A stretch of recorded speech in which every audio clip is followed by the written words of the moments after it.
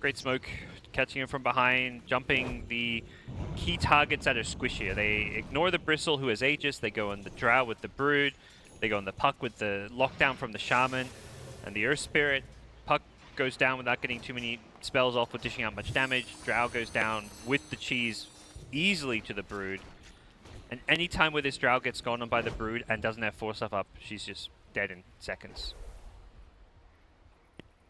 Yeah, just a beautiful smoke wrap around there as LGD were just able to anticipate that LFY were going to be trying to do something with the back end of that Aegis, and mid lane was going to be their best option.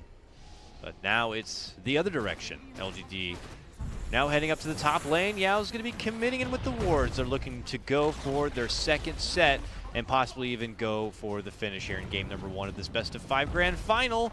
It's going to be Bristleback still out with 30 seconds. And now it's do or die for LFY. Yep. They need to find a way to go in on this one, even without the Bristle. Megas is effectively GG.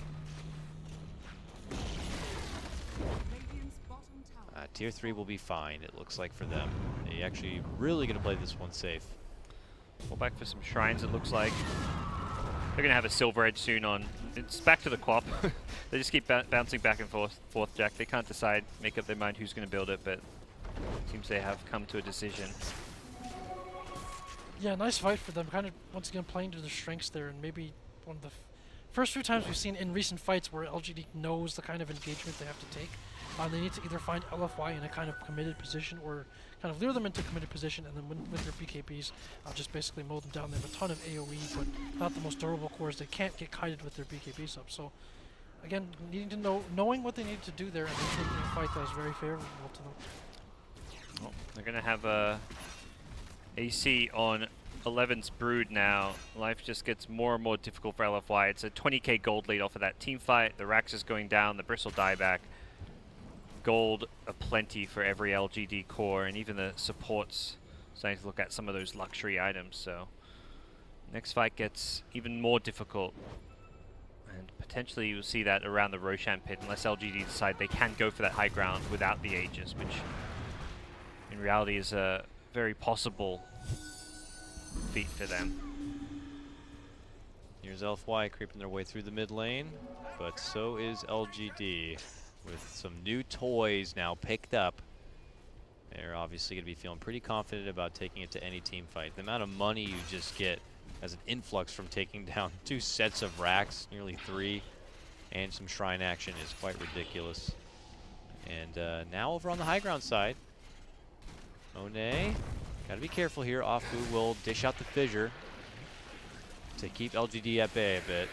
But this is going to be a fight potentially happening outside the base. There's Inflame getting the silence up on the Ame. He's going to pop the BKB, and he's just running at Monet here, trying to get anything they can from him. And on the other side, Ward's going to be committed here, and they'll be able to get the finish onto Afu. So that's no dunk for 40 seconds. Bristle has to be fairly careful against the Silver Edge now. Can't go as gung-ho as he'd perhaps like to in these fights.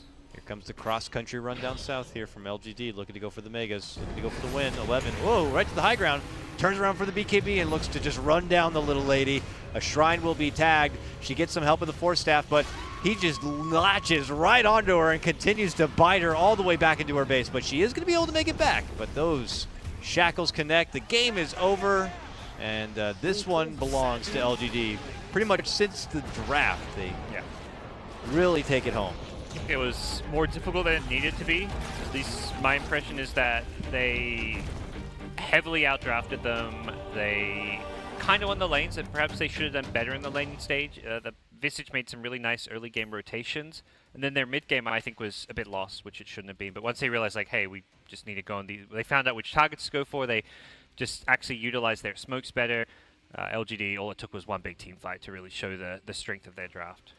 There was that small little period in there, you know, where we were saying it felt like LGD had the better draft, but Forever Young were playing better Dota in that moment. They were getting better farm, and they just recognized that this is all they could do, and they played that as best as they could. The problem is really as they were starting to claw back into that one, just a monster team fight setup from LGD. It's Really a just put difficult them down for matchup to good. play for LGD because you expect to come out with an advantage in the lanes, but what does that mean? How do you convert it to a win? And there's a point in the game where you need to switch gears a little bit, get some more farm up on the cores. The BKBs were absolutely critical. So we saw Gyrocopter readily do that. We saw them overextend maybe a bit on a few ganks on that first BKB fight going into the base. Yeah. But ultimately, the advantages that they got, they were able to use them in much better fights, starting with that big smoke battle in the mid lane, and then that's pretty much what ended the game. So pretty impressive performance here on Dynasty Day for LGD. Yeah, LGD looking great, but I would say that if Forever Young put together a stronger draft in game number 2, that this is going to be a close series, and we could see the series go, championship rounds, guys. Yep. Game 4, Game 5 could be very possible, but game number 1 belongs to LGD. So we'll cut to a break. When we come back, Beyond the Summit will continue to bring you the English coverage of Mars TV Dota League Grand Final action.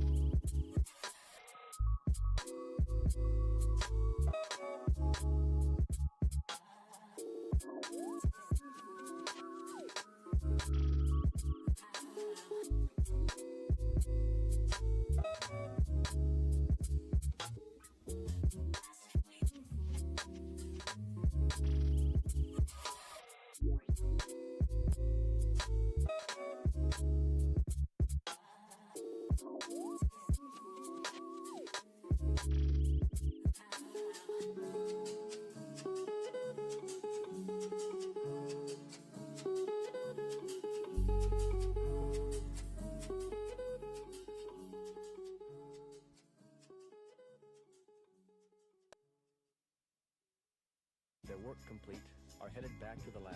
Testing 1, 2. Diane, it's 4:28 a.m. You should have something for us by now.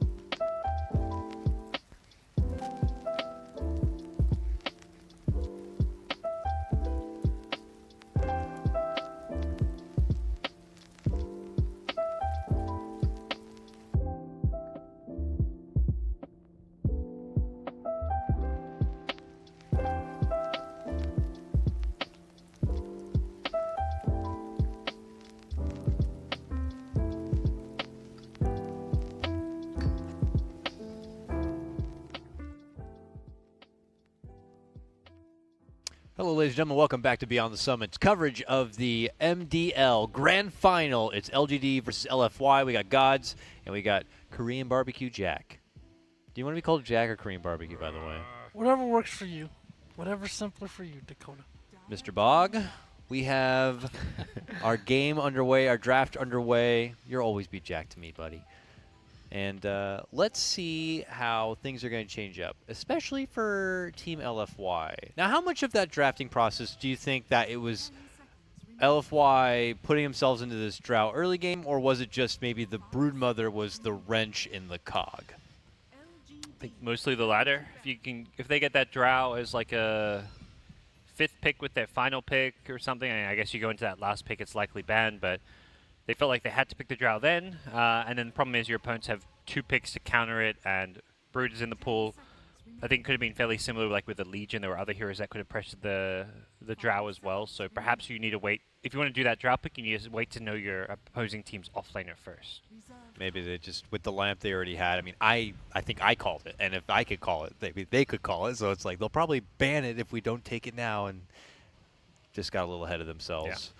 Lesson learned possibly here as we move into our second game draft. Kunkka and Rasta are going to be banned out here for LFY. Will LGD get rid of that Earth Spirit? Actually, Earth Spirit first phase ban coming out here now, gentlemen.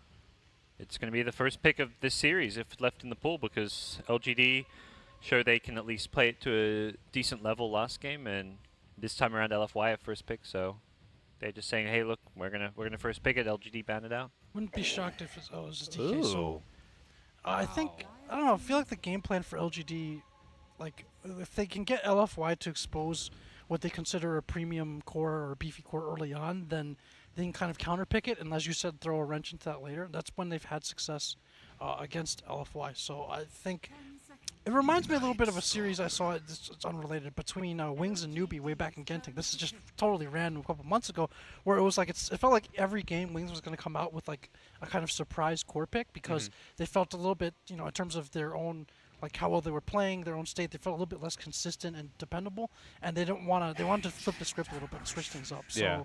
I think LGD might have to come into this series with that philosophy a bit as well.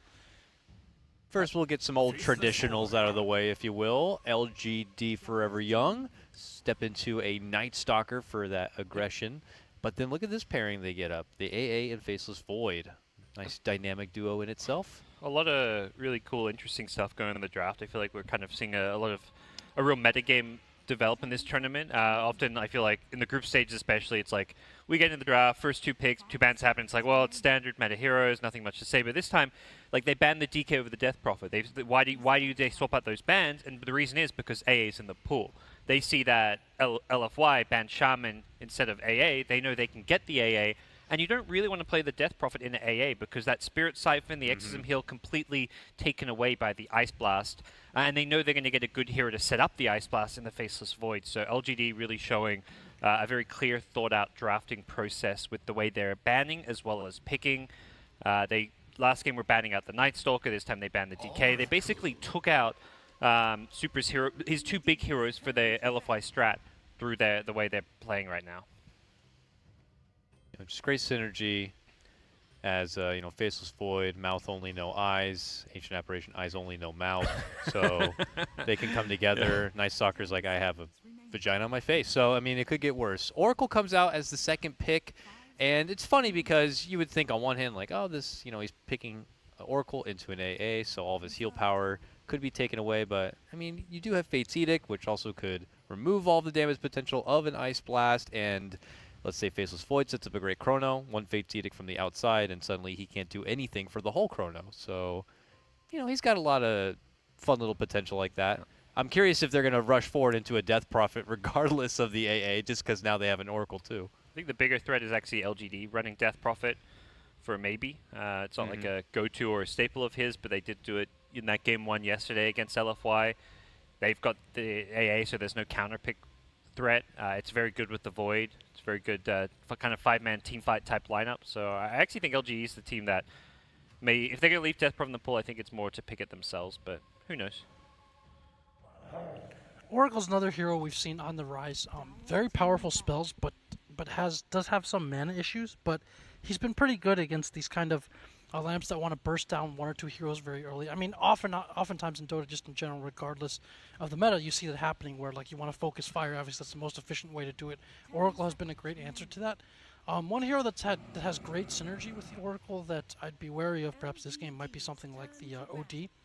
So not only does that basically solve like the mana problems with the Oracle, but then you have two saves, one from a support and one from the core position against a hero like Void and AA, where they very much want to be bursting or comboing down within the Chronosphere or within the ults. And so if you become too ult dependent and playing against a lineup with multiple saves, you've got to be a little bit careful. I wonder if that's something that LFY will consider this game. Well, the silencer as a potential counterpick to those saves is taken away, so those saves get all that more bit powerful when you can't actually global to deal with it. See a ban onto Inflame's Puck. He's been very proficient on this hero throughout the tournament, even when he's had games where he has a rough laning stage. He recovered fantastically well and has a very high impact on the mid game. So we'll see where these drafts do lead. Could still get Inflame that maybe a Bat Rider again. They have the Oracle, so they don't have to worry about it. But I don't know how he fares against the other two already out there. If you want to commit too early for a Bat Rider, Tide also another offlane option that's still out there for him. Yeah, we got our Sand King and Earthshaker in this pool too. So yeah, for Victoria, I think likely we'll see one of those heroes. I guess LFY have already picked up Arthu's hero. Jack kind of mentions they typically just first pick it, or at least first two pick it. The Night Stalker is almost always run in his hands. It's actually banned out most of the time against them. But LGD decide they'd rather verse the Night Stalker than the Earth Spirit this game. And if there's a Bat Rider consideration, there's still a Nyx left in the pool as well. So. There we go. As suggested, they're the scarier team with this Death Prophet with the Void now, and they have the last pick, but I don't think you need to save your mid for last if there's a clear mid that's going to pull your draft together in such a way as this Death Prophet really does. And LGD Forever Young say we won't hesitate too long on our mid either. We'll just grab up the Queen of Pain to be able to take on that Death Prophet in the laning phase. It's decent. You always want burst damage against Death Prophet, which is something Quap at least does provide, but still... So you can't always guarantee a Chrono lockdown on a Quap. She can blink out unless this Void happens to own a blink himself and can get the instant Chrono off, but Tusk offers a nice little 4 position who can roam around, make setups, and has some good defensive capabilities for the Death Prophet to keep her alive even longer, let's say. Ooh la la. But Elder Titan now comes out, suddenly, out of the great blue yonder. This they play this hero both on Afu and on Inflame as the offlaner, and we've seen him go toe-to-toe, kind of like a surprisingly strong offlane, the way he plays it with like treads and kind of can really trade hits and obviously like run the spirit through, and then you can really trade and go toe-to-toe with whoever else is off there in the safe lane. So interesting selection from them, and also gives them some counter initiation as well. So Here, that's going to make this Death Prophet a lot squishier just through the natural order. Take away some of that armor and magic resistance. As I think LFY's last year has to be some high burst damage, or at least damage output coming from their carry role, coming from Monet's hero. Yeah, I don't know. Like, are we super confident with LFY's like initiation and how to start a fight? Like, if Elder Titan is going to be the offlane, is Spirit Stomp good enough, or a flying in Night Stalker or anything like that? It's not amazing, for sure. They're likely going to at least have vision, because LGD is a team that's going to be like 5-manning down a lane with Exorcism, so they'll know how and where to engage. It's not like they're having to, the second they glimpse a hero, they're going to get like a small glimpse of a hero and have to like have a blink stun from like a Sand King right away. It's like, okay, here's the Death Prophet in plain sight. Can we actually kill her is more the question than can we initiate in some ways. And that's where I think the damage output is something they're going to desperately need. They could get an initiator out of the carry, like the Sven is always something that comes to mind a bit, that packs a punch and can also have some initiation potential. Yeah, I like the Sven a lot. He offers that quick hit burst onto a Death Prophet, and he even gives the armor to himself and the team to be able to help shrug off the Death Prophet and her ulti a bit more. it's either a Sven or they kind of forgo that kind of initiation altogether, and it's like a raid boss type of pusher, and then you kind of sit the Oracle behind that, and you have the counter initiation. They do ban that, so Clinks? Maybe? I don't know. Seen a lot of Monet I wonder if they Slack. go like a Medusa or something. I don't know. I don't know if that'd Medusa, be in selection for them. Medusa. Cold Feet like owns Medusa. Yeah, Medusa versus this lineup looks stuck. Okay, there's interesting little pick. More of the this is the LFY, you know, the bulk pick. Yeah, they needed a hero that's going to be like the more 5-man oriented hero. It's not a slow-moving hero by any means, but it's something that is going to kind of really pull their draft together. And Lycan with Night Stalker becomes that much more powerful because of the constant nighttime with the Howl bonus. Yeah, very evil Halloween theme we got going on for LFY. Queen of Pain, Lycan, and Night Stalker here. Yeah, But, natural synergy, and then yeah. there you go. Like instead of something that maybe initiates on its own, it's just like a very strong frontliner that they've gone with. And Nice thing, nice thing for LGD is they saved their last pick for their carry role / offlane because this Void is flexible. You can carry, you can offlane. It meant they can now respond to this pick before deciding what to get. They're going to go with the Enigma. Put the Void in the carry lane, get an Enigma who can deny a lot of Monet's farm. And how are you canceling this black hole? Oh, boy. When he gets a BKB or like not even, you know, it's like he's going to be so hard to stop. Yeah. Whoa. And the thing with like an Earth Splitter is it's not instant. You see him, he black holes and you want to throw an Earth Splitter, well, you got to wait 2 seconds or something before you even cancel that black hole. So 2 days. It's not really an effective way to deal with a black hole.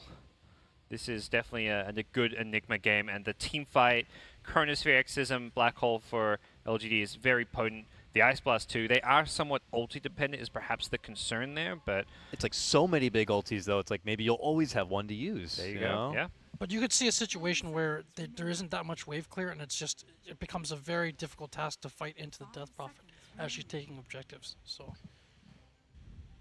Is this looking again like a possible game where LGD just have put together a pretty strong draft? It doesn't feel as significantly strong as game number 1, but that Enigma can also kind of be a wrench in the cogs yet again if he does swell up to be a big problem and they have no way to deal with it. Same as what we were saying about the Brood. I think I like the LGD draft again this game, and I feel like the Lycan, there's a lot of disruption for him, like in the form of the Tusk, whether it's the Snowball, whether it's the Walrus Punch, obviously the Malefice from the Enigma. Even without Black Hole, there's like a lot of ways to disrupt him during his old form, and the damage, and beyond that, they don't really have the initiation, so they can't. It's gonna be hard for them to really take fights on their terms unless it's a very like chaotic type of game. So I like LGD's draft here as well. I'm going to back Jack's sentiments and side with LGD on this, as much as they do have some ulti dependence. They have some great control elsewhere. Having a Snowball with a Death Prophet can guarantee some save. If she gets gone and trying to be bursted, but she gets some Spirit Siphons out, you then Snowball. It's kind of like an effectively Yule Scepter in a way, where you're magic immune, you're still healing, and then you kind of come out and you get like a second win. So it's going to be very tricky to deal with this hero. And there's the Hoppy coming out from Flame, a reference to their sponsor. In fact, the sponsor of all the major Chinese teams, Harbin Beer Company, also known as shortened to Hoppy in Chinese. Happy. Let's get tanked. Which is happy. Let's get happy together. Let's get happy. together. Let's get That's what drunk. But please drive the safe. teams will say. So they're Absolutely. actually using like the English word for it, or is there a Chinese word which also means something The Chinese similar? word is the longer is like Harbin Pijo, and then just shortened to Hoppy. So Yep. it's just and happy, right? So Yeah, okay, so easy pun. nice, nice. Here come LFY, In Flames, tanky frontline, Elder Titan. Not a hero you really want to mess with at level 1 with the Astral Spirit. They may just forgo this rune or try and send Ame in with a Time Walk. We'll see though. Chilling Touch can do some early deceptive damage, but okay, there are numbers there. So he jumps right away, claims that life back, but it's Yao who Gonna could take be a some bit out of damage, position. yeah. Yeah, he gets hit pretty hard, and they will score that bounty. 3 bounty runes. Oh, it's 2 Oh, each no, actually. 2 each, Top yeah. lane, somehow 11 picked it up. That's not a hero you expect to contest your bounty. You think Enigma, you're thinking, oh, he's going to sit back, hug his tower, deny a creep as early as possible. No, he's going aggressive early on. 11. He's going to have a full-on 1v1 lane. This could be quite all right for him, considering the range creep denies. Yep. He did have that ward up there, so he was able to see that. Monet, he's was like, there. I'm just going to eat your creeps. 33 gold for that one. Thanks. Yep, just ran straight at it. That is going to be an interesting lane to peep in on, that's for sure, because it feels like the Enigma is one of the big trump cards for their team, and kind of getting this kind of lane setup feels all too well. Feels almost too nice to have, so we'll have to see what LFY do about it, or if Monet's just got something up his sleeve. He's getting bullied by this 11 Enigma. Like the Eidolon harass constantly coming out. He didn't have the poor man shield level 1 because of the bounty room being stolen. So he actually took a lot more damage than he was supposed to. Without that stout shield, you get crushed by Eidolons. Only now does he actually have it. And A narrowly escaped giving first blood bottom as they got the Oracle Fortune's End onto him, and then with Inflame running the Spirit through and punching him, it's very tough for him to show his face in lane with the Night Stalker there as well. This LFY tri-lane is interesting. They kind of do need levels, so I'm not sure how sustainable this is, but it's a very bullying tri-lane. Yeah. If they stay like this, then the Night Stalker obviously is going to have fewer levels when he hits that first night. The Oracle is also not going to have as many spells up, but they can really slow down the Void's farm here, and I don't think there's a heck of a lot that LGD can do about it. I'm just curious how much of a sacrifice it really is, because like you mentioned, they will be losing out on a lot of those extra levels that these heroes would love to have to bully even better.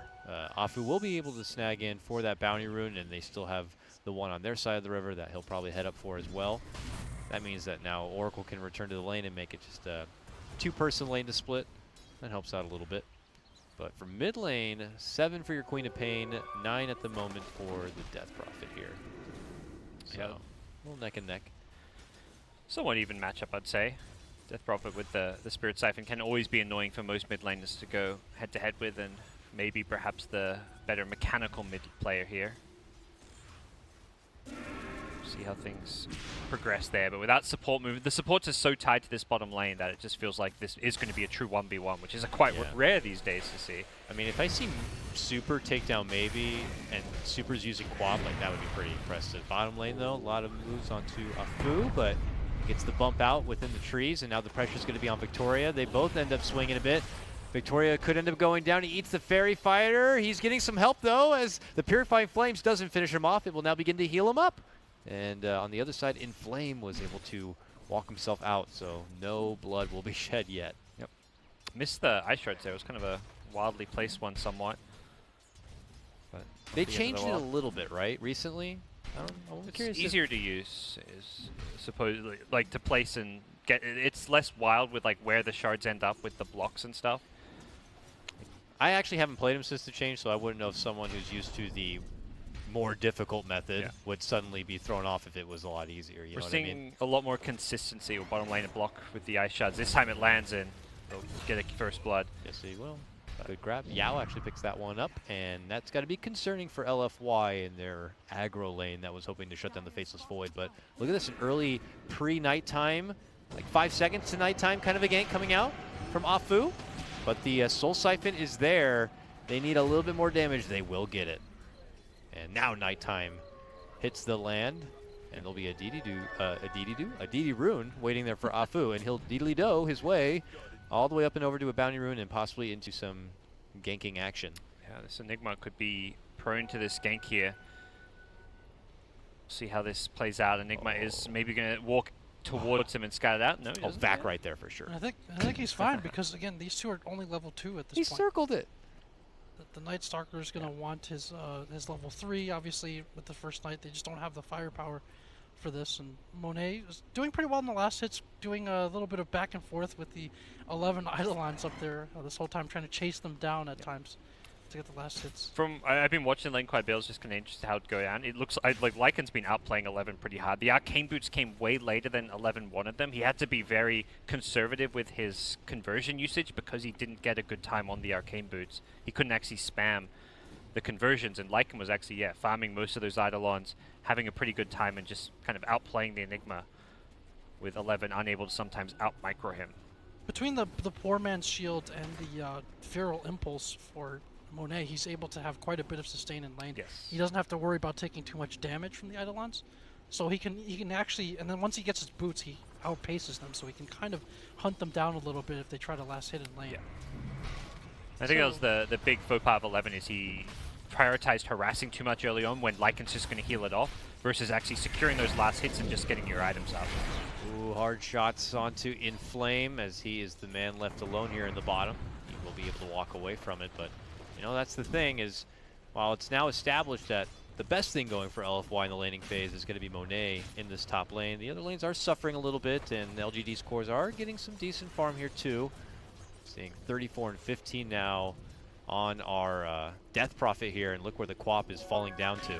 Now a tussle over the rune nearby, and they begin to swing it out here. Siphon already onto Afu, but he wants to dance. Oh, snowball dodge of the Sonic Wave, but he's still in a lot of trouble. They will be able to burst her down. Afu tries to run out and will be able to step away. Yao trying to swing into action, almost going to lose his life, will end up being dropped, and this just all falls into wonderful place for LFY as they take 3. Oh, and they even got the team shower going too. Oh, I like that. When you just have a great fight and then you know you have to go back and hit the showers after a job well done, that's the best. 2 great rotations there. First, you saw DDC TPing to the shrine, which was closer to the fight to come help, and then also the offline rotation coming in from Inflame at a crucial time as well to kind of mop up the fight. And this is something that a difference in the offliners. AT can obviously be a little bit more active early on. He can just come in and punch people, use his spirit to contribute, whereas the Enigma, for the most part, is not going to want to rotate early. He's going to want to get up his itemization and be able to get to those black holes. Hard move onto maybe in the mid lane. Set up with the Oracle, but look at this time. It's LGD who have reinforcements. They will turn it around and take down Afu, but now jumping in is going to be Super. They needed just a bit more to get out maybe, but they couldn't do it. He turns around with the Crypt Swarm, can't quite get Super, and it's going to be Super who now baits in maybe to get into his death. Fighting in forward now is going to be Inflame. He needs one more punch, and he will get it. On the other side, Yao will also get dropped. It's another wonderful trade for LFY. Took another team shower. Oh, the other one's on cooldown. Sad times. But Yao just started forward trying to finish off this Oracle. Couldn't quite do it with a disarm coming out. And definitely the fact LFY just willing to commit more numbers on this mid lane, utilize this first nighttime to great effect, is really paying off for them. Meanwhile, Enigma's just playing that farming mode. This is kind of what you picked the Enigma for, so you can't really fault 11 for anything he's doing. There was potential for him to TP in at the tier 1 tower and perhaps look to turn it around, but it's also unreliable. If you TP in, you don't get those kills, you've lost a lot of time where you could be farming. It's not your job to be a tempo control. It is your job as Enigma to farm up, get your Midas, Blink Dagger, BKB. Yep. When we talk about some of the details that LGD really has to be careful. First, obviously, is the Inflame Elder Titan, whose presence has been there for these fights. The other is the first night just ended, so they took those fights during nighttime with Howl up on the Lycan as well, and that just gives them that much more extra oomph. Obviously, double the Chrono damage. bottom lane, and kill HP onto bonus. Afu. Sorry, Jack, go on. So you really have to be careful with it, because you know that your Enigma is not going to be there. He's not going to rotate to those fights, and then you know that there's a giant Howl bonus coming out as well, so you cannot take those skirmishes if you're LGD. 11's in trouble, goes for the TP out, and will be able to make it. Barely. Good for him that Fortune's End does not cancel TPs, just a simple route. Bottom lane, Inflame is in action now, gets the stomp onto Ame, but he's fine by that. So Ame also picks up another kill in this bottom lane, by the way, and just continuing to truck through some good CS. So Faceless Void is coming together well, Enigma is developing forward. So while it's feeling like LFY are getting a lot of these trades by committing a lot more bodies into these fights, the big boy ultis and spells are going to be coming soon for LGD. Oh yeah. First executions maybe soon, as this smoke top will run into DDC or possibly Monet. That's the bigger kill. He does not have ulti. Yes, and neither does DDC to bail him out. Monet just gets slowly sucked up. Fate's Edict actually helps out with the magic a bit, but yeah, they end up spotting out where the Oracle is. They'll roll over and they'll just take them both out of this top lane. So I feel like one of the toughest support traps you fall into. Like, your carry gets ganked and he's dead, but you know you're a 5-position support. You're always willing to throw your life away for a support. Like, if that's the support getting caught and the carry next to them, they'll always abandon the support, but supports you every single time. I feel like 9 times out of 10, that Oracle there is going to try and save the Lycan, even though he should just let him die. Yeah, because I've seen plenty of plays where that support does manage to hand over their own life for the save of the core, and the core is able to make it away. So you're that 5, that's just part of your job. He is beyond save, and he's got that 2-minute cooldown on the on the shapeshift at level 1, so there's no way he's going to have it back after kind of squandering it going for that kill. You have to believe, Jack. Right? You just have to believe. Well, Ame, he gets stunned despite the time walk. 10 seconds, 15 seconds or so before Chrono was even going to be up if he wanted to have it defensively. Doesn't matter. He just gets assaulted in the bottom lane between the 3. Really nice kill. They got him just before the time walk came back up, but he almost lives there, but will be a potential tower trade with no LGD heroes positioned at bottom to defend. They're going to take the top tier 1 as a kind of trade for that, although they did not want to see their Void getting picked off there. That does kind of set them back a little bit. But with them taking down that top tier 1 and now pressuring this tier 2, does open up an easier path for LGD to kind of contest LFY's jungle and thus contest the farm of what Lycan could be up to. Yep. Here is Afu in the mid lane. Both these Chrono. supports are trying to get level 6 going, and it looks like they're able to commit in with the Chrono. That with Cold Feet will guarantee the double set of lockdown, but False Promise does come in from DDC. Will help bail him out. Can they get enough damage onto him to guarantee the finish? Sonic Wave from behind. Super gets a beautiful setup, but now the Black Hole going to be committed onto the Wolf, and the Wolf just simply runs out of that space. Now a nice stomp setup from Inflame. They're going to run into action now. Ice Blast comes through the team, hits him where it hurts. The Crypt Swarm flies through them, and they could begin to crumble. Good turnaround play once again from LGD, but everyone badly beaten and bloody. Ooh, Monet barely surviving on that Lycan with the Ice Blast on him. Are we thinking his lucky stars he didn't take an extra like 10, 20 points of damage, he would have shattered. Like how many heroes ran away from that fight holding their sides? It just felt like 3 Yeah. heroes on each team just limping away to try to get to the fountain. It was a great time to get that level 6 on Yao's AA. His ulti could not have come at a better time for LGD. It looked like that fight was about to swing LFY's way. A great counter initiation from Inflame. That stomp first splitter was fantastic. It did take him a little. It just took him a little bit longer than they probably anticipated to get that Night Stalker down. A lot of credit to DDC rotating in, of course, with that False Promise. So at that point, it was a bit of an awkward situation where LGD, it's like, well, we got to make sure we get those few extra shots in so that he definitely dies. But then you're probably putting yourself in an awkward spot, and thus LFY find good opportunities to turn it around. Super coming in from behind with a pretty damn good Sonic Wave, but in both teams' case, they just were short a little bit in the damage department. Yeah, it's a big problem when the hero you chrono doesn't die. Like we kind of saw there, and that really just sets you back as far as the whole fight is concerned. Simultaneous action possibly. While they make a jump on the bottom lane, they are going to be able to get the grab onto the Tusk as Victoria does fall. Yao is able to make it out, but not so lucky for his fellow support friend. Interesting here from Monet. After getting the first 2 points in Howl and Feral Impulse, he's opted to put every subsequent point into Wolves. So it looks like he wants that max Wolves early on. Maybe not so much to help with the farm, but just to keep an eye on LGD heroes. That's going to be really important if they can scout out, say, the Void, and especially the Enigma, kind of keep tabs on them and look at their positioning to see if there's an ult coming. So it's an interesting choice there, but at the same time, with the Night Stalker synergy, this is the second night, of course, with the Howl. He's going to miss out on a little bit of bonus damage from each. Oh, just as Monet was trying to shape-shift into action, it's Ame who steps in with a double damage into Chronosphere to be able to take him down. Snowballing on forward, they will be able to get the finish, and now LGD are on the hunt here, looking for Afu, who is just flying his way through the trees. Will suddenly pop out and be able to make it away, but good gank rotation for LGD, and they get the core down. That's the chronos you're looking for. Kill the cores. Don't care if it's a solo chrono as long as you get a kill every time you use it. LGD find perhaps the biggest kill they could on the map. Also, not just going for the Max Wolves build, Jack, but going for a Vlad's Necro build. This is not the typical Lycan build we've been seeing. It's mostly been like that Mask of Madness, Armlet, BKB right-click build. Armlet mid. He's silenced himself. He's in trouble. Boy. He's trying to run. But, gets the time walk off, will avoid the Sonic Wave finish. No black hole just yet, 5 seconds. So Yeah, 11 was stepping up, getting ready to slam his chest, but a bit short on the cooldown, and oh my god, almost dies. The jump there from Super. LFY backs off, and nobody goes down in this mid lane trade.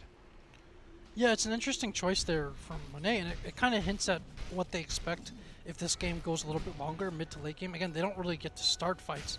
So they're going to want to take the early Roshan.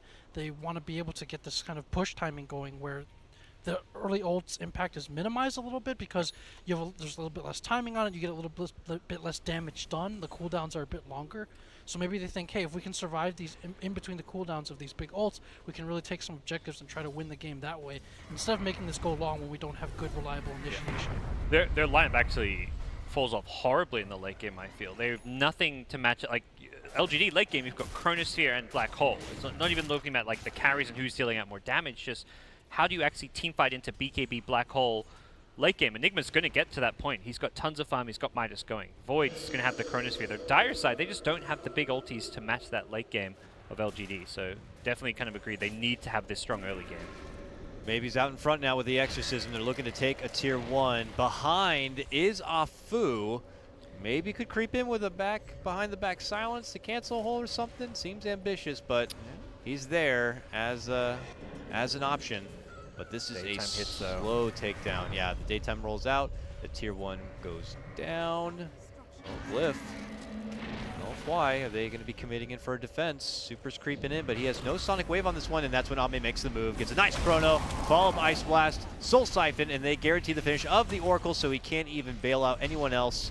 They'll also pick up Inflame, and LGD take this party right down mid lane. Great position from Ame to find a time walk into Chronosphere, and then I think on the other side, LFY Oracle poor positioning. Oh, and they're going to get Super also. They set it up with a Yules, and then they have a Black Hole waiting for them.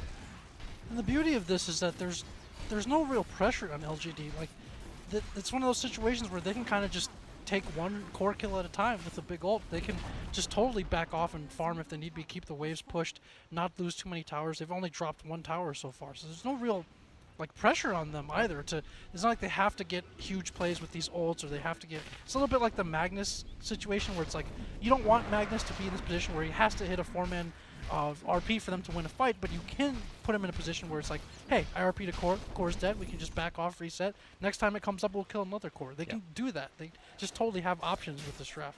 Well, we've seen, like, the Chrono solo kill in Lycan. We've now seen a Black Hole for a solo kill in a Queen of Pain. This most recent Chrono did catch 2 and was for a team fight plus a tower, but I think the general philosophy for LGD will be, as you say, just single hero ultis. That's fine, because you have the late game, because you can play at a slower pace. You don't have to take a ton of objectives and win the game early. You're freed up to be a lot less greedy with your ultimate usage.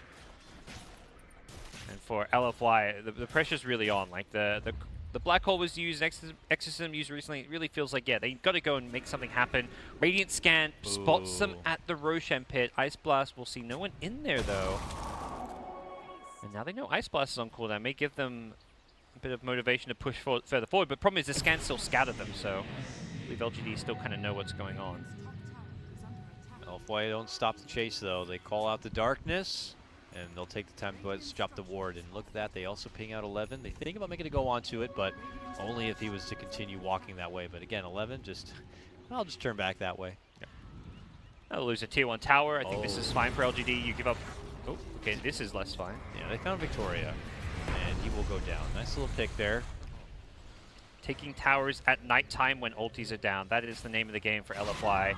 But most ultis starting to come back up. Just the Black Hole is missing for LGD. I think also the book also wants to piggyback off of that Howl synergy with the Night Stalker, and they want to be able to form this like pushing force where if they do manage to win a fight or dodge some ults, they can just take down an entire lane very quickly. Super's been caught for Chrono. Yep. Right by the pit. Chrono Ice Blast. The false promise, Might but live, actually. he gets a lot of shots. Oh, we can't heal the false promise? No, definitely not now. He There does it goes. barely Oh live. my gosh. He's getting off the scream. Oh, a time lock's there. 11's trying to casually right-click him down, but Super just continues to walk and makes it to the shrine, and he's going to be good. I think the Ice Blast wore off as the false promise, like right before the false promise proc. So he still got the false promise heal, it looked like slightly. Look, I don't know how this AA plus Oracle interaction is kind of a weird one. I'm not totally sure how that works. In theory, if you're meant to heal, it just means you'll just stay on a flat HP if you have Ice Blast on you. Yeah. If he was to just, Fates eat the Queen of Pain in that case, it would just be no healing, but no damage either from Oh, LGD. Working the moves inside the pit with the Exorcism to try to finish off the roast, but that is when LFY run inside. Sonic Wave to blast the front door. Ame's going to be able to get the finish and claim up the Aegis here. Afu looking to run in, going for the finish onto 11, is able to get it. Looks like it will cost him his life. He gets hit with a cold feet, and he's frozen solid here. Exorcism is still out, though, putting in some work. Good trap with the shards, and Inflame just charges through the Valley of Shadow of Death down into the grave. 1 for 2 trade, but the Roshan Aegis belong to LGD. We keep taking these fights just needing one ultimate. That one's an Exorcism. The fight before is just a Chrono. Next fight, they'll solve a Black Hole. It never really feels like LGD is required to use all 3 big ults to actually secure themselves a team fight. And that's while it was nighttime too. These fights are at least meant to go a little bit better for LFY, but the farm on some of their heroes just not there. Monet with just treads Vlads is not all that scary as a Lycan. The Queen of Pain has the Veil, which is definitely a kind of an okay point for her to be at, but as a whole, this team is still just not really feeling all that scary. It's almost a bad sign for LFY if LGD does use more than one ult. It means that you've been clumped together and they just pile on top of you. It's almost like, you know, that's the only situation in which they'd have to commit that much at the same time. So, LFY, I was wondering where I'd seen this lineup before, because at the Summit, I think the first game that VGJ played, they had a kind of similar lineup to this. It was a Lycan as well with FY and the Night Stalker. He had a very successful early game. I think they had a Quap mid as well, and they were picking up a bunch of kills, but then they kind of really just ran out of gas, and that kind of feels like what might happen with LFY also this game. It's certainly been steadily in that direction the last few minutes. We're about to reach a point where this silence may not be as big of a deal. Even the Rod of Atos on Elder Titan can be countered. The Void is going to have a Manta style shortly. The Enigma going for a Greaves. They are recognizing that silence can be kind of pesky. Bottom lane, they get the Atos onto Super into a silence, but purged off by the Fortune's End. Yep. And oh, the snowball will it reach him? Yes, it will. Oh dear. TP's going to be canceled, and Ice Blast will even fly in and find connection. Close. So even if he blinks away, he slowly tickles down. It's about to conclude. They need a little bit more. He blinks down, and he is fine. He doesn't have a TP, though. But Midnight Pulse chopped every tree except the tree that was hiding him. Oh, my gosh. Yeah, and oh, then no. it was really the matter of one tree saved him twice over there, because Victoria was one tree away from giving him the fatal walrus punch to the face as well. Well, ultimately, even though they don't get the kill, they didn't commit any ultimates. It's actually, well, they committed the Ice Blast, none of the big three ultimates, and they're still in a position to push forward at bottom lane. Likely we'll see 2 towers dropping here. Cop's gonna like show us up, be like, hey, by the way, guys, here I was. Cut the wave, maybe? Yeah, that's like the best thing to do after you get like a juke like that, is just like walk out by a creep wave before you TP. Just be like, here I am, guys, I juked you. She has to get back, though, because she doesn't have a TP and she can't go to the shop to buy one. Oh, she's been spotted. And Ice Blast. Who's laughing now? They snowball in, trap with the shards. She actually gets hit from that Ice Blast. Still only level 1, though. She's just going to walk herself all the way back and out. But look at Afu crossing paths with Ame. Hits him up with the silence, but does not want to follow up with anything else. But Ame does. Runs on in and catches the Night Stalker trying to fly over those trees. DDC walks forward and then changes his mind. And they're saving there, and that's a Chrono for a Night Stalker, but again, these kind of one-hero ultimates don't really bother LGD. Any kind of numbers advantage, they can still push, they can still fight. At no point do you want to fight into Exorcism, so as long as you've got that ultimate, LFY will be scared about engaging into LGD. They don't really have enough burst damage, it still feels, to pick this Death Prophet, despite it being the 3rd pick and LFY having 3 picks to respond to it. It feels like they got the Queen of Pain, the ET's like not bad, but the Lycan pick really struggles against this Death Prophet. Even more so because of this Atos. Rod, Ice Blast, Soul Siphon, Inflame. Getting sucked alive. The Fate's Edict will help him out, though. And LGD back off a bit. Returning towards the pressure on the Tier 2. Our LFY going to commit a full defense here. No Exorcism yet. Interesting that maybe he's holding it, not looking to just push with it. This is Greaves, Black Hole, up and ready, Exorcism waiting. Surely LGD have a much stronger team fight here, plus they don't even have the Lycan. The Lycan's currently pushing mid lane. Imagine this would be a lot easier if they had Ame with a Chrono good to go. The initiation is just a little awkward at the moment. Relying more on this Atos, perhaps. Yeah.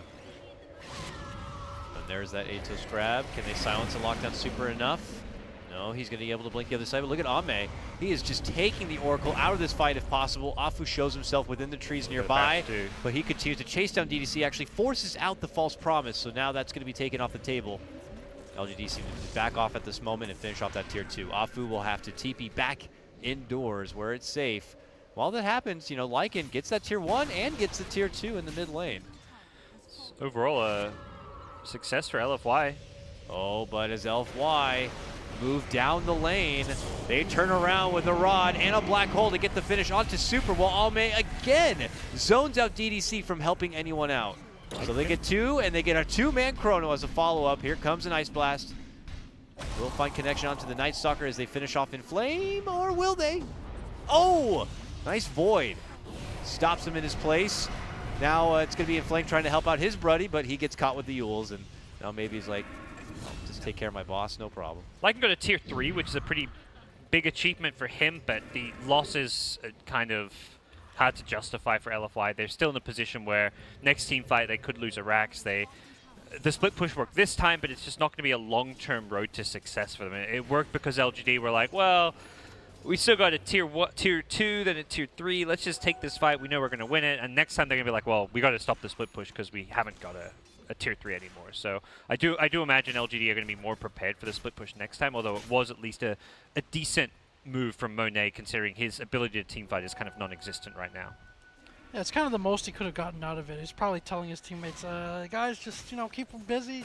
Let's hold them off for a little bit. Don't die, and I'll see what I can do here. I don't expect that to really work out to it. But then, yeah, once again, like, in terms of team fighting, there's so many ways to disrupt or cancel his shapeshift. He's not going to get BKB until his next item, which is probably not going to come until about 30 minutes or so. And even then, with, like, the Chronosphere and the Black Hole, if they absolutely need to hold him in place, they can. Yep. Walrus Punch as well, all going through BKB. Did you see his pickup from Inflame? He's got Rod. He's going straight up Refresher next. Rod of Atos, well, he went phase this game, but Rod of Atos Treads is a pretty frequent build for him on the off lane. I haven't seen this refresher, refresher before. Jack? Yeah, that's Not Refresher. that's Not Refresher. That's what I'm saying, that's though. the big question. He's just like, okay, we're just going to 0 to 60 here. Playing around the ultimate, he wants to he's kind of responsible for canceling the Enigma Black Hole, and I think they also realize, crap, these guys are coming at us, pushing the high ground soon. We are in trouble. He's going big. He's going for the big power late game play. I like it. Shows cojones. Well, I want to see double Earth Splitter in one fight. The spirits, though, the double spirit. You can't get double spirit, can you? No, because you have to pull it back first, right? Yeah, you can't get double spirits, Jack. Yeah, but spirits more frequently there, gods. More frequently spirits. You know, his spirit just came back to him, and it was 1 second away from being back up, guys. So I'm gonna ruin it. I'm gonna shut this one down before we get carried away, Jack. I tried to help you, Jack. I'm sorry. I tried. All right, well, we'll stick together from here on out. We are a team. Refresh the spirit. I love it. Double Earth Splitter, though. That's the thing that we're in this for. Double Rod and double whatever else he wants to go double for after soul that. ring, man. Double Soul Ring. Oh, my goodness. Of course. Here's LGD, though, actually looking to tickle their way into LFY's neighborhood. Afu is, get the hell off my lawn. Forces him back and across the river. Do they want to keep going here? Just a D ward for now. Yep. Eyes on Roche as the BKB. The first comes up for Enigma. Void's not far behind. That is worrisome now. Hey, the Earth Splitter is the Earth Splitter is the solution for these, I guess. Got him. Yeah, that is going to be the best thing they could ask for. But like you were talking about in the draft, it's just you got to wait that little bit of time before it actually happens. There's a whole process to the Earth Splitter. So there could be a decent amount of time for 11 to be able to get in a good black hole and a setup before the stun is even there. Or is it instant? Am I wrong there too? With Earth Splitter? it's not instant. No, yeah, no. It's that's what I figured. Yeah, the Earth Splitter is at the end. Like some Chain Frost Lich thing where it's just an instant stun before the projectile even gets there. I so wasn't sure. Oh, it's 3.14 seconds of explode delay. God. So yeah, I was thinking it was like 2 seconds. It's even more than that. So it's like 4 seconds of still black hole because he has to even react to it first. So I mean, it's fine, but that is very low on the totem pole of options. Yeah. And black hole, well, it lasts 4 seconds. So you've got to preemptively, you've got to guess where he's going to black hole and preemptively Earth Splitter. And then if you guess wrong, you preemptively use your second one. Maybe he's just like, everyone fight in the Earth Splitter, and I'll lay down 2 of them. It'll be a long enough fight. We'll have 8 seconds. Yeah, that's definitely a window where you can fight around. I mean, that's kind of the plan, is like fight around that Earth Splitter area. Oh, they found EDC, and they're happy to commit the Chrono for it. Not even just the Chrono. A BM Ice Blast will also be there. No, I'm just kidding. To the high ground as they will try to shred through the tier 3 with this Exorcism. Lots of many spooky ghosts here are taking it on down, and there's going to be the buyback. Oh, nice time dilation. Gets the Echo Stomp. Step back. And look at this, super creepy him from behind. Gets some good work onto Victoria, but he is able to get the snowball off. Puts the chase onto Afu, who is trying to tickle them from behind. While now they make the jump on for Maybe, but Maybe is just standing strong, sucking away their life. They will finish off one Rax here. Still can't even get the takedown of Victoria. Finally, they will grab it. Super will be there to clean it up. Afu still, look at this, being a nuisance. The rat, Creeping his what's way through the Lycan doing? tree. He's going running all the way mid. around and.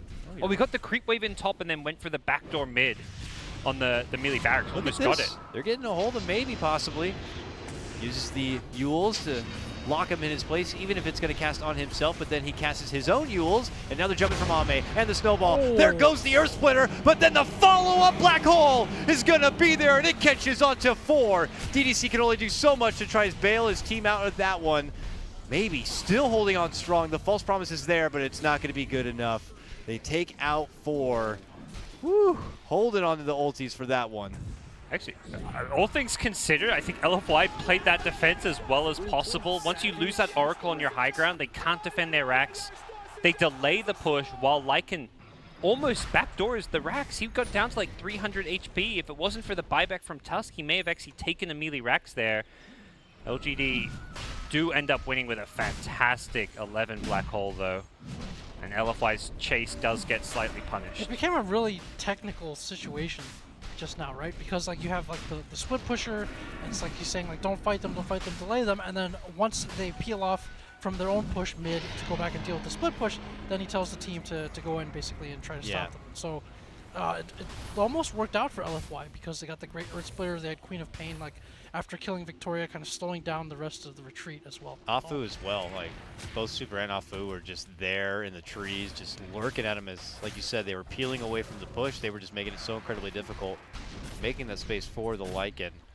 But ultimately all came together for one sweet hole. Yeah, I really liked Afu's play, especially that fight. He just chipped away at the Tusk over and over again. Tusk eventually realizes, crap, his next time he comes in, he's going to kill me. Goes for a TP, but then Quap's there, finishes him off. Nightstalker's still in a position to cancel an AA TP or a Death Prophet TP back. He was just being incredibly pesky on the back lines. But ultimately, it is still LFY at such a disadvantage in terms of team fight and just lineup composition that they're unable to take a Rax while defending. And the difference there would have been the second super long range Earth Splitter, which would have canceled. Oh, are they going to chrono for this? Right. Yes, they will. Ice Blast will also be there. See you later, Monet. Out for 50, no buyback. The rat is down. Ay, ay, ay, ay, ay. I think they're feeling pretty good about this game. That's when they're feeling like, oh yeah, this game's in the bag. And they know at no point have LFY been able to team fight them. The only threat has been the split push, and while you take out the major split pusher, Quap is going to go for the melee racks, but it's close. It's almost fully healed back up, so this is going to be a slow push. He's actually going to go for the range racks, realizing, yeah, he's unable to really get this one. Forces back the single. They TP the hero that doesn't have his ultimate. I kind of like that, although Void is also the majority of maybe the damage outside of Exorcism on the tower, so it could prevent the push from actually happening. He's the Aegis carrier as well. Yeah. They're not going to go high ground with Exorcism without him, which is fair enough. So LGD, not in a rush, you know. They've got 3 minutes on Aegis. They've got plenty of items to farm. They're really in the driver's seat here. The only thing that they can kind of lose to is going to be mistakes that they kind of are forced out from LFY or that split push, as we've seen. Yeah, overcommit themselves into a crazy push where they're either distracted or left abandoned without any sort of way to TP back home. And they could get caught from behind, but LGD are going to keep this one composed a bit. They take down the easy money in the Shrine.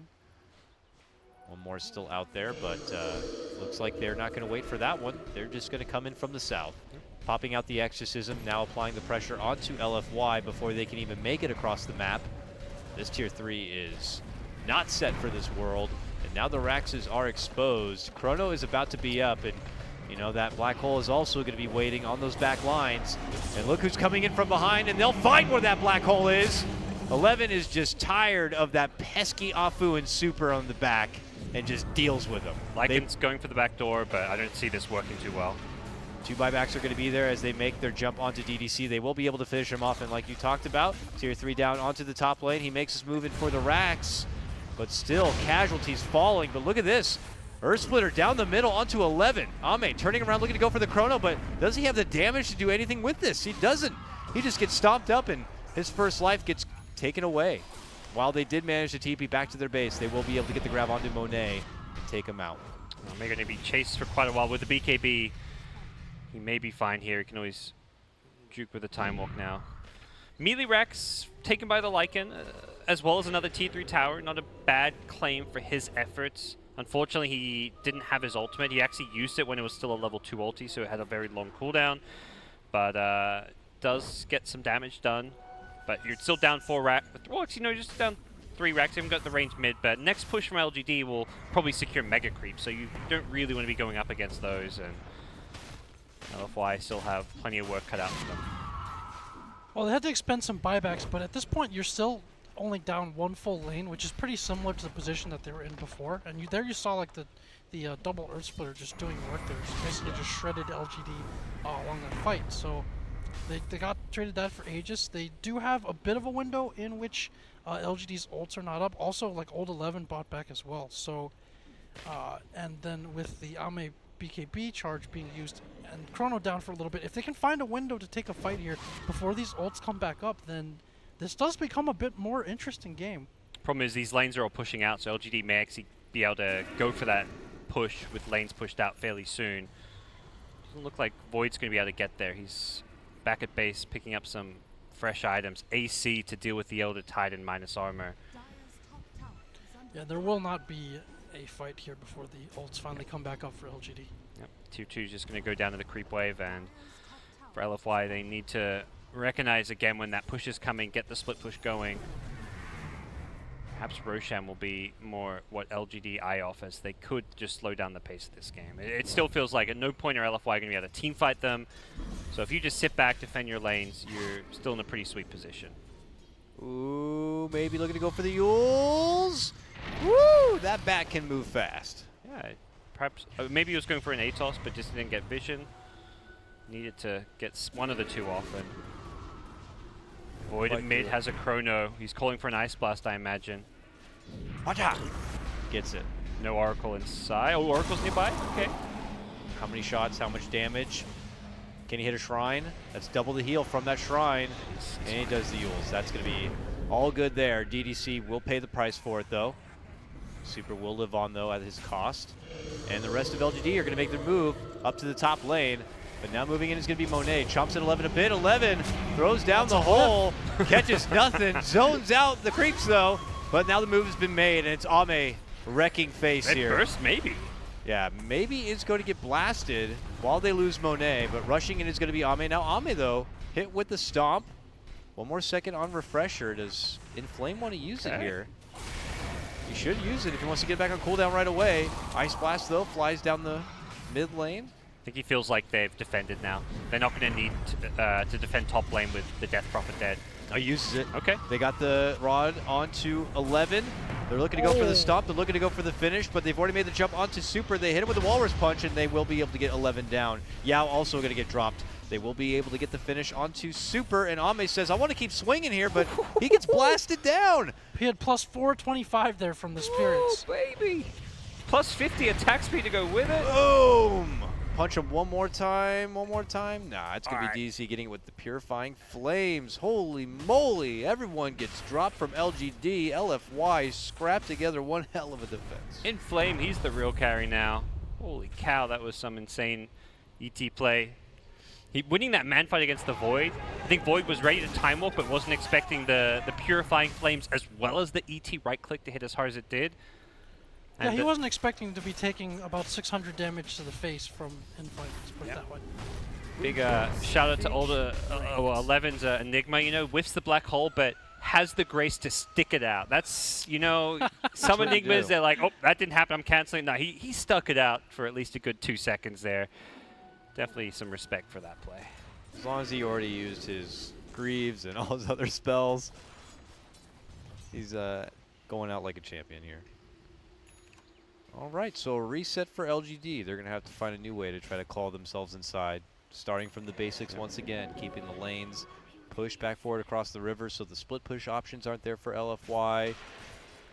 Is LFY going to be that much tougher now in the next defense from what they gained from that fight, or is this just kind of delaying things even further? They will. I mean, there's still no BKB up on the Lycan, although he's closing in. Obviously, he's got the AC now, and then the Hex was just completed as well for Inflame back in that fight. So This Void has to be very careful about his initiations into Hex. Doesn't have a Lincoln's, can't BKB or Time Walk if you get Hexed, and into some kind of stun or disable.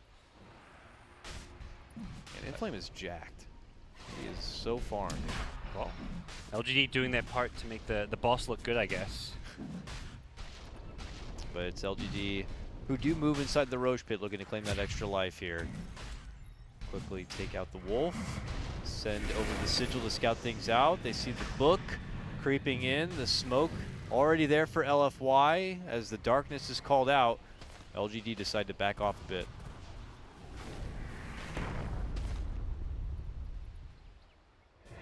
See what their best approach to the situation is going to be. They'll wait out the book timing, I'd imagine, a bit. And how are we doing on these big boy cooldowns? It looks like everything is ready to play with. And Invis Rune will pop up. Don't mind if I do. Book. This is what they call a Mexican standoff sometimes. And neither team wanting to fully commit to it, but Ame's back in the pit. Radiant Sentry is... Okay, there we go. Second one comes down now. And Afu, daytime hits, no darkness available. This is not good for... I think LFY may have to give this up with it being daytime. It looks like that call may have already been made. Afu could try cheese antic here. He's going to walk into a Sentry. Zero chance. Let's see. Let's see. Oh, hi there! Yeah, you can't have that. That's one of those, like, cross your fingers and just pray to the Gaben that there is no Sentry. He probably figures there's a sub 1% chance of that working, but he's like, ah, why not? Let's go. Aegis and Cheese is a pretty big deal, and he felt like if he could somehow get it away from them, he may be able to set his team up to take the win. And he'll be back for the high ground defense is the bigger thing. His death does not hurt his team. Yeah, no, he's second to the lowest on the net worth, and as you mentioned, has a pretty low death timer, so he'll be available if necessary. While, you know, you have your big boy cores here, even Shapeshift committed from Monet in the bottom lane just to rush through that push as he flash farms his way to that BKB. He needs it, and even with a hard commitment on that, he might be spending his buyback money too. So with that double damage, he also just took down that tower through backdoor. So.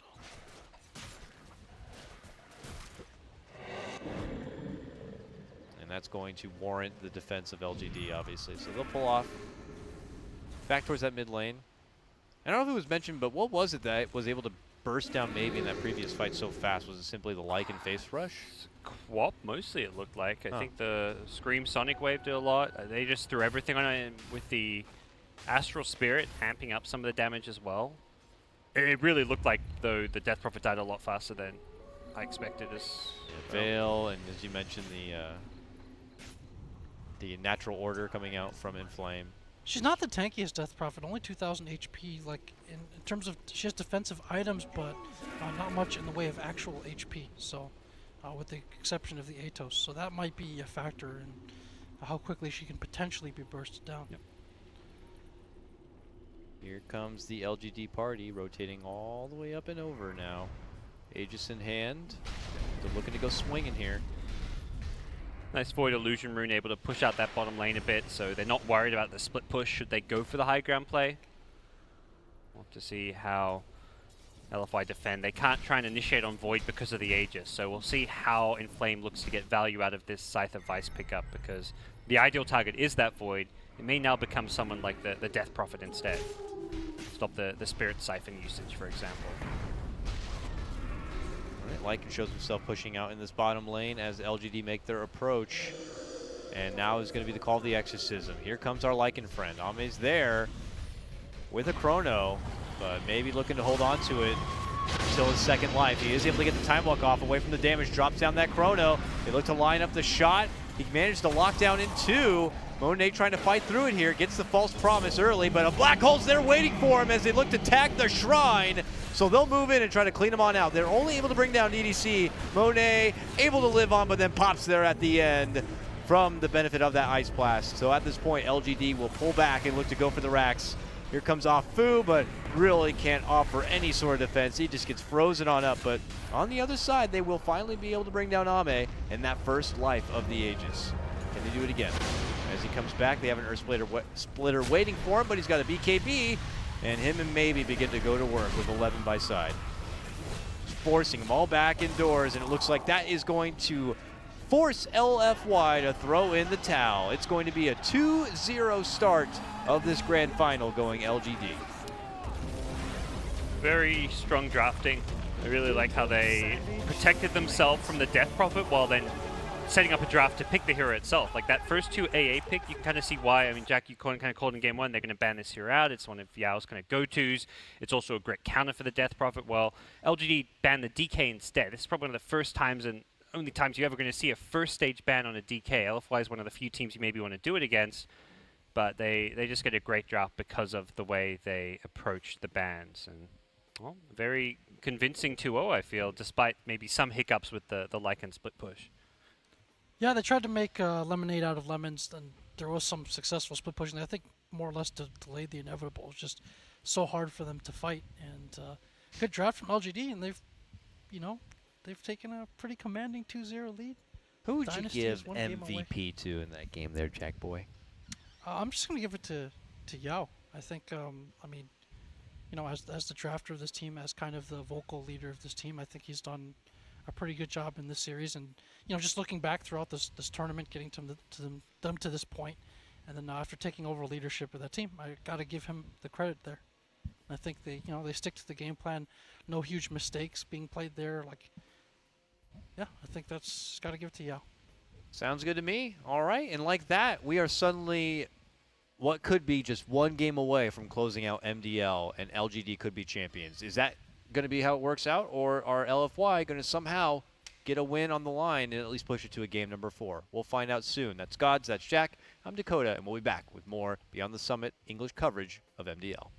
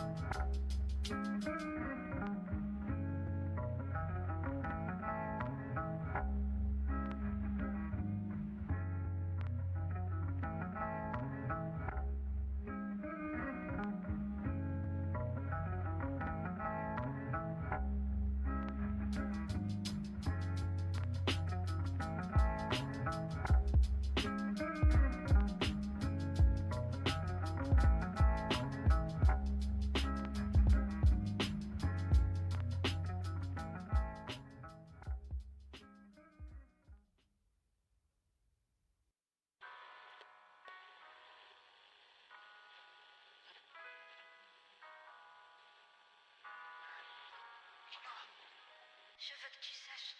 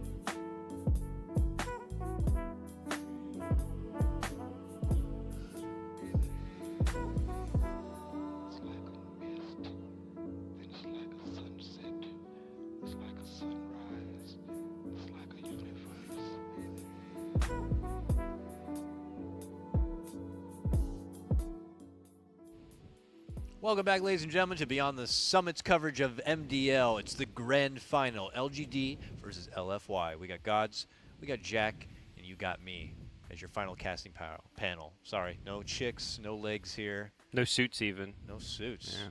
Just some You're slumming it. Dota slum bags here. Some couple of boggers. Jack's like not even awake. You Jack, know? Jack's here, I think. We have a I'm draft. Is he? I'm Are here. you- I'm trying to process, but before we continue, you know, let's. Okay. I saw some of the comments. Let's not go too hard on Kiko. That is Mikasa's girlfriend, after all. Let's show some respect. Yeah, guys, come on. Show some respect. All right? So, this is a batch of who's going to have all of the secret data, right? Something like that? The battle Anyways, for the key. the battle has for begun. the one key here Wow. between LGD and We- LFY. One we key went to there. rule them all. We went there. The API. I can't remember how much compound. prize money. 250,000, something Yeah, like but- that. In RMB, it's like a lot, million. I'm sorry, I don't know my conversion rates at all. I think it's Jack. 250k USD, right? Maybe. Yeah, and it's about 7-1. Well, wait. Actually, that's why am I bringing that up? You guys don't care how much it is in RMB, right? Yeah, I like R and B, but I'm not too much of an R&B The user more you myself. know. There's someone out there in Twitch chat who was like about to plan a trip to China, didn't know the conversion rate. Now they know, Jack. They're like, I thought it was 6-1. I went about it all wrong. Thank you, Jack. Well, it's like 6.9, but you're close enough to 7, right? So, yeah. Giggity. Nice, Jack. Okay. Guys, let's talk about Dota. We have a draft underway here. It's currently hanging above Jack's head.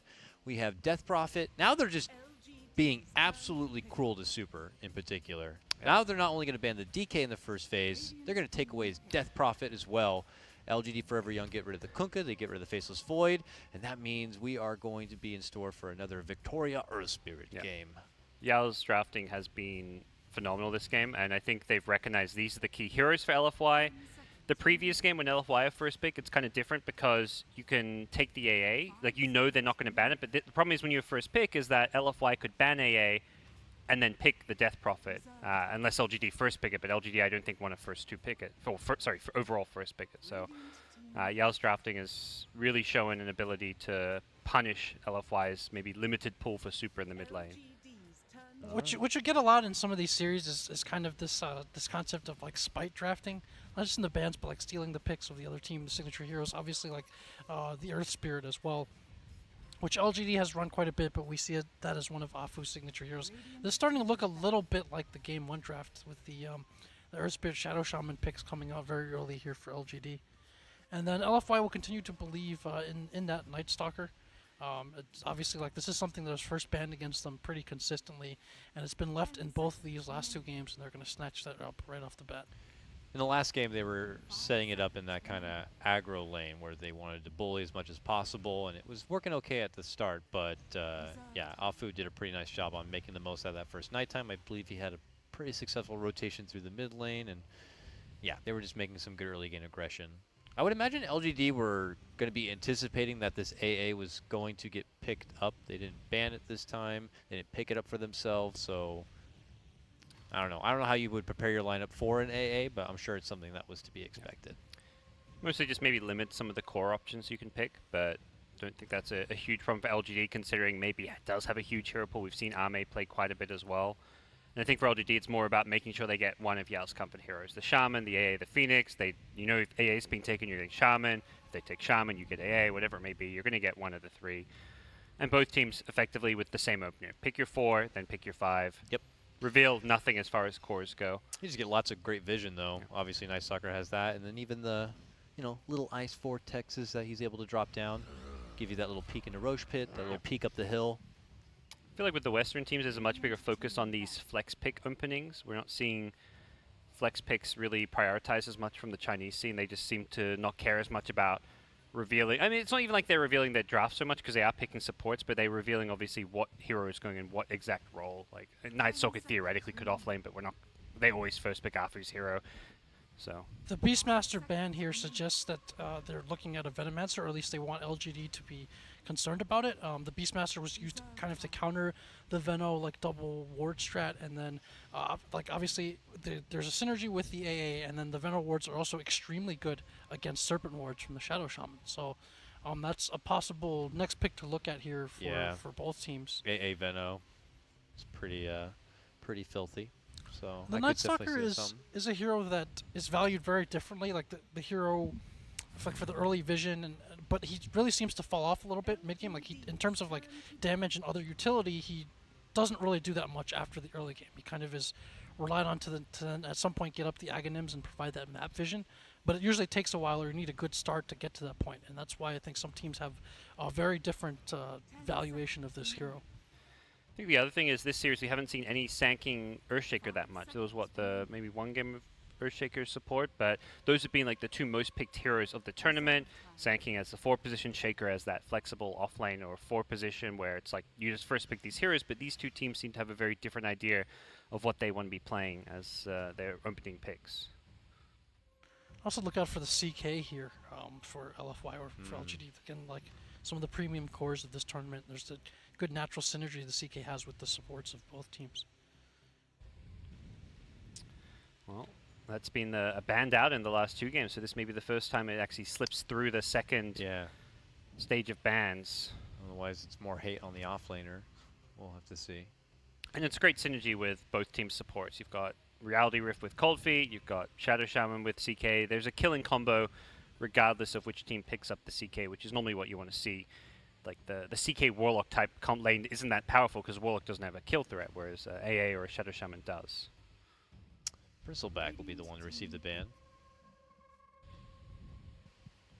Was played by Super earlier, so I don't know if it's more hate onto Super or not, but just a force that they do not want to be dealing with here. We'll see if Forever Young do opt to hop onto something like that Venomancer. Seems like they want Super to be pushed onto those more traditional mids. We've seen him play the Quap. Well, they had the Puck on Inflame, but that was kind of like putting LFY out of their comfort zone by having a traditional mid rather than these tanky 5-man pusher in ones. The DK, the Bristle, the Death Prophet. The first two being the big 2 ones. Bristle we saw as kind of a replacement in one of the games. And this seems to be LGD forcing LFY to play a different kind of strat. Well, there he is, Jack. The Chaos Knight does end up coming out the first time in our grand final. He has been definitely one of the breakout heroes of this tournament. Not like a most picked hero by any means. I'm curious if that is something that will actually transcend out of this tournament or not. There's also been an ongoing trend of these mini patches happening after tournaments. So, I mean, firstly, we'll have to see if there'll be a 7.068, whatever we're on, E, G, something like that. Yeah. Or if it's something that will move forward up to DreamHack and then TI. I was talking to Merlini about this the other day, and I think he at some point made a video going back and looking at the patches before TI, and usually with this little time to go before TI, there isn't any like a major patch. So unless that changes this year and really shakes things up, don't expect anything huge to really There hit. might be like a tiny balance patch post MDO, because what we've seen over the last maybe 6 weeks has been after every big LAN, tiny balance patch. So 6.06D and the E more recently after the TI qualifiers was when 6.06E happened, I believe. There might have even been a patch after Summit, too, before qualifiers. Yes, I think there was. I think that one was small. The one after qualifiers was a bit bigger with a lot more changes. I think the nice thing for a hero like CK is, we're still talking about CK as if he has feelings, he's not going to get nerfed. Like, this is a hero that's not being picked at a volume where, if you're thinking tiny little balance patch where you don't change the game too much, you're thinking the big most played heroes. You're looking at, I don't know, the 4 positions, Earthshaker type heroes maybe. I don't even really feel like there's a must nerf hero at the moment. The Void perhaps has been a big meta hero that's like a first pick material. I don't really feel like there's going to be tweaks that nerf too many heroes. Maybe some tiny little buffs to some of the lower tier heroes is more likely. Yeah. No, it's feeling like it's in a pretty decent spot here. Look at this. Since the CK, we get the Earthshaker pickup from LGD side. Then Forever Young go into an Omni Knight pickup here. So providing a free BKB for Sir CK. But then promptly the Enigma comes out, and then you begin to look around like, okay, what can stop the black hole? It's 2 games in a row where there's this problematic Enigma pick. Last game, it wasn't even like the big problem. It was just like one of many teamfight ultis. Theoretically, if that game did go 40, 50 minutes and was closer, I think Enigma wins the late game because of the BKB black hole. But this is a game where, hey, you could go down or have an even game, but this late game Enigma is a huge issue to deal with. The interesting part is this could be a potentially mid Earthshaker with this Enigma pickup. So Oh, yeah, that you're I right. haven't even really thought of, yeah. How do you lane this? Or yeah, no, that's and looking like a thing. And once again, LFY's draft kind of lacks a fight starter. I mean, obviously the CK likes to run in and do that, but they don't have like a traditional initiator from range. So once again, like they're kind of going to want the death ball, but it's going to be hard if they get behind. It's going to be hard to take fights on their terms or be able to get ganks to get back into the game. They're going to need to come out of the lanes very strong, which they're certainly equipped to do. The Night Stalker is going to help mid. The Omni just naturally lanes very strong against most heroes, and the CKAA combo is absolutely brutal. So if they can't start fights, they're going to need some kind of push vehicle out of that mid lane, most likely to enable that. And there is the Pug. Push vehicle, yeah. There we go. Damn. Okay, this is interesting. So Troll Warlord coming out as the last pickup for LGD, though no one on his team really benefits from the burst of attack speed. You know, Enchant Totem is just going to be one mighty swing and you're done as far as the heavy burst. But I guess they needed some sort of heavy core to pull it out in the late game and burst through towers and such. But Pugna, final pickup here, really says that LGD Forever Young on their potential elimination game, going out in second place, saying we're going to go all in with the push flare by getting this Pugna. Yeah, this is a very risky pick, but one that they just feel like they've been kind of put into a corner 2 games in a row with the draft. They say, let's just do something kind of crazy and out of left field and see if it can work, because LGD seem to have figured out how to draft and play against LFY just through the bans and picks to really punish their playstyle, where they often want to play around that DK Death Prophet mid lane. So Super ends up in a Pugna. We'll see how it fares. It's definitely a good lane against the Earthshaker mid, but there's a lot of other factors to worry about. The Earth Spirit can definitely help secure that lane, Pugna being a very squishy hero against those rolling boulders.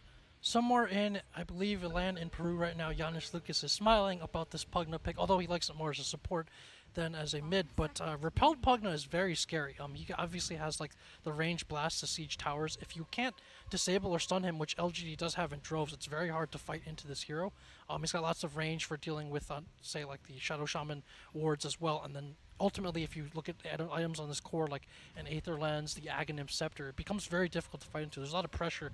It's hard to deal with this Death Ball. He's like a very strong Death Ball hero. So it'll be interesting to see how LGD manages to handle this. They do need a lot of... It feels like they need a bit of farm. And what do you guys think? Between a Pugna, a CK, and then you want to make sure Omni Knight gets a little bit of something. You know, is there going to be enough farm available to all of them in the early game to be able to be at that timing of where Pugna wants to be? You know, to like take off with the team. Is there going to be enough farm for all of them to be able to match that level? I feel like it's going to depend on how well Omni does in lane. Omni, if he gets zoned out and has to play catch up in the jungle or just in the lane, then you're in trouble. But if Omni Knight can actually survive the lane and kind of hold his own, getting experience, getting some CS, then it doesn't turn into this greedy draft where you're thinking, oh, we got to keep farming to get these items on and levels on Omni. It's actually like, well, he got them from the laning stage, so we can actually push towers around 15 minutes in. But an underfarmed, underleveled Omni is not very useful. So his lane's, I think, the important one, and similarly LGD may look to really try and punish and bully his lane as a result of recognizing that this is the hero you want to shut down early. We saw 11 already kind of going in a bit close here, obviously wanting to block out a pull camp if possible, so that he can get the most out of the lane. Can you guys just keep it down? I'm trying to talk at the start of the game. No, that's my bad. This is when the players are supposed to warm up the chat wheel, right? Here go LFY. They're 3-man smoking. They're going to aggro trialing this game. This is the importance of the Omni's items as well as levels. They give him a safe lane solo 1v1, and they're going to look for an early kill. Doesn't look like it's going to work. They get scouted. And then, they riffed him right back in, and that is going to be your first blood. Well played, Mr. Monet. Quick fingers on the Reality Rift. I thought the distance wasn't going to be there. I guess I underestimated how much range you can kind of get even with the level 1 Rift. Yeah. So able to suck him right back in. I mean, if I was an Earth Spear, I would not have suspected that being as a feasible option there. Yep. Here, Ame, though, runs out the other direction as they kind of take over. It's on the chase, though, for him as he'll just throw out the wrists like nothing. Yeah, it doesn't cost too much mana to spam really in the early game, so happy to do so. This top lane is going to be very troublesome to deal with. Oh, the problem, though, is mid lane Pugna is food for Earth Spirit ganks early on. I feel like that could be a bit troublesome. We saw there he actually got taken down to low third of his life. Yep. Top lane, though. Yep. Yeah, forcing out a bit of shackles as they continue to pressure Ame very hard. Victoria's going to look for another roll mid. If he lands it, it could be a kill going LGD's way. Super's got decent positioning, so he has time to react. Pugna's super fast. One of the fastest in the game. He can get that quick sidestep in. Yep. Decrepping just to mess with the last hits at mid. Annoying pesky stuff. This Pugna under the tower, though, is going to continue to get bullied. I'm going to keep him away from that farm as much as possible. Ooh, he is hard. Careful. Victoria takes some hard shots there. And the enforcers will continue to enforce their way through that lane. And top lane as well is also one that we have to continue to keep our eyes on. It's only bottom, the one-on-one matchup, the win-win almost. Yeah, they're both going to farm, both going to get levels. For 11, it's like try and get that soul ring up as fast as possible. While doing okay in this matchup. Actually went for a win lace, which is not really an item you want for 1v1. He was expecting most likely the CK tri-lane down there at the start with this pickup. Now, Troll does not like to be Top lane, they've gone in. tri-lane They for the most are. part, so Chilling gloves are out as they make the approach on for Ame. Yao steps in through the trees, able to connect with the shackles. Ooh, they needed one more right click to be able to get that little support down, but Yao's going to be fine. A 1 second stun, unfortunately, on Troll. Oh my god, sir. Is he going to die? Yes, he will. He got denied. We'll call it a deny as he pulls the wave. I mean, we can look forward to something similar from last game where if you do run this tri-lane and you keep the supports there, are the mid and off lane from either team active and able to rotate and make an impact early on. So in this case, I think the edge again goes to LFY on that front, that Pugna can pick up some kills very quickly if he rotates into an under-leveled lane. Same with the Omni Knight. We saw Inflame come off the line very quickly last game as the Elder Titan to participate in fights. So that's something to watch out for, whereas the Earthshaker maybe not so much. You really want to, Earthshaker and Enigma really want to hit those edge timings. Here's Victoria now, stepping away from the mid lane, makes his move to the top. A hard move in for DDC, who will be brought down. They look to turn around and get a return kill onto Yao, which they will be rewarded with. And now the pressure could be on Monet. Ame begins to swing it out, changes to range mode, and that will be the end of it. So, continuing to get into action, Earth Spirit. I think you're fine with the kill trades up top if you're LGD. It just kind of evens things up. It's Ame staying kind of alive as a safe lane troll who wants to get some farm. It also just frees you up to get those pulls. And they did some good damage onto the CK, who does get his clarity cancelled. Nice kick at top from Victoria. Taking away that mana pool or he's going to re-clarity. It's just going to deny the aggression. If you don't have Chaos Bolt, you can't play as aggressive as you'd like. It's being pinged again, Ame. He's going to cancel another clarity. Back-to-back clarities at top being cancelled. Pesky stuff. Almost has the mana to get off the one bolt, but yeah, would obviously have loved to have the insurance of some more mana. He even ate his mango that he had earlier, so he's definitely investing a lot into trying to sustain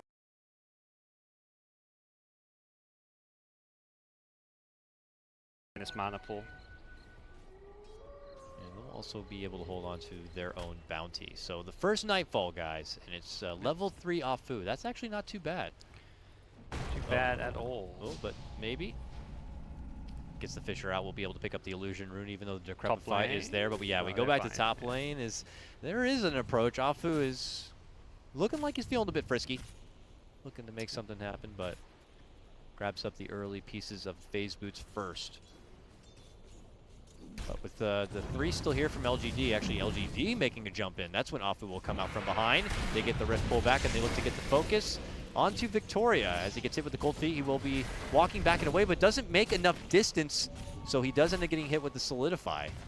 Monet will have to also be forced from the lane, but the finish is going to be onto Yao, as Afu will be able to claw him down, roll on in deep as they want to get the finish for DDC. It's there. Ame will pick that one up, but it costs him another as Victoria's going to get dropped. Afu with this first nighttime, scoring a double kill already. Oh, not bad for Afu. Can't believe Ame got like 3 bashes in that whole fight, which is a 10% bash, getting 3. He did hit like 12, 15 times, but that's still a pretty ridiculous amount of bash to get in there. Slightly favoring LFY the exchanges as the lanes look good for them. The Pugnet, even with the Shaker, the bottom lane is being won by Inflame's Omni Knight though. He's just done a really good job of pressuring the Eidolons, and 11 not having either Soul Ring or Arcane Boots means he actually really can't keep spamming the conversions. He's smart at the bleed. Maybe might go down. Oh, turnaround. Has to use the Echo Slam, and then the Enchant Totem at the end will shut down Afu. Yeah, and he has a shrine to fall back to. That's the dream scenario. You come on top of that exchange, and then you can just shrine up, go right back to lane to continue farming. Those raindrops helping save his life there, and a great turnaround. The fissure also just made it very difficult for the Pugnet to maintain his chase. Not done. Jump onto DDC, but it looks like they will just kick him away instead of making any sort of stun action there. I think maybe It's also short on the stones. Nice deny. he was trying to kick him backwards towards the Shaker or top something. lane. We got Shackle onto Monet. Troll trying to swing with him a bit, but stun will be there. No bash this time.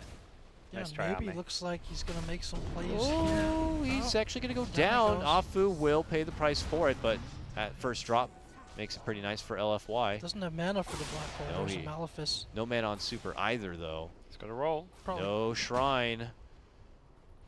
Victoria has a roll. Oh, no stone, though. Will Too escape. much action in the Super early will game for him. scamper away at 380. So maybe with that nice turn has bought himself some space there, a crucial kill, but he's still ultimately probably going to lose his tower very soon. And so that opens up more rotations there from LFY. The Omni hasn't had to come off his line. He's been farming very comfortable in his lane and has slowed down Old 11. So the slower Old 11 gets his required items, whether it's, he has a Soul Ring now, but whether it's the Arcanes, whether it's the Midas, to start accelerating his farm and levels, and the slower that he wants to be able to come to these other fights. And that's going to continue to put pressure on the Troll. If the Troll's levels are limited a bit early on, and he also really doesn't have much kill potential. He's not that threatening. He doesn't threaten Roshan nearly as quickly. So I like the game plan going out so far for LFY this game. Rift. Gank 11 now. Yep, easy setup there. I think 11 has lost this lane harder than he should. This Enigma vs Omni matchup should not be this one-sided. Omni Knight did itemize for it, like going for the Poor Man's Shield, the Orb of Venom after that, whereas Enigma didn't know the laning matchup, but even so, it feels like he got much less CS than the matchup should entail. Super is trying to get the finish onto this tier 1, but they are rotating in. A long roll, but he is already out the other side. So a nice snipe of the tower for him. And they'll just keep this party going all the way down into the bottom lane. I also noticed that Inflame phase boots. Is that like a fighting Omni build that's normal? When you're winning your lane, it's like a cost-effective item just to be able to run people down. If you're not, I don't think he wants to go for the mech this game. I think we'll see just like a Soul Ring into Midas. Okay. Maybe even a Radiance build this game could be good. It's just a good cost-effective item for being farmed as an Omni Knight. Very good synergy with the degen to chase people down. All right, so with 11 having to be stalled out a bit as far as farm and progression, where do we bank on for LGD here to kind of run it back a bit? We already know the Troll just needs a bit more time to kind of build up a bit, but okay, here comes Maybe saying, I can help out a bit. Goes to the top lane, just dunks right on the head of the Omni Knight, and will help get the finish. I mean, the question I was going to pose is, do they fall on Maybe to try to get something going for their team during this mid lane phase while the others need more time? Yeah, I think they do, Duka. I think they look for him to go gank top, kill the Omni Knight. I think that'd be a good plan, actually. All right, well, I hope they do it. Oh, they did it. Oh, well, they're quite ahead of the game. I'm the one that's behind. So 6-5 is still feeling okay for LFY as they sport that 1K advantage. But, you know, treads to come together here for Maybe, but he's still sporting a lot of money. So I imagine he's going to try to maybe secure the early blink. On Shaker, yeah, the fact he's not buying the treads. The blink is something that's going to be essential to initiate on this pushing LFY lineup. They're looking to already start kind of death bowling around the map. They took the tier 1 mid, they're already bottom. Going for tower after tower. You've got to stop this snowball at some point. Yeah, we can't discredit the Pugna is a secret bog lord, you know. Moving around the lane a little bit faster, but he is just going to gut down these towers faster than you're ready to take fights for. Going straight into the Aether lens. Is still a fairly squishy hero in his own right, and with an Omni Knight backing him up, that's definitely nice, but we ask, if you ever see the Omni on the map when that push is happening, like both the tier 1 mid and the tier 1 bottom, Omni was not a part of, so at a certain point we're going to have to see this Omni forced to go with his team, which is where his farm does slow down quite a bit. Omni makes his return to the lane here where the Troll is currently at, but there is help nearby. They could go for back-to-back kills. Here comes the darkness, and there's the jump. They move in, but the rappel's already there. Could we see a turnaround from LFY as Afu runs into action? It looks like we might. A jump for Ame. The Fisher's going to be there, though, but he's looking to pursue. He's got the heal. He needs one more hit. Decrepify Blast will be the finish, but Super eats a lot of hard damage coming in from Maybe, and will end up going down. Maybe looking to go for the TP out. Can he make it? Yes. He is gone and out, and it is going to be just a 1-for-1 at the end of it, as it's a troll for Pugna. Maybe has really made the most of some tough situations this game, both with the tower dive.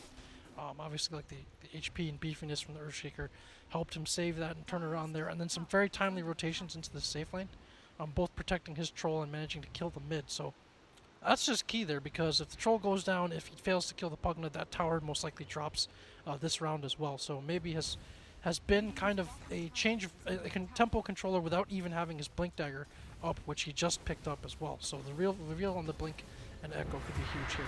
Oh, there it is. Yao spotted nearby.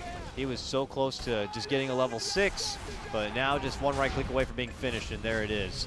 On the other side, they will also get the takedown of 11. Two-man drop as the CK rides into town. Yeah, great defense, using that ward vision, knowing exactly where the Shaman was to punish LGD's aggression. Shaman was trying to get his level 6, he was 1 or 2 creeps away to get the Serpent wards up, and didn't need it for the tower, but did want to be there to perhaps team up with the Enigma for a kill. Top lane though, this Omni's TP'd in. This could be a danger spot. The Blink Shaker revealed. Yes, it is. Oh man, they kick him into another dimension. Off to the left-hand side and into the trees. Victoria could have made it a bit easier if he just kicked the boulder, but now they have to chase this Omni down, and it gets a bit awkward. He has the end of the rappel, but the longest shackle ever will finally connect onto him, and then they will finish him off. That's back-to-back kills. I don't think we saw the previous kill. He died to the Echo Slam, I want to say. Did we? Yeah, and then they shut off his blink with the blink echo near the tower. They tried to jump him again after that, but Gotcha. that was the skirmish where Super ended up going down, but they are pressuring this Omni and this top lane in particular non-stop, and they're going to be moving it forward all the way to that tier 2. While up and above, 11 hesitant, as he should be.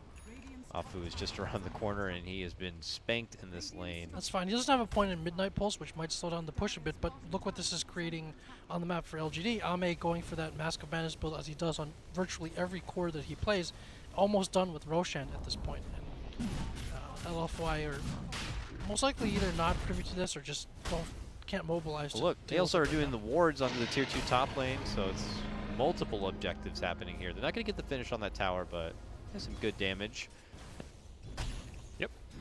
Still, yeah, like you say, good damage. Keeps the Omni Knight busy. You kind of keep tabs of the heroes. Whenever you're pushing out the lanes, you get a lot more intel and just info on where heroes are on the map, and that kind of is what frees up that Roshan to happen. Troll now, with this very squishy phase Mask of Madness build, has an Aegis to give him a bit of a buffer for the upcoming fights.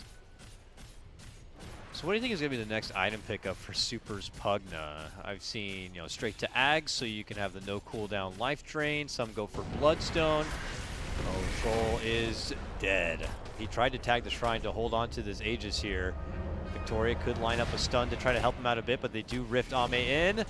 He gets the kick off, but here comes the Ice Blast. Oh, maybe! Steps in with a dunk to stop the Ice Blast. It is able to fly on out.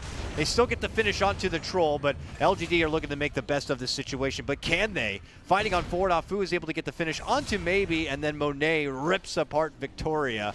Afu not done yet. Flying in, secures a triple kill as he gets the finish onto Yao, and we're not done yet, boys and girls. We got little 11 left to finish, and it's a full 5-man wipe. Monet will finish the triple with a double kill himself, and LFY just taking over now at 15 minutes.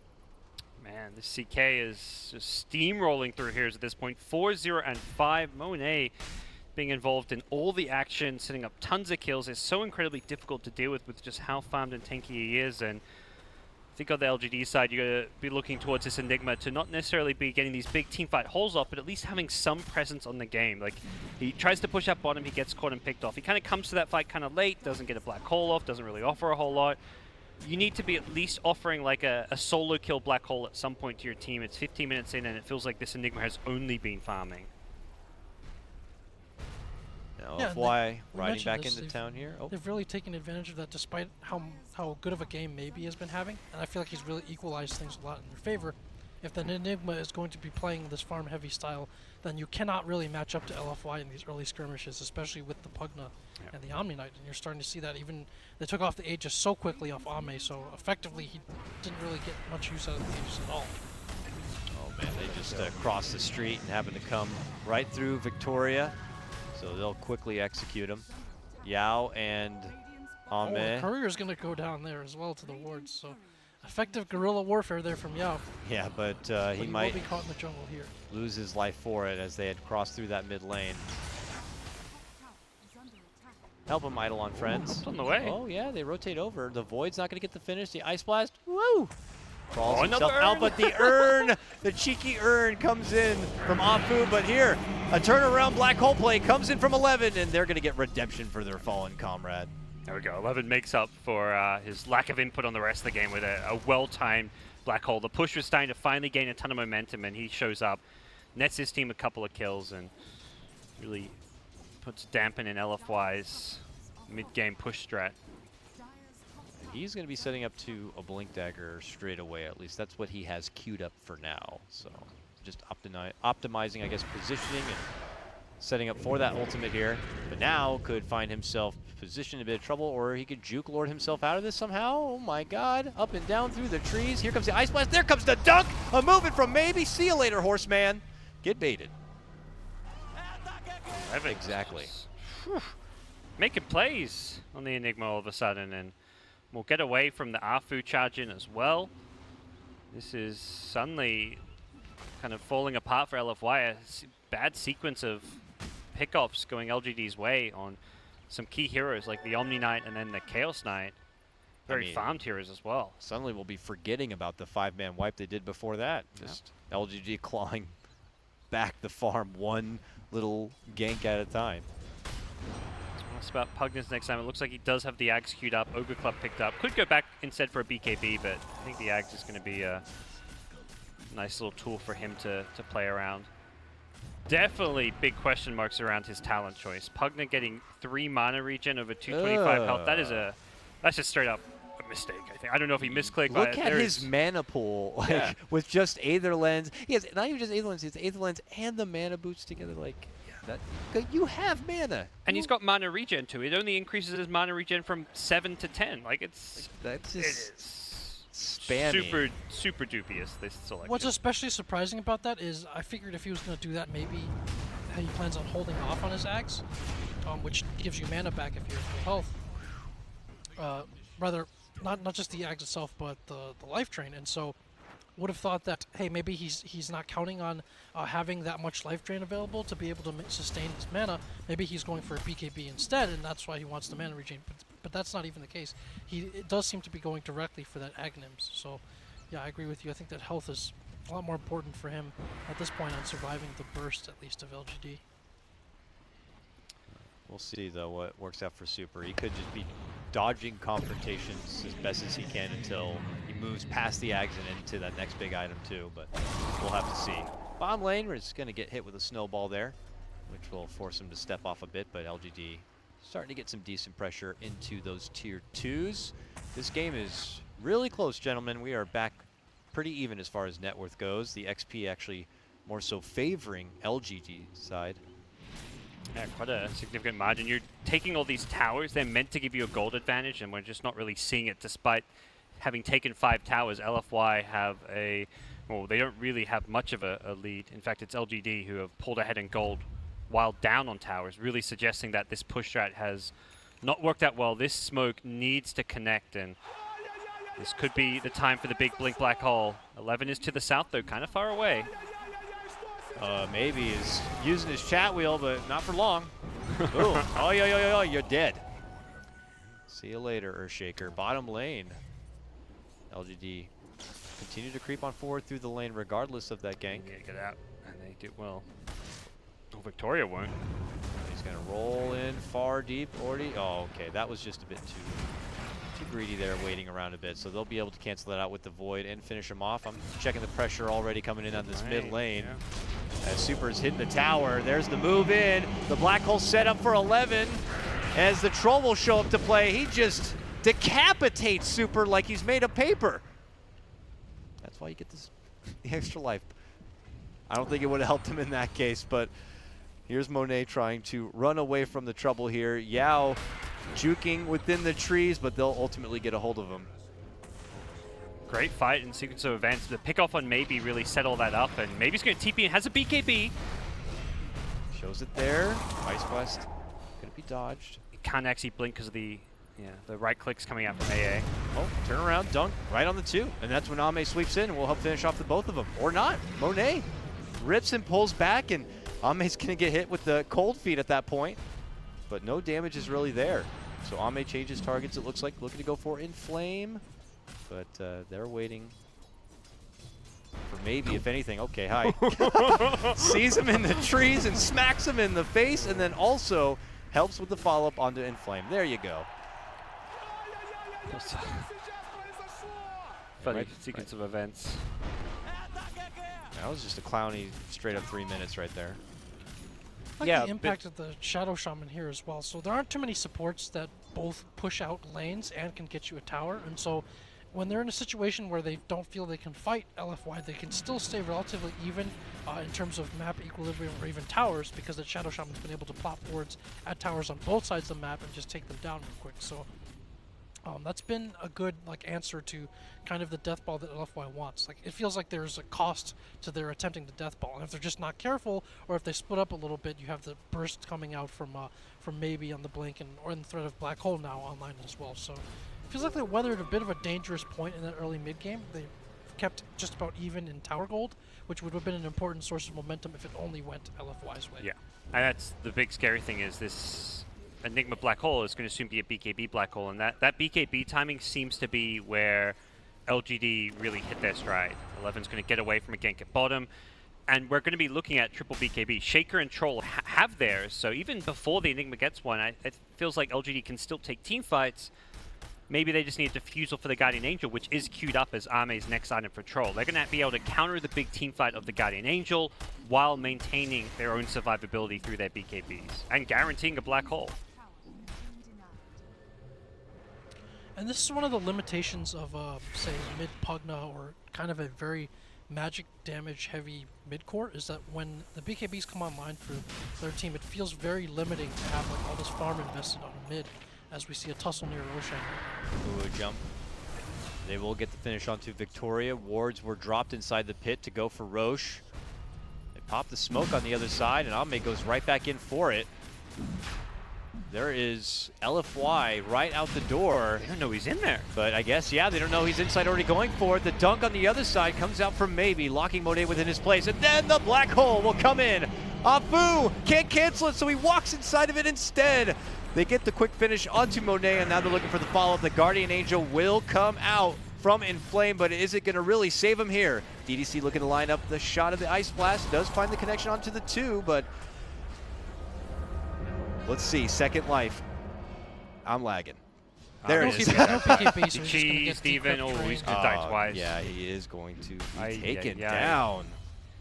There was a key kind of mistake there and just misfortune for LGD. The Troll in the Roshan pit took a good 5 seconds to pick up the cheese because his backpack was full, and as a result, he could have been in that black hole dishing out damage. If he's there, if he instantly picks up the Aegis, then runs to join the team fight, I think LGD killed those heroes in the black hole, but he was fumbling around with his items, couldn't figure out what to like. He needed. I think he didn't realize his backpack was full because he wasn't dropping anything, and the end result was he just wasted time in the Roshan pit that he should have been fighting with.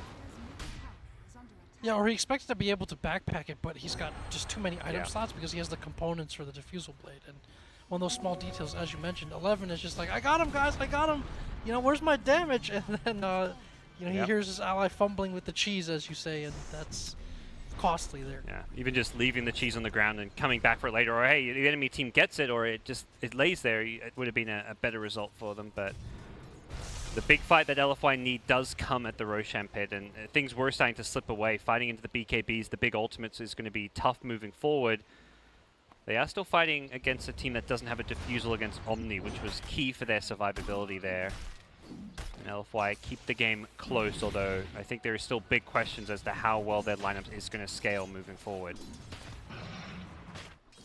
They do have the fun on the side of LFY, this like sieging lord potential between Super's Decrep and the Repel. Makes them almost immune as he can walk in very speedy and siege down the base. Here is a possible movement from LGD as they put their attention back towards the shrine together here. I see Yao with the smoke, but they're not making the call just yet here. Damn, this Shaker Deso queued up. What a manly build.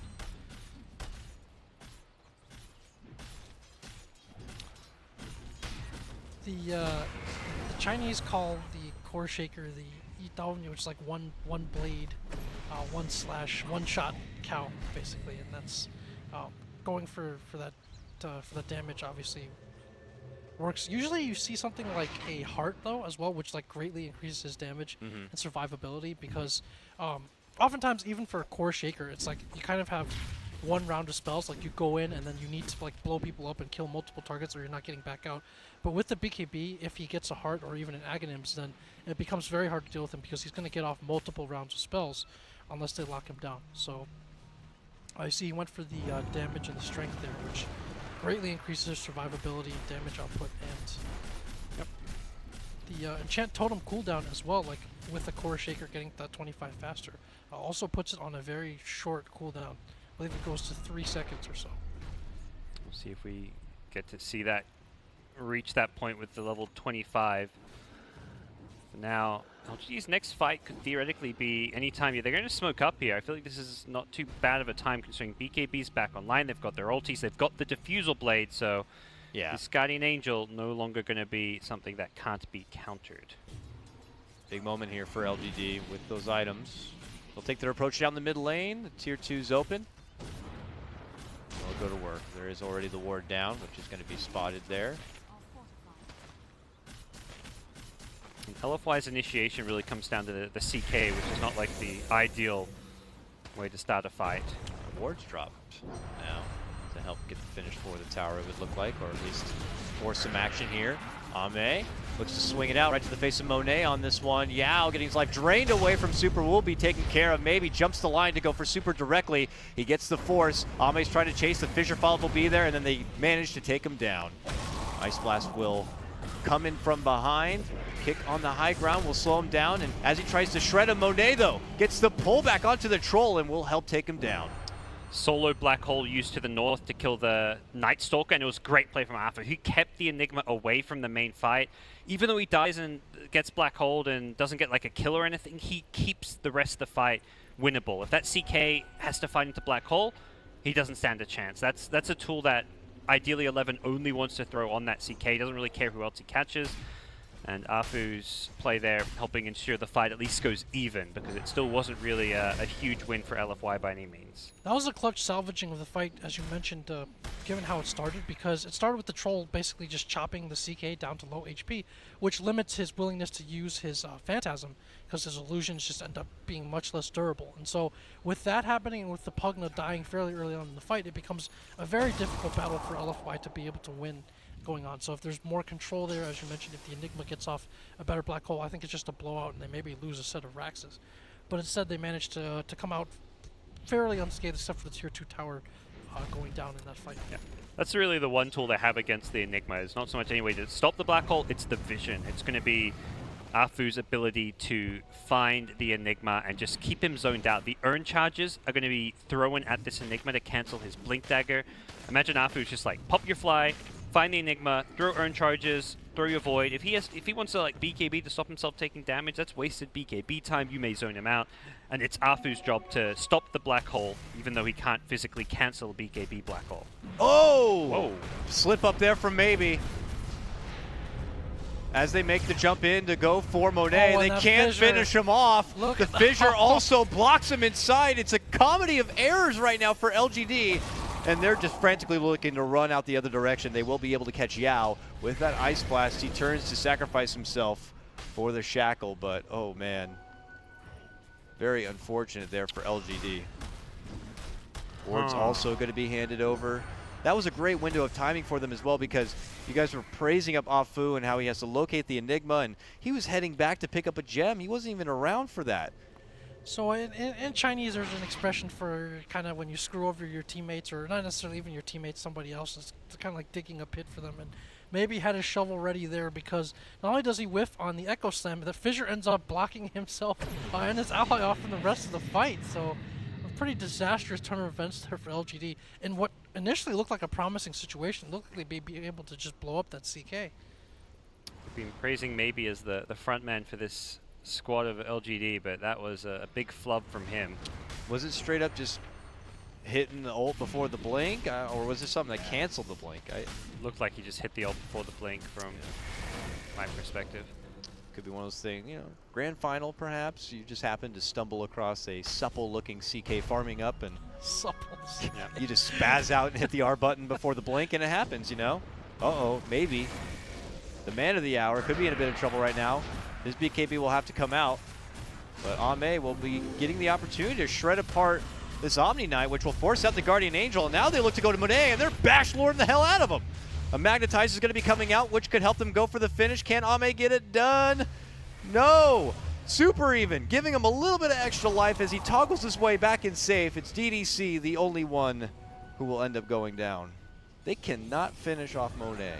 They just really cannot. Still some good troll play. Ame is playing with a lot of confidence. Even though he doesn't finish him off, he goes in 1v3 into a Guardian Angel, knowing he has the Diffusal Blade, changes target onto the CK as soon as he sees him, Guardian Angels, burns his entire mana pool, so he can't even, by the time he BKBs, he has no spells that he can even use because of the state of his mana pool. And unfortunate LGD don't get those key kills. They were very close to, I mean, the CK was down to, he had to armlet toggle to stay alive. The Pugna got down to a couple hundred HP, but still a fight that LGD almost win convincingly. Yeah, I think there's been, well, we've seen this a little bit here and there. I like the Enigma pickup of Aghanims, by the way, with the Midnight Pulse as well.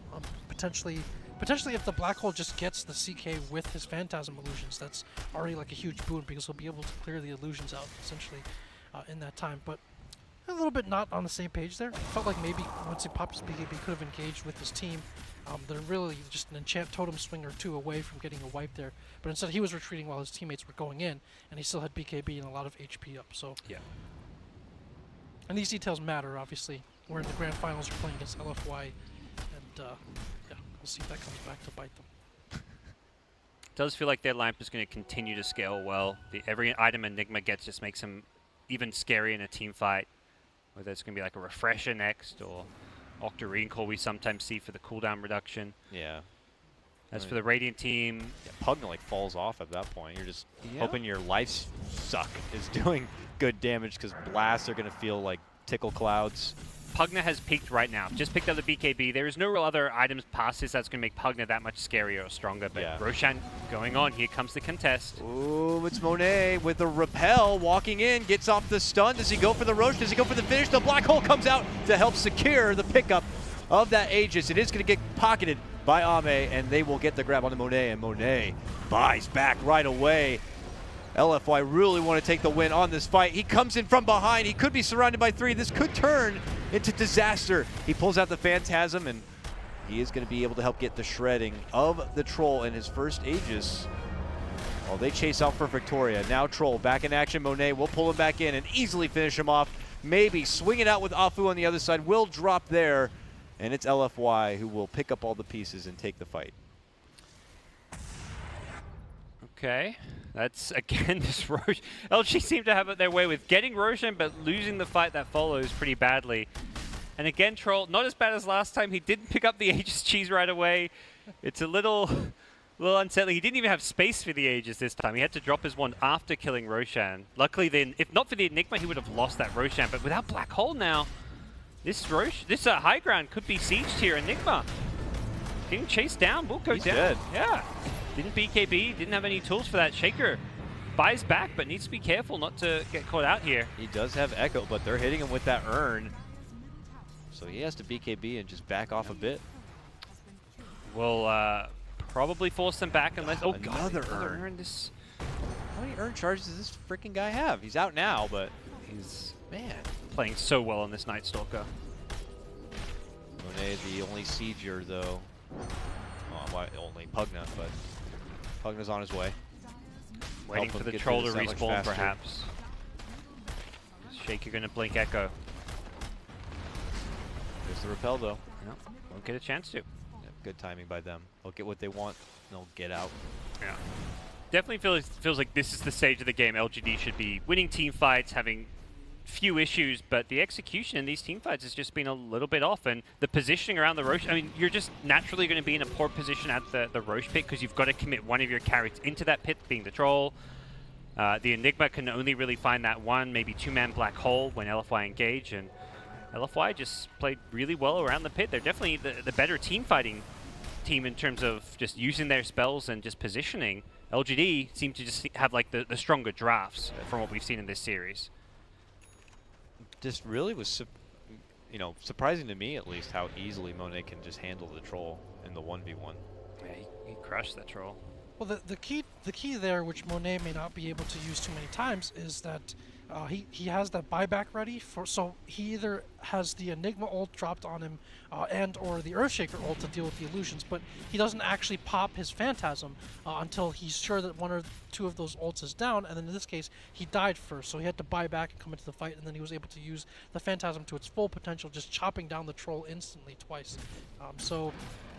He's not always going to have buyback as a tool, obviously, to be able to come back after those ults have been expended. So that's going to make the fight a little bit harder, quite a bit harder actually for LFY to take. Yeah. We actually see LGD pushing down the mid lane now. They've still got the cheese on troll, and they may be trying to take advantage of that lack of buyback to do just what you mentioned. No earn charges on Afu. It's a kind of small thing to note, but I feel like it's been a big part of these fights. Yeah. Every time he finds the Enigma, he's throwing them. We saw him throw them on the Earthshaker for the high ground push. Actually could come into play. His inability to cancel the Blink Dagger with an urn may be influential. Here they come, knocking down this mid lane. Ward's committed. Yao loses half his life to drop him. The Ward just hits him right in the face. But now LFY will return the favor. Start smacking down the wards, which will get this tower to almost half of its life. But You guys mentioned Afu earlier. He's just had such an incredible game on this Night Stalker. You kind of see the value of this hero in their hands, because a lot of times you see this hero, even if he gets off to a good start, just fall off. But he seems to always be in the right place. He's very disruptive on the backlines without committing and necessarily getting himself killed. Yep. Went for that Solar Crest. Like, he has a lot of itemization, given that he's not really getting much farm or any resources other than staying alive and getting kills. He's got 12, 5, and 14. Yeah. Holy cow! I didn't even realize till you started talking about it. Like, this guy's actually gone off with getting actually the kills for his team. On a team with very stable cores, if you look at like what Super brings to the table, even Monet is maybe not the flashiest player. They've got a superstar flashy 4-position player who's willing to take risks. oh, a good jump onto Ame, but was it a bait for the black hole? A Guardian Angel will come out though to save Monet through it, and Super continues to give him a little bit of extra life. Now they go to jump in, then maybe Whiff. Dunk comes out, but yeah, not going to be super effective. He tries to run out the other side here, and this could be LFY's time. It's Monet cleaning house. He scores the triple, and LGD run the hell home, or at least just maybe will. They've got some duration left on this CK ultimate. Maybe we'll get out of the Night Stalker's grip, but they are heading straight towards that top lane. Try and force some buybacks, even just take the fight. There's no more Black Hole, no more Echo Slam. That is the disaster of a team fight that LGD were not looking for, but LFY will capitalize on. That's the other hidden benefit there of the Pug, being able to protect like the frontline core. In this case, the CK they're going to bring down maybe here. Again, it's have his Afu. BKB. Blinks in, finds the kill. Maybe he doesn't have buyback. This might be it. Yeah, I think so. I think LFY may have just secured at least a game number 4 of this grand final. No shutout today, gentlemen. How much goes back to that echo before blink on Shaker? Oy. That play right there was the starting point of the comeback for LFY, a team that was not meant to necessarily go and scale amazingly well into the late game. Managed to do so. They managed to actually match up to LGD's scary team fight through some great vision play from Afu's Night Stalker. And all in all, much better execution coming out from the LFY squad this game. Mega Creeps should be the game. We'll see if LGD have anything to say about it, though. Yeah, I felt like they could have had a chance to slam the door there, and they weren't able to take advantage of that. As you mentioned, both the last Roshans they've taken have been really ill-gotten gains because they've lost the Aegis almost immediately afterwards, in addition to committing the ults. So they've been spread out a little bit in those fights. As you mentioned, like some of the team fight execution details, maybe not as sharp as LFY have been. Oh, confrontation here nearby. Monet and Ame begin to swing it out. Monet tries to run out the other direction, but it is going to be LGD looking to pursue as they commit down the wards. They get in, but it is going to be Black Hole from 11, but look at Super just helping out Monet from the outside. This could have been the final hurrah of LGD, and it's not looking like it's going so well. Move in, dunk. Almost able to get the finish, but Super does get dropped there. Okay, Phantasm now, and Monet begins to shred apart anyone in front of him. Yao trying to make it back out. Ame, he bought back. He's TPing in. Monet's waiting for him. He's ready to swing it. Oh no, but now maybe too many people are here. Monet will end up going down, and looks like LGD might be able to fend them off. It's a costly defense, but they do it. I think LFY thought they could end the game there by buying back. They know there's no Black Hole. They could save the CK there, get Pugna back in to heal the CK back up. They could have just closed the game, but it's not going to matter. They still have Mega Creeps. Only way LGD can maybe play this one out is by going all in down mid right now. I don't think they've got too many more fights left in them, but at the same time, can they really just go for this all-out push? 75 seconds without CK, I don't see being a big enough loss for LFY. Hi, how's it going? Maybe gonna get hit again from none other than Afu before he can even get into the fight. But they do find Afu to turn around. The right clicks are there. Meanwhile, Monet running into action. There's the Guardian Angel. As they fight it out, they'll get him down. That's game. Okay. Congratulations, LFY. We're gonna be going to a game number 4 of this grand final. LGD may have had this one in the bag, but you can say executions, you can say, you know, a couple of slip-ups here and there. But LFY also played that very well. Good stuff. I feel like LFY definitely did a really good job taking advantage of some of LGD's mistakes. Yeah. That big missed Echo Slam being the big one, but some of the Roshan fights where LGD got these Aegises and cheeses on Troll, but then lost the fights ensuing. Troll made some big mistakes, not being able to pick up the cheese and not helping out in the Black Hole, so I don't think you can even just say maybe made some questionable bad plays. I think there were a few times where the Troll wasn't on point. 11 wasn't that active or involved until like 18 minutes in when we saw the first Black Hole, so it felt like LFY played a hell of a lot better this game. Monet used his buybacks very well, like very strategically. You saw the impact of the Pugna as well, like keeping the CK alive through some of the burst damage. At some point, like there's so much HP to burst through for LGD if you want to bring him down. And then obviously if he's alive, he gets off the Phantasm, they can fight afterwards. So I like the overall game plan, and like the execution from LFY was, I think we felt that that's been pretty good for them. As you mentioned, like the draft, maybe LGD has been finding some edges there, and so I don't know, we could have ourselves back to a very tightly contested series after that one. Big props to Afu on the Night Stalker. I feel like this entire series he's been a stand-up player. Even in their losses we saw last game, like the Lycan split pushing, it was Afu like just being such a nuisance stopping those TPs. He is playing some insanely good Dota right now, and he is definitely the player that enables this maybe more group up, slow sieging, death ball type LFY playstyle to work, you need that Yeah. kind of crazy space creator or that the go and get some vision, stop a black hole. I don't think you can win these team fights or really match up against LGD without the plays he's making. Yeah, I'm curious if they will favor banning something like the Night Stalker or a Afu hero at the first phase now instead of targeting Super, let's say, so much. So that'll be something that we'll be curious to see. We'll cut to a break when we come back. It's Game 4 of your MDL Grand Final. We'll see you soon.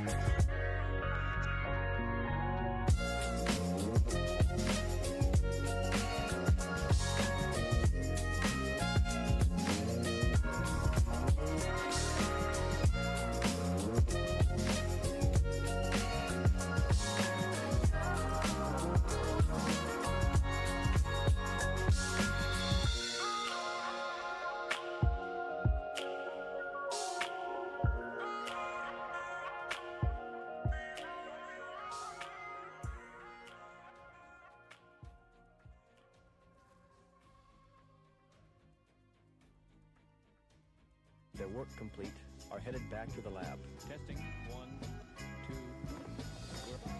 Diane, it is 4:28 a.m. You should have something for us by now.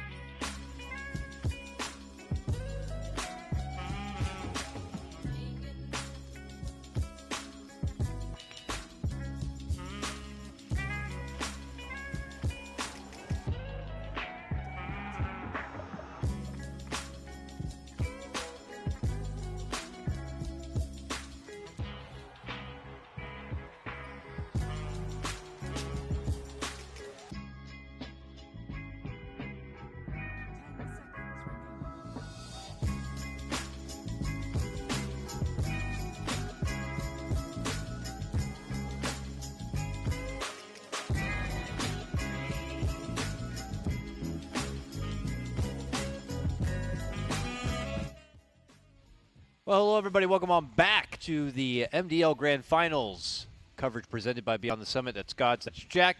I'm Dakota, and we have our Game 4 draft underway. LFY managed to do it, gentlemen. They pulled together the win. Or was it more... Did LFY do it, or did LGD lose to themselves? Or was there an edict from above? An edict from above. Another creature. You meant a from the being. heavens or above in the organization? In the office above, seriously looking out that What's the difference? No, classic yeah. plain glass, just, you better lose. Nah, I'm just kidding. This is all fictional, of course. Yeah. All in good fun, but I'm happy. No one likes a grand final that's 3-0. That's no fun. Adjustments are being made. LFY ended up going kind of all in with the heavy push strat there, having the Pugna kicker near the end, and it did work out for them. Let's see what they put together here for our next draft.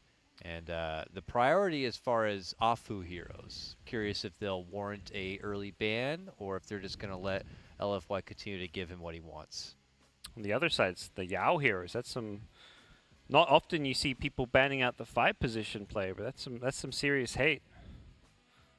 I think they were a little bit wary of what he was able to do last game because he was able to. I mean, this hero again, like as a support, push out lanes, take objectives. Very few supports offer that, and then he doesn't have to commit to take down towers either as a support. Like unlike say a Leshrac or a Pugna, where you have to be there, physically be there to destroy the tower. The Shadow Shaman doesn't really need to do that. So I think that was like something that annoyed them last game that they had some trouble dealing with, and it really hurt them early on when they wanted to deathball, and they would lose a tower in exchange because Yao could just go over there and just plant his wards. So that might be something they want to get rid of. And then we saw the Night Stalker last game, like Afu with an exceptional performance on this hero.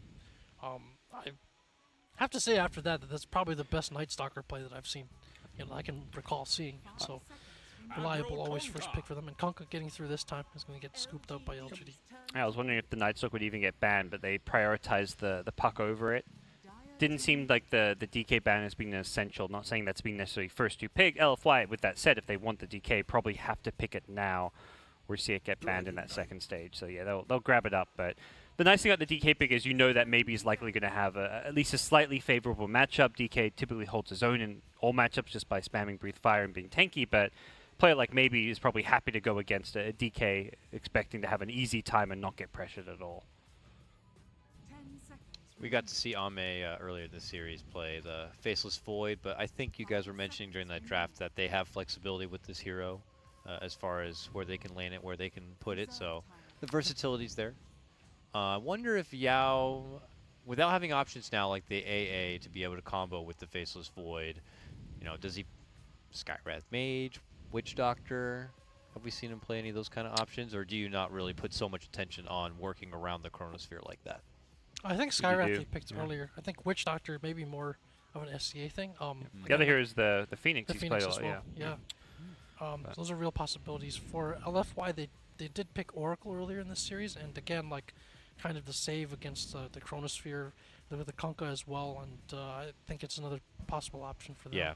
I mean, even DK's Dragon's Blood regen is doubled up from a False Promise. It's just got fun little bits of synergy like that. Always enjoy seeing Oracle, so I wouldn't mind that. I think Silencer. we've seen LGD at their strongest with regards to their safe lane is when they've got like a 2-hero combo that can kill, and I think Phoenix doesn't give you the best killing power. That may be where LFY are like, they may ban out the Phoenix because it is a good 5 with the Void, but Inflame's going to have a much better time against the Phoenix support than the AA, the Shaman, even some of those other, like Witch Doctor I think is actually really good because he's a good zoning and killing support, same for a Disruptor.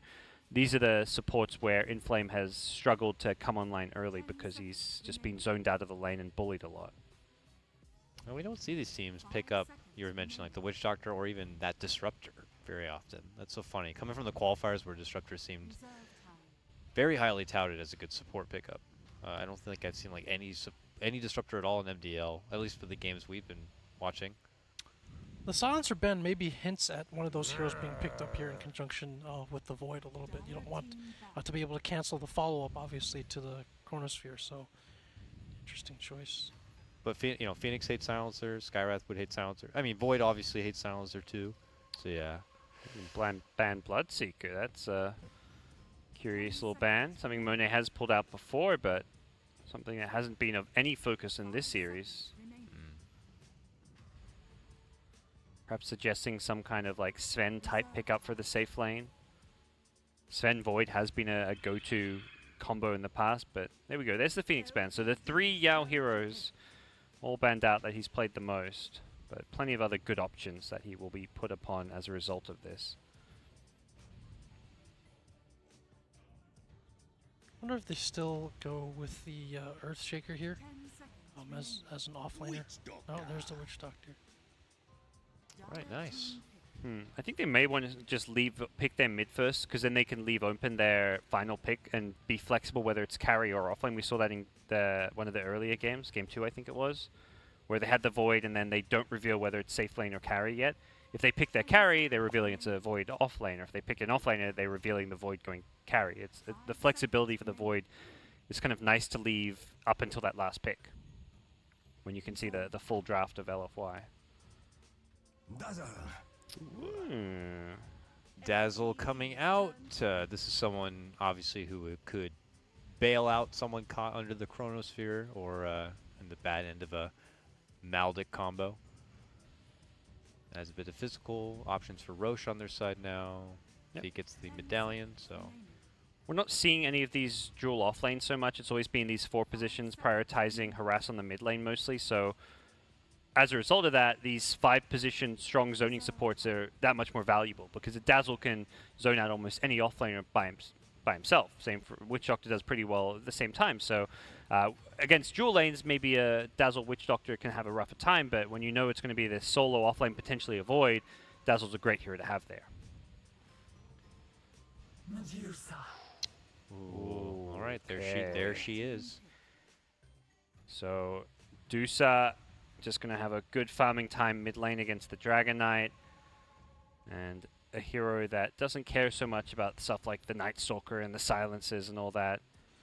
This is a really interesting pick. The last time we saw this Medusa picked up by LGD, I believe Ame went mostly, I think he went Orchid, Hex, just like mostly like mana items, and then he went the Aghanims for the Stone Form. And there's a tremendous amount of synergy there. Obviously with the Witch Doctor, physical damage bounces from his ultimate, obviously from the Faceless Void and Chronosphere. If he goes for that kind of build again, where it's like it's a super tanky Medusa, the damage and control that it offers is very rare for that position. Instead of building into more traditional, like having that kind of attack damage from Medusa, I think there's a tremendous amount of potential there. And this is also a hero that they pick looking at the supports of LFY. They're not really worried too much, except for the early lane phase, about this hero being ganked. Those supports don't offer a lot of offensive potential beyond the first few levels once she has the mana shield up. Same with the DK, because he's got the short range stun, but he doesn't really have a lot of consistent burst early on, not like a Lina or like a Queen of Pain, something like that. So it's going to be very difficult to kill the Medusa, and then the synergy that they have later on, if this is run either by Ame and he chooses to go for that build, it's going to be very potent for them. Yeah, I like that you mentioned last time it was Ame playing him, because I kind of mentioned that it was going to be a mid Medusa, but it's actually, could be a safe lane Medusa, could be mid. Their draft has plenty of options with both Medusa and Void, so their last pick could go for any of the 3 lanes at this point, and we'll have to find out what that might be. Yeah, first we I wager go for LFY's off lane pickup so you can kind of hold on to maybe that mid lane. But Yeah, what do they want to get? And this is like a hero they're worried about getting banned out. They might pick it now, like for their carry, but yeah, they get the bat. Initiation, positioning here. Also something they may be looking to contest the lanes a bit more now. You see this Medusa Void, you're thinking they're going a bit greedy, a bit more farm intensive. Let's try and go at them earlier on. Their last pick for LFY, they've got a building hitter in the Dragon Knight, but I think I'd like to see them get a second one, like a Terror Blade could be really good. Manta Diffusal, burn through that Medusa's mana pool. You can kind of Mystic Snake and Stone Gaze down the illusions, but it still feels like the kind of hero you want to have against this lineup of LGD, where you just want to 5-man push towers and have a hero that can sit back and push out and dish out damage when someone gets lassoed or stunned by the Dragon Knight. Also, the Slack is something that Monet's played a lot, which could be very good against the tanky Medusa. Wonder if that's yeah, a I could see consideration. Slark or even possibly an Anti-Mage being banned out here. Yeah, the AM versus Medusa, yeah, kind of a classic. But something, yeah, they can kind of get away with right now. Not, I mean, the Void has a Chronosphere, but there's not like really the damage to kill him. Okay, they're gonna ban the TB. I think that would have been like the dream hero to have for them. Not sure what. Yeah, the Slark, the AM. No other really good like ranged DPS carries to hit buildings with at this point. Luna's a bit closer range, and I don't really favor the Luna so much against the Medusa. yeah, and how much do you want to value that someone who can be a diffusal candidate, I guess, and can just help go toe-to-toe with the Medusa? I mean, they did troll who got diffusal earlier. Oh, or matching that kind of late game farm. Greed. Yeah, that's seems to be the philosophy with this Morphling pick. I mean, you could go a Manta Diffusal type build on him, but this is more likely going to be a more standard Morphling build and play. I mean, I guess late game you ideally at some point get a Manta and all that. Oh, Drow, this is a great Drow pick. Suddenly this seemingly team fight late game LGD draft is actually not so much a late game draft. They can actually go early game. They can push towers. Medusa can fight with, like, if you go like an early game like Dragonlance, Blade Mail build, you can push towers very early. Medusa isn't just a late game carry. With the Drow aura, she actually comes online very early. That even the Yao Witch Doctor's zoning support is going to be super annoying with the benefit of that aura too. Lots of extra damage. well, On top of the Maldix that could be happening early game. Oh boy. So LFY are just going to try to, what would you think, Jack? Put up their defensive barriers and try to withstand the potential early power peak, if you will, of LGD, and hope that they could take this into the later game with their Morphling. We've been seeing them run a lot of aggro try, but I think the last 2 or 3 games they've done that, and I'm not sure if they'll do that again this game, but that could present problems for the Drow. But they don't have the best matchups in the other lanes either. Like, I think Medusa is not really worried about laning up against DK, and I think it'd be a farming trade if they end up with that safe lane if it's Morphling against Void, or it could even get a bit difficult for the Morphling. So I'm not sure how the other lane option is going to look this game. I feel like for the 4th game in a row, we're seeing LGD just outdraft LFY. Game 3 maybe less of an outdraft, but it still felt like definitely an outdraft that LFY managed to outplay them. They're going to need to do so again because this Drow Medusa does not really have a good response in LFY's draft. The damage output, like Dragon Knight, Morphling takes a ton of items before he has damage output. I don't know how they're going to actually be able to kill the Medusa. They haven't got good heroes to really jump the Drow Ranger with. So there is, to me, serious concerns for LFY this game, unless they can maybe run over the lanes. I think the laning stage is where LFY have to really come out guns blazing. Yeah, Morph generally, even when the items first come online, is really good for his burst damage initially, and you don't really burst down a Medusa for the most part. So it's, yeah, like you said, it's going to be difficult handling that Medusa. And then she doesn't have to build. She can totally go for the Ame build and just itemize a bit more. You have a higher mana pool. You're very difficult to kill. And then again, if you get the Aghanims with the Mystic Stake, it combos very well with the Drow as well, who hits very hard and in the Stone form. So a lot of options here. I feel like there's a lot less pressure on LGD this game, and I feel like LFY really has to get things done and have like an explosive laning phase. Otherwise, they gonna have a lot of trouble going forward. We'll see Bounty Runes being claimed. No one going aggressive on either side. the early game plays. We'll see a fairly passive laning stage out of the cores. I mean, that's the thing with LGD. As much as it feels like their draft is good, they don't have the most aggressive lanes or kills really available to them. Victoria on the Kunkka is going to be moving around, but not like you can set up kills from Medusa. Perhaps the Drow Witch Doctor, there's some kill potential, but it is somewhat limited. A bit more present maybe for LFY side. The Night Stalker teaming up with the Bat. This is the lane where they are saying, okay, this Drow is a big problem. Afu's picked up a poor man's shield. He wants to mess with this Drow as early on as possible. Let's see how much messing around they can do here. Afu quickly turning his reputation into being a real Dota bully. And here again, the Night Stalker looking to do a bit of the same already here. He's going to have to put his attention that way, while Inflame, Big Boss Man, will be able to get that kind of head start he would like to have in the lane. You know, Inflame was under a lot of pressure yesterday and was handing over a lot of kills in his laning phase, but I gotta say he's been behaving okay today, for the most part. This is the right call. Send the Kunkka bottom. This is the trouble lane for LGD. Do a full-on tri lane. Even if you can't find kills here, just make sure the Bat Night Stalker aren't able to do too much damage. And Victoria is going to look for a torrent. A landed torrent could lead to a kill, but is going to miss the first one. The threat is there, though. Torrent's not too much mana at all, and with the clarity in hand, you can expect a lot more of those to continue to fly out. Yep. And Medusa 8-0, Super 6 now. You know, they're clawing it back together. Things might get a little bit easier for Super as the levels do kick in a bit. But even with Dragon's Blood and such, Mystic Snake, does that continue to always be a bit of a nuisance through the laning phase? Yeah, the fact you have your mana pool burn really hurts Dragon Knight, since he does rely on the Breathe Fire to often last hit against these ranged heroes, so it will be an annoying lane. We are seeing the Drow kind of struggle to get too much CS right now. And he just has 6 CS, less than the Bat Rider even. This is, even with the 3 heroes down here, just an issue. Looks like Medusa will be able to snag up the Arcane Rune for herself and take it back to the lane. How's our boy 11 doing up here at the moment? Eating a Poison Touch. Only been able to scrape 2 CS, but he is under a lot of threat. It's bottom lane where we see the first blood. Grab onto Inflame, and it doesn't stop there. Afu also going to be going down, I imagine, set up with that torrent that Victoria was shooting for. Yeah, you have the X initiation to go with it too, so don't have to land these blind torrents from Fog when you've got the X, waits for level 2, finds the kill, and a great start for LGD. Not to mention 11 escaping a gank at top lane with his Time Walk away, so everything looking overall decent for LGD in the lane stage. Even though Drow hasn't got a huge amount of CS right now, that can very quickly change with those kills being picked up.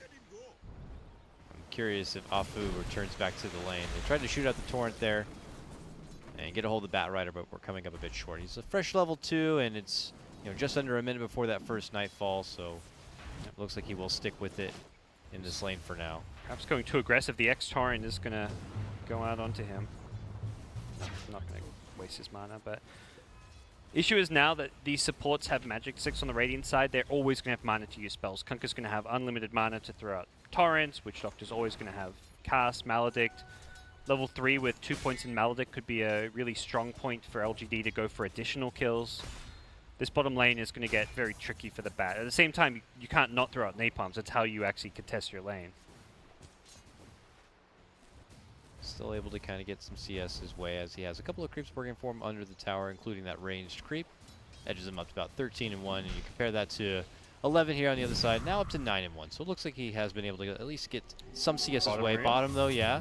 Victoria forced to dish out the X onto Super, who has that haste rune, but he is still getting chased down. Tries to do the self-torrent, but they will sidestep it, and he will be dropped. LFY will get their first kill on the board. Not bad. Fortunate to find the haste rune. Even without the haste rune, I think they likely get that kill. Kunkka just running into too many heroes trying to contest the runes in this early stages.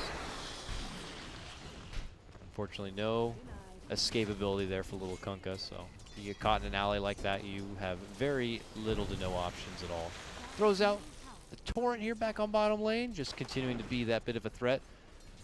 But Afu now, it's nighttime. It's actually almost a full minute into nighttime.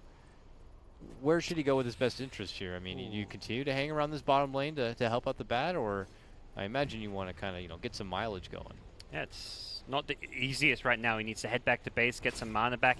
Because of the death and the lack of CS, he actually has just the brown boots. He doesn't have much to go with it, so he's kind of limited in options. Doesn't have that level 3 even, so no value point in the silence, or even a second point in void could be really good.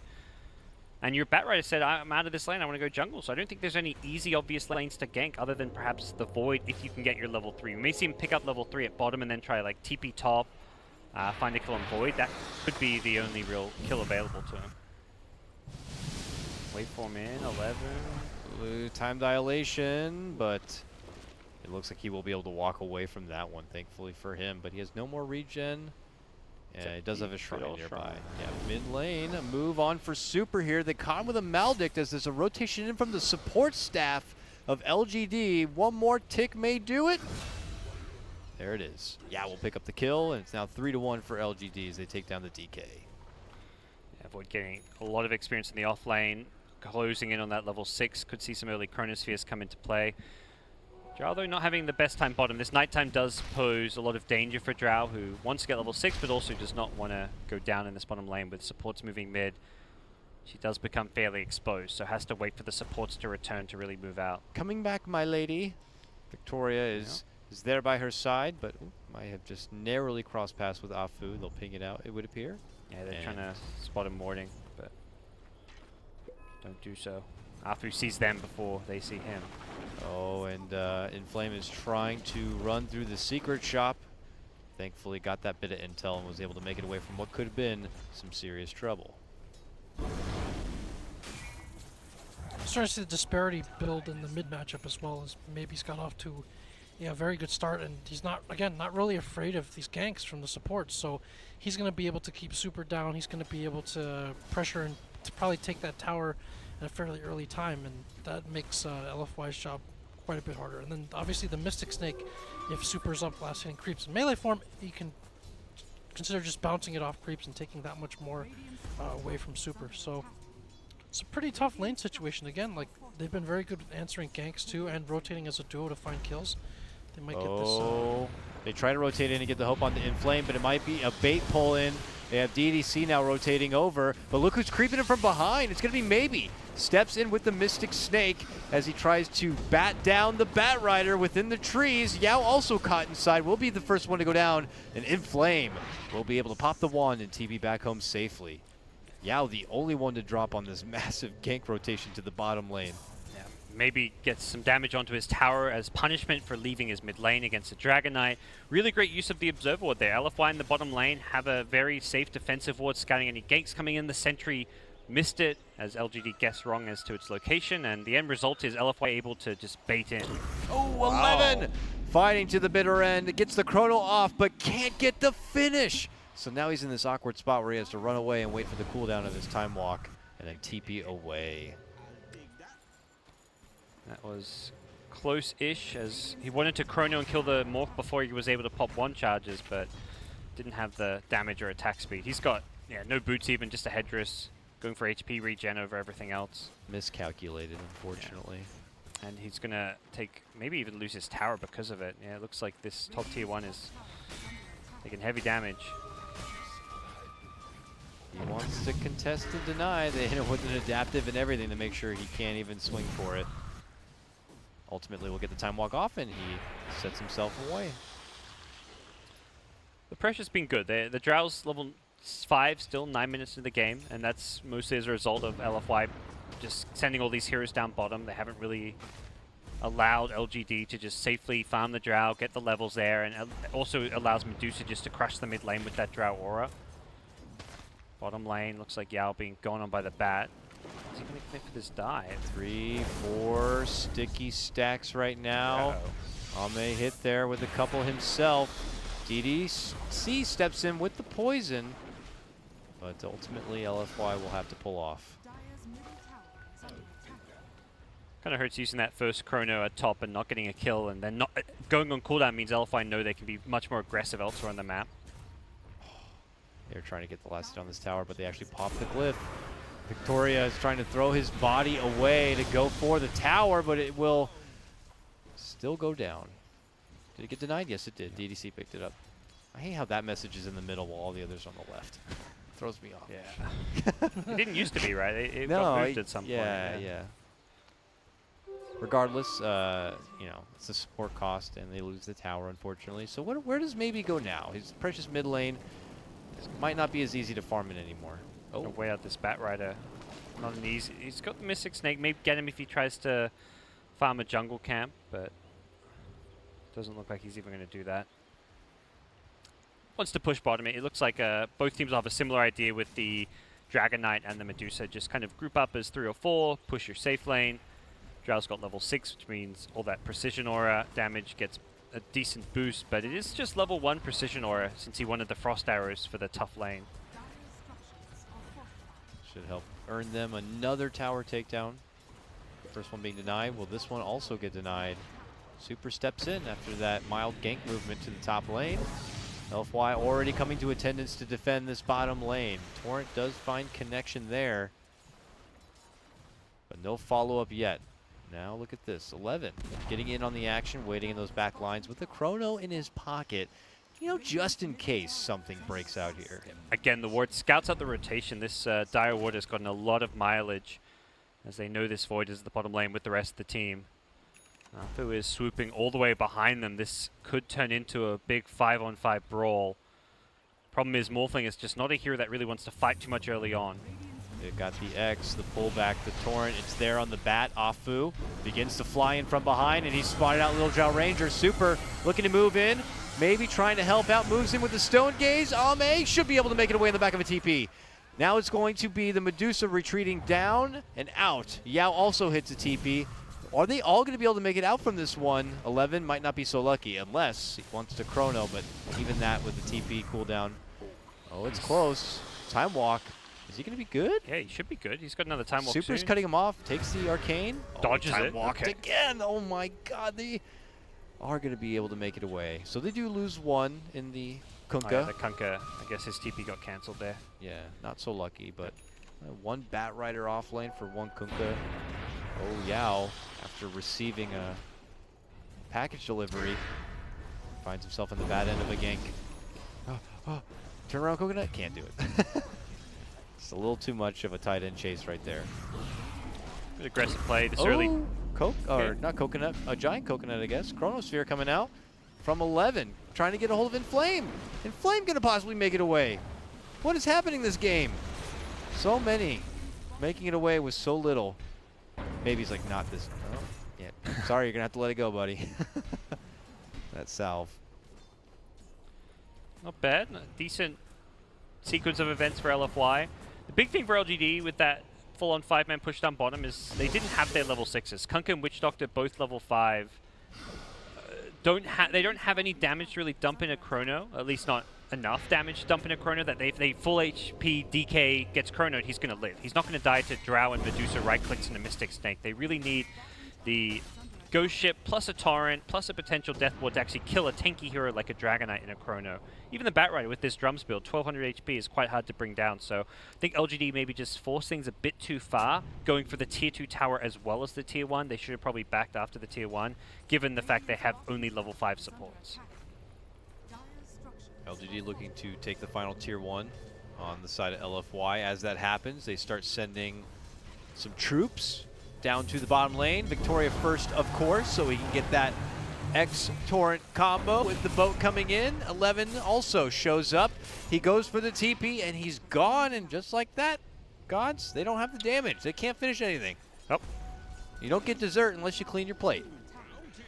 They're very close there. They probably needed like a Witch Doctor who doesn't have his ult yet right now at 14 minutes to add a little bit of extra oomph there. So LFY's done a good job just kind of cramping the space and kind of, you know, forcing these fights a little bit. LGD just always seem like a little bit short, but I don't think the pressure is not really on them. Jesus, Afu's Night Stalker is straight out of a horror movie, the way he shows up in some of these fights. He just creeps in through the trees and maybe is in critical condition, has to tag the shrine, and LGD try to attempt a little bit of a fight back, but you know, good attempt again from LFY. They continue to pressure, just like Jack was talking about.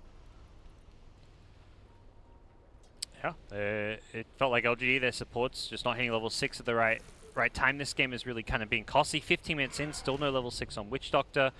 This treads, drums, DK build, I mean, it's kind of the go-to build with plus 10 strength at level 10 as well. He's got 1,700 hit points to chew through. Very tricky to do. Witch Doctor opting for the cask over the Maledict as well. Nice setup here. Leading in from the super Invis rune. He's able to get the Dragon Tail, which leads to the silence and leads to the pickoff. 6-4 now for LFY. Afu continues to go on the gank train. He's got a medallion now, all set up. We'll see how LGD look to fight back now. They're just about to hit most of their key levels. Yao's level 6 still not quite there, but with just like the Yashas coming online for the Medusa as well as the Drow, they get a lot of extra right-click damage out of this. And they will be ready to team fight with Chrono back online. It was on cooldown for that last attempted kill in the mid lane. LFY still kind of hanging around a bit on LGD turf, but now we'll take their leave. We'll see if LGD are indeed going to try to get moving forward on any sort of scramble here. Very confident. Maybe just strutting his stuff down this mid lane. God, that Mystic Snake really bites you. But okay, super. Here he comes. He's got a haste rune. Dragon Tail onto maybe, but he does not want to get locked down from a Chrono team fight here by LGD. Yep. 4-man unit moving together while the Drow kind of goes off alone, gets some farm, gets some levels. And it is LFY being forced to react for once. It feels like LFY being able to control the tempo for the most part. Pushing towers, pushing lanes, and LGD need to kind of take things a bit more into their own hands. But problem is, this DK has money for a blink if he wants to go for it. Maybe the item of choice. Doesn't actually get into the smoke with his team. Perhaps slightly out of range here, but he can actually just push out this mid lane. Oh, maybe running in, has to pop the Stone Gaze there. Otherwise, the Bat might have been able to get the lockdown with that lasso. Yeah, he doesn't have time to even check Bat's items. The second he sees that smoke pop on Bat, he's like, oh crap, he might blink lasso me. I just got an ulti. And yeah, Stone Gaze for a smoke gank, that's definitely worth the use. Stone Gaze actually has a fairly short cooldown as far as ultis go. What is the item? It's a blink onto super, so he did grab it. Yep, I dig it. You want to play fast-paced, Drow Medusa. You want to look for kills now before they get any more additional items. They're pretty weak just with these squishy Yashas, and Drow's always a hero you just want to jump on top of. Yeah, they've got some vision up, and they really need to make plays off that. It feels like otherwise the window's going to be closing. Drow's going for Sanjin Yash here. I feel like, you know, if they go for pikes, like once that's up, it's going to be even harder to kill them, and they can just reposition at will. And it's, I think it's already kind of an uphill battle for LFY, even though they have the gold advantage. In order to secure this game, they're going to need to do a heck of a lot more than that. Afu continues to run around and try to stalk some setups onto the Drow, but she will avoid the trouble there and make it safely into daytime for now. As she tries to finish on towards that SMY, just constantly bulking up the deeps as best as can. But now that it's daytime here, I'm curious to see if we're going to see some Chrono Death Ward action, man. I'm waiting. We're almost level 7 now on Yao. But I don't know how easy these setups are going to be. Yeah, LGD seem happy just to play the slow-paced game.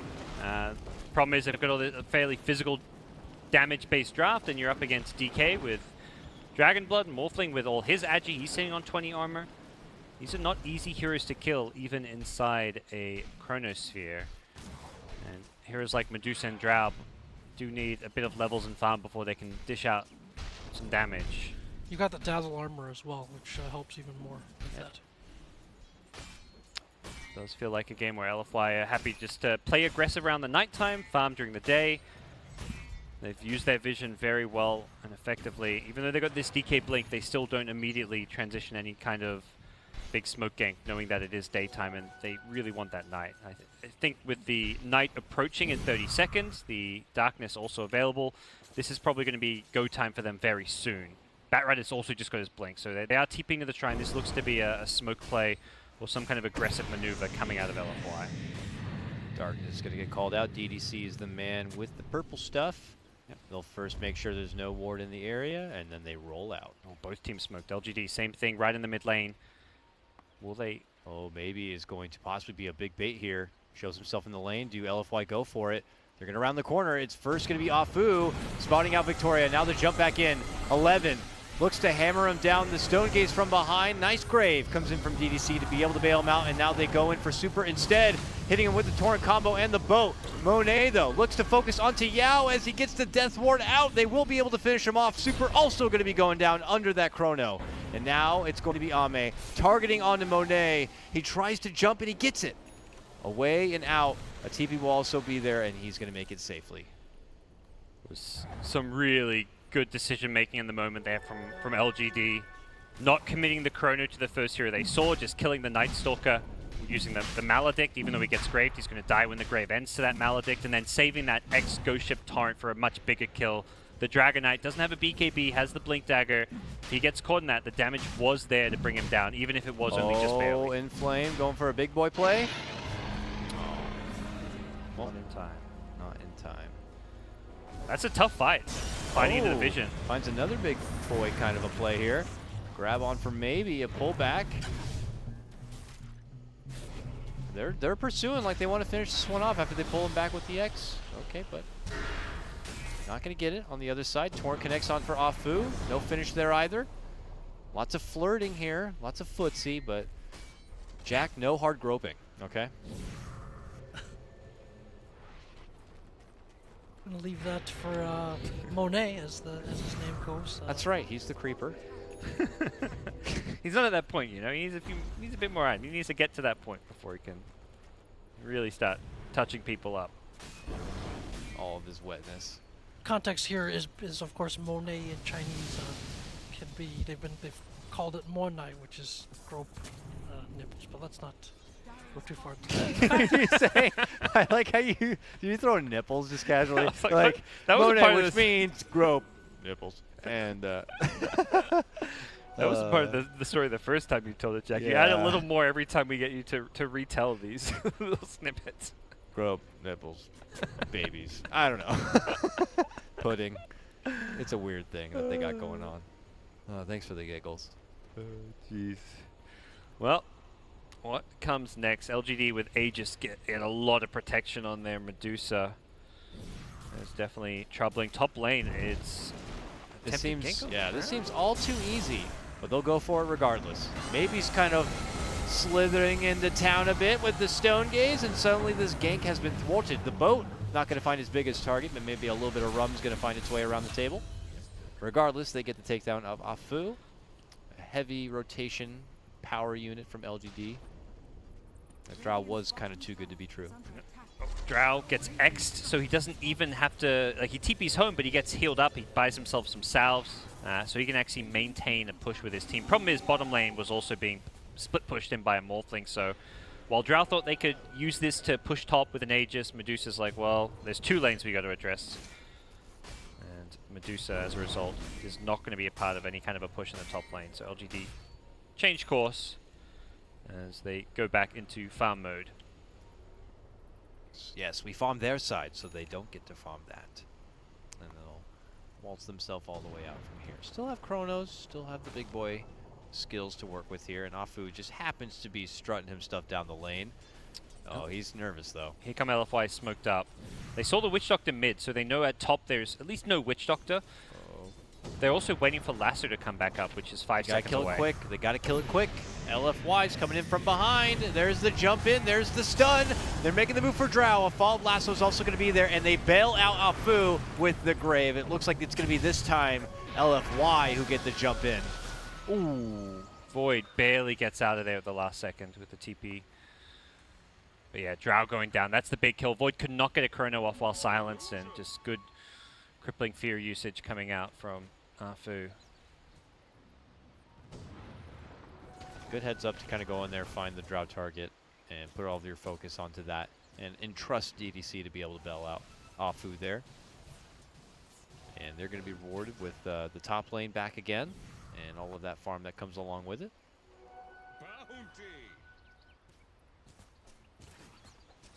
Super's going for that.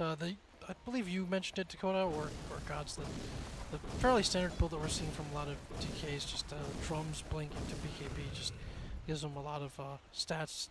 Front line, can siege buildings. Just pretty standard build here. So I'm not sure if they'll try to be more aggressive. But again, it feels like the clock is ticking. It feels like right now LGD with a drought, able to get the lanes out very quickly, able to start threatening towers, and then you have to be careful. If you want to 5-man into them, it's not the easiest thing. The positioning is a big issue, and it gets harder and harder as some of those heroes begin to fall off. Yep. Their damage output is no longer significant. Here they come, man. Suddenly just going into high ground right now. Maybe he's trying to flex the remaining bits of this Aegis if possible. Blue Flame almost jukes himself forward into that torrent. Back. Okay, grab, pull back, boat's there. They hit him with a Maldic. They're jumping from 11. Stone Gaze now committed for maybe. No hard commitment of the chrono yet. He does pop it now and gets the grab down with the ward onto Super. Super is going to have to back up a bit, and now a buyback is going to get forced from Inflame. Apu creeping in outside now. Inflame returns from the dead. Down. Trying to chase in. Aegis had been expired, so maybe he's going to be gone for good. They get the Yao commitment with the lasso, and they should be able to bring him down. Oh, they can't even get Victoria out. They will be able to finish him off with the help of the adaptive strike. 3 get dropped from LGD. Unfortunate timing is mentioned, and LFY will defend with the buyback that was necessary. They actually kind of like stopped hitting the Medusa for a couple seconds, it looked like, knowing that the Aegis was going to expire and that they could kill her a whole lot easier without the Aegis rather than try and kill her twice, which would have maybe been a bit problematic, as LGD could have tried to bring the fight back into them. Medusa will respawn for the high ground defense, but some damage has been dealt. The tier 2 goes down, some big kills picked up for LFY, a fantastic hold for them. LGD just kind of pushing their luck a bit too much, going for the high ground with such a small timing window on that Aegis.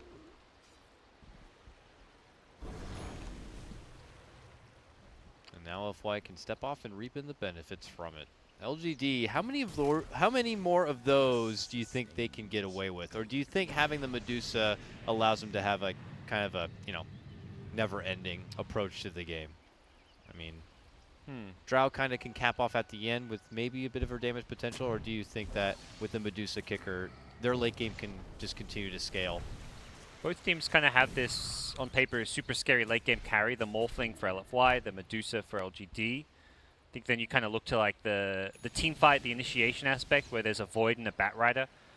Batrider has that single target pick-off. Void has single target pick-off, but also big team fight potential, so perhaps I'd give LGD the edge as this game goes late. And also 11 is itemizing, such that he's going to be more of a carry rather than just a chrono machine. So he can actually dish out damage himself, which to me is important because Medusa isn't going to be able to deal with the Morphling. I don't think either carry deals with the other very well. Medusa because she's so tanky, Morphling because he's mobile, so it's going to be more upon the Void, maybe even the Drow with the Gust to actually kill off the Morphling. So the Void's build is definitely kind of gearing up to go super late game and have an answer to Monet's hero.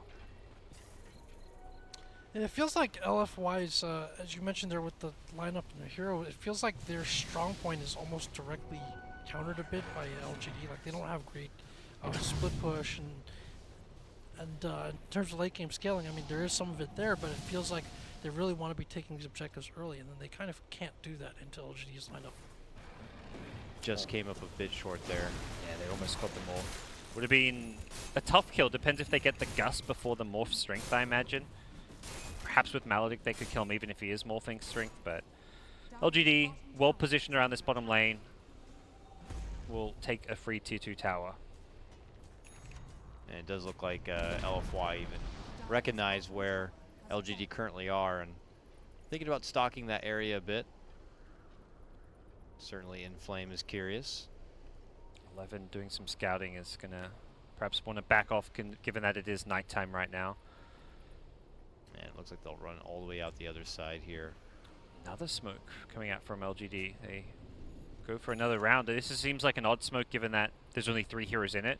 And the 2 initiators are not in the smoke. I don't know if that was the call, but they are worried about Roshan and headed that way. Radiant's middle tower is under attack. Yeah, already inside the pit's going to be LFY here. Are LGD going to be able to make it over for any sort of answer? They continue to ping around this ancient camp a bit. What are they doing? They think the LFY, they're trying to stay on the high ground for LFY to smoke into them. They just, I guess they don't realize Roche is going on because it's picked up uncontested. It's so hard to move out during night. You lose all your vision. Night Stalker even popped the darkness, so there's even less vision because those wards give such a small radius during the darkness, and that is the cause of uncertainty for LGD. They're going to have to just deal with it as it is for now, it would appear. They still have Medusa swinging it out in terms of net worth with the Morphling, just a couple of hundred away. Nothing too terrible there. Lincoln's Manta done.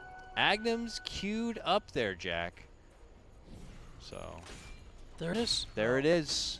Your Mystic Stoner Snake. Yeah. I actually haven't seen it personally. I'm super curious what it looks like, what it does, and if it even works well. Well, so if it's like a big team fight, let's say LFY wants to group together a death ball push, it stuns more per bounce. So potentially 2.5 second stun on the final bounce. Oh, I don't know about that chrono. He was looking for the Night Stalker. Yeah. He wanted the 2-man, but slightly missed. Probably should have So- just gone for Alpha alone. They group together for team fight. The Mystic Snake bounces and will stone form every enemy hero that it hits with increasing duration. And so it functions as basically a consistent source of disable. And the Medusa already going for this kind of like, it's very difficult to kill her, especially for a Morphling where a lot of your early damage is going to come from nukes. Oh! 11 on the other hand. Get wrecked, nerd! Not ready for that. Monet just blasted the hell out of him. Nice People don't catch play right against there. the Morph much these days. We kind of maybe forget just how Yeah. much burst damage he can dish out in no time at all. As that is going to be a cause for concern as this game moves on. All right, now it's going to be Super in Dragon form, happy to siege away onto the Tier 3. We look to LGD to see what their defensive response is going to be on this one. They continue to have Victoria, it looks like, pushing through that top lane here. While on the other side, Monet splitting things out a little bit, but looks like the sun has come out, and LFY are not about that Daywalker life. Yep. It's good they hold the darkness for when this does happen, so if a fight does suddenly break out, they can still use their vision advantage. And they've also set themselves up with good, aggressive dire wards while it's been nighttime and while they've had the map control advantage. Double halberds from Dire's side. You can't kill the Medusa? Well, who cares, because we're buying halberds, assuming Afu does commit to buying his as well. This is one of the items which I think Medusa really struggles against. We'll have the Lincoln Sphere kind of to block it every now and then, but there's going to be double halberds. There's a DK Dragon Tail stun, which is a 9-second cooldown. There's so many annoying things for Medusa to deal with. So the general game plan is very much just throw these halberds, stuns at Medusa, and then kill the heroes like the Void with the burst damage. The Drow Ranger is probably the actual key target because she's the one that not just dishes out damage, but gives the whole team a lot of damage. Here comes our smoke rotation and our possible halberd debut. An early weave comes out, and if they're to clash into a fight, they could be at a serious peak of power. Hey, there's the darkness, there's the move in. Super's able to get the catch, it's onto Maybe. The blast is also able to come out, the follow-up from Inflame as he's able to get the lasso grab onto the Kunkka. Maybe still holding on, but eventually will be brought down. There goes the Torrent cut, but man, LGD are on the run back. Nice It's a chrono. good chrono from 11 to defensively fend them off. Will it be good enough? Super gonna get hit and connected with the Torrent, but not any significant damage really coming out. Maybe back in the action right now. There's gonna be the Stone Gaze. Can he cut him off from the front here? They're gonna end up losing 11, it would look like. Super, he is just soaking up all the damage. They're even gonna hit him with a Force Staff. The X should bring him back in, but there is no additional damage there, and even Maybe forced back and to tag the Shrine. Nice grave save comes in from Afu, but Afu actually ends up going down. Good grave temporarily from DDC. A retreat though from LFY. This seems to be the end of their offensive push. Great fight. Good initiation. They get Maybe. They break his Lincolns nice and fast to bring him down. And then it's all over from there. The Chrono Sphere from the Void, as beautiful as it is to see that 4-man Chrono with all those heroes right around the edge of it, had 0 damage being put into it and really just cut their losses. But Medusa's buying back. Realistically, you want to try and use that Chrono with the buyback to get some kills. So LGD only get the Night Stalker at the end of the day, and it is a big, big win for LFY.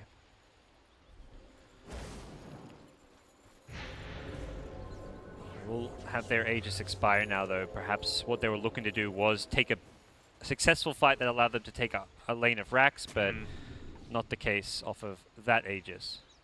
Ame top, almost solo killed, may still be solo killed. Oh, yes he will. Good grab there from Monet. And that might kind of dictate as far as where this game is going. Morph able to kind of get the grab onto the Drow alone means that Drow's side pushing options are not going to be as easy to do. Oh, in bottom lane, it's not going any better here for LGD. Grab and finish assassination of L11. It's a bit of a slideshow, but I saw it in there somewhere. Nice. Again, like LFY's play, I just think their execution has been pretty on point. It's generally better than LGD's, I'd say, this series. Like, managing ganks on opposite sides of the map there, punishing LGD for being kind of out of position and not ready to fight. The initiation has been really good from them, forcing that maybe buyback. Like, they've kind of met the objectives they need to take on this lineup and play this game, and it's been great to watch. Well, to the high ground they go. Drow is back online, but Tier 3 tower taking decent damage already. Bam, it's gone just like that. They get the X pull back onto Super, but if it's anything like the last push attempt here, there's not really any decent damage coming out from LGD to punish him for it, but Monet takes a good set of shots. The Chrono's going to be there. They begin to unload, but it's not doing anything, man. This Morphling is just holding on strong. He'll get his own Ghost out, and then just slowly walk out from trouble. Then they settle for Super instead, and even he is just eating all the damage between 4 different units. Finally will end up going down. They'll truck on, trying to get a hold of Afu. Afu tries to fly up to the balcony, goes for the TP, but they are going to be able to get the finish. Much better fight and hold from LGD. Do lose their Tier 3 tower, but just getting the necessary chrono and initiations off, bringing the morph back in, and that kind of forces LFY's hand to go in there and help him out because he had already used the waveform despite being X'd. That waveform escape gets pulled back in, and suddenly it's LGD pushing out the lanes once again. Much of a commitment are they looking to do down this mid lane here? There's no buybacks. It could do some serious damage here. Perhaps taking a tower could open up some shrines. 30 seconds, no Super. There goes the weave. 11 trying to maybe get close for the dilation there. Does find connection onto Inflame to try to slow down the sticky spread. But I think that might conclude all the offense that LGD can go for. So LFY begin to chase, but have they been baited in? Inflame has. That Drow's just like, you really just gonna run in? Let me right click you? He used the Shadow Blade very well there. The bat does not see him. Kind of turning around to fight once more and gets overly aggressive. Jumping from Super. This forces a quick buyback from Inflame coming to that shrine, and they're going to take out the Faceless Void, and Roche is up, so they go in, knowing that the Chrono's not going to be there. Yeah, good buyback, knowing Roche is going to be up and wanting to secure the fight. Void's item build, as much as I think it's good that he's going for this more late gamer and carry build, it's slowed down. He hasn't picked up any items since the Shadow Blade, and more important than that is he has nothing to get out of Silence. I feel like that's the 3rd or 4th time he's either died or just couldn't get off a good chrono usage or a time walk because of the Silence, and not having a Manta, BKB, some tool to get out has really been costly for 11's Void. Either need to prioritize it over the Shadow Blade, or you just need to spend more time farming to get to it.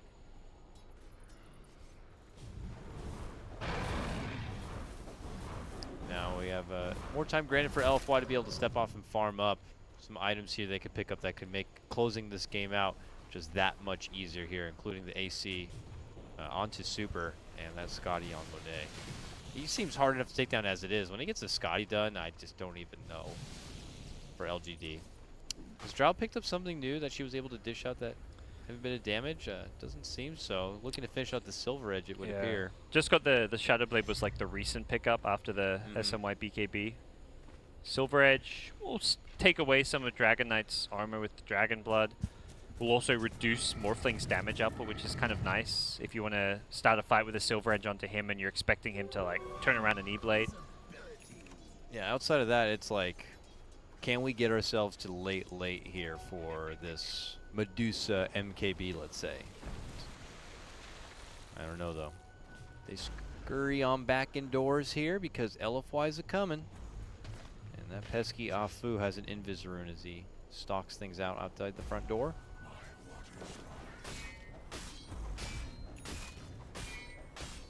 Yeah, but LFY know how they can play this game. They're winning. They have control of the map. They're farming most of the map. And no, LGD can't do that. And might just end up starving them out a little bit here. They have time to work with because that Aegis is pretty damn fresh. Okay, here comes a rollout from LGD though. Taking it to LFY, maybe trying to catch them on the back end of the Shrine takedown when they might be a bit laxed. Monet is the closest target right now, but you have to work through that Linken's and a Dazzle nearby. Yeah, it's trying to take advantage of the daytime, but unable to find any heroes that are easy kills. A DK or a Night Stalker, I mean, they're not easy kills, but if you get a Chrono on them, you may be able to dish out enough damage before they, like BKB on Dragon Knight. The Night Stalker is a great kill to get as well, especially if you can kill him before he pops his Darkness, but LGD will be unsuccessful. They quickly realize they fall back, want to play the lane equilibrium game and see where things go from there. They probably realize they may be forced into a high ground defense scenario at some point in the next couple minutes with Aegis Cheese over on the LFY side. Yeah, man, such a good set of tools they have too to be able to make that siege possible with the assistance of the Bat Rider and the vision that comes with the next nighttime or even darkness or whatever. LFY, I don't want to say have this one in the bag, but as long as they can coast this one forward and go through those kind of check boxes, it's just going to be super, super tough for LGD to be able to pull back from. Just controlling the map better. The vision game has prevented the Drow from being able to farm. We see a serious drop-off in her net worth compared to the dire carries. Even Medusa has felt scared, and we're seeing a lot of kind of timid play from Maybe, not really willing to push out lanes or go for farm on the map because the pick-up potential for Bat, Night Stalker, Dragon Knight, even the Morphling with his Ethereal Blade is a serious worry for a Medusa. Linken's will block one spell, but it won't block anything beyond that. And from here, we'll see where LGD go, and I think the answer is more or less nowhere outside of their base. The high ground is where they will be at their strongest, at least while LFY have an Aegis. Yep. Lock the doors, barricade the windows, do what you can, LGD, to try to survive. But here comes trouble. LFY beginning to roll in as the darkness is out. This is Team LGD, like OD come high ground, as they're known. Obviously, that way back in the day, most teams don't play like that now, but it is going to be a bit of a short cracking this high ground, and we'll see if they can defend it. You pop my Linken's, I'll pop yours. And Monet says, I'm just going to go for your Rax, thanks. Hits that one right away. Now the Medusa caught with Nice the lasso, but there's going to be the pullback. Manta going to be popped, and Medusa commits him with the Stone Gaze. While on the other side, some good damage onto that tier 3. Not enough to get the takedown, but yeah, LFY swoop in, get what they need, go right back out. Toria, maybe not keeping them in the game, but preventing Maybe from having to use buyback there, because if that X doesn't come out, he is almost certainly dead and forced to buy back. I don't know what LGD can really do with this window of time before LFY can kind of do what we saw already as far as just being able to take over the map and make another push down forward. 11 spotted by a Sentry Ward, Shadowblading around. The Aegis has expired. It is about to be nighttime though, and that is perhaps some solace for LFY, who will no longer get to play with the Aegis. They've also got a gem up on Bat, so they're dewarding most of the map. Radiant Vision is being heavily restricted right now. It's definitely a point in the game where it doesn't really matter what your late game heroes in teamfight look like if you're in LGD shoes. If you can't see anything on the map, you're always playing scared. You're not able to progress and get any additional farm. Your opponents, meanwhile, can pick and choose their fights and make sure they guarantee a good initiation, or they can just out-farm you through sheer map vision, which is, we've seen LFY do a combination of the two. Just control the map better and farm up the Morphling and the DK, and also just pick and choose fights with the vision plus Bat Rider initiation. And here they come. All the way through and down this mid lane here. LGD. Going to be a bit in the dark on this one, as the smoke is also there. Where is the jump going to be coming from? Is it going to be on Medusa once again? And can Victoria get the X in the save? Yes. Quick break of the lasso is good. They survive round 1. I think LFY may need to come up with a new game plan for breaking the high ground other than this. Break Lincoln's Lasso Medusa strat. It's they're not getting punished for it. Not really can they easily, but at the same time they're not really coming close to killing Medusa. Medusa just walks outside. Super's happy to oblige with a jump in Dragon Tail, and that will prompt the boat. Now they traded out a bit. That was a Stone Gaze? No, that was just a Mystic Snake. Okay, I see it now. There's a Ghost Ship committed, but that's a fairly low cooldown. Will be at least one creep wave without it. Ping's going down to the side lanes. 1 second, lasso. Why don't we try it again?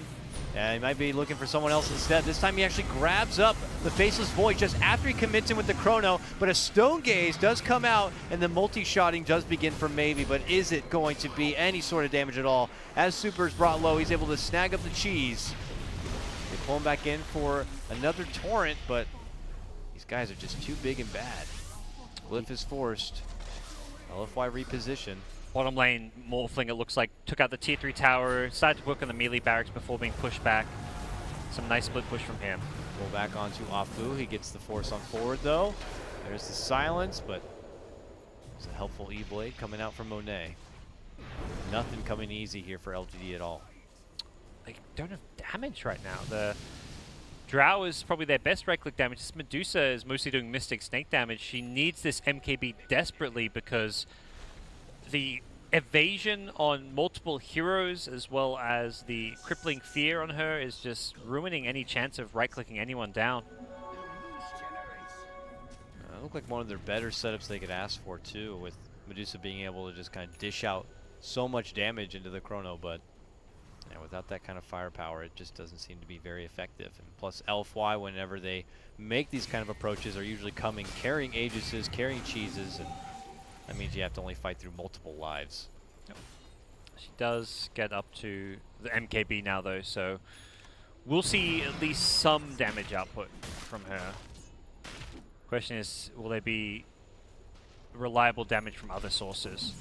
The Void is still just so poor. 11 was in such a promising position like 20 minutes ago. I feel like he had Vlad's Shadow Blade 20 minutes ago, and that was when it looked like he was really going to be able to scale well into the late game, deal with the Morphling, but a few deaths from that Ethereal Blade and just some unsuccessful team fights, he's been set back. Inflame crosses paths with Maybe, pops his Lincoln, hits him with the lasso. Victoria tries to move in, and they force LFY to scamper off. But Inflame is, you know, still hanging around, still curious. How are we looking? Level 25s, Morphling gets his extra waveform range. DK not quite there for his. MKB is up on Maybe, so kind of feeling the pressure to add some more damage himself. The scaling hasn't gone as planned with the complete loss of map control for the Drow, and as you mentioned, for the Faceless Void. Well, waiting for the next Roshan is LFY. Perhaps feeling that may be the one. Feels like LFY have been like all in on this, like kind of grouped up down the mid lane. It wasn't until like just recently where we saw the Morphling do some split push bottom, but it seems to me if they really want to, Morphling can actually just split push this game to victory. Like send 3-4 heroes mid, Morphling goes top, gets a Rax or goes bottom. But before we get to that point, Aegis is the target for both teams. Running in for DDC, they commit in the Chrono, but a nice E-Blade onto 11 prevents him from doing any sort of right click. Maybe now with a Stone Gaze, actually gets a good catch on the Super, but the Grave is going to be there. They'll try to get the finish on the back end of it, and they will get that. Afu also in a bit of trouble, but here comes the rest of the gang, including Monet, the big bad boss man. Has already taken down 2, and will be able to get a hold of Maybe on top of it, making it a triple kill. Ame, BKBTP, and looks like he's back home. Almost certainly going to force out a Medusa buyback following this, and this could be it for LGD. They're limited on heroes to defend their base at this point. Bump back, and Victoria, though he's able to get the Lotus Orb off and remove the slow, making him sweat for it a bit, but ultimately we'll get the takedown. And there it is, the buyback coming out from Maybe, and what could be possibly the beginning of the end for him. And LFY starting their run back, leading into this series 0-2, winning 2 games, and now we're going to be going into a Game 5 grand final, possibly. Very likely, it looks like, with 2 sets of Raxes going down, LFY are making their way to the Megas. Yep. Small thing is mobility, and the way they've dealt with this Medusa has been impressive. Grab for her.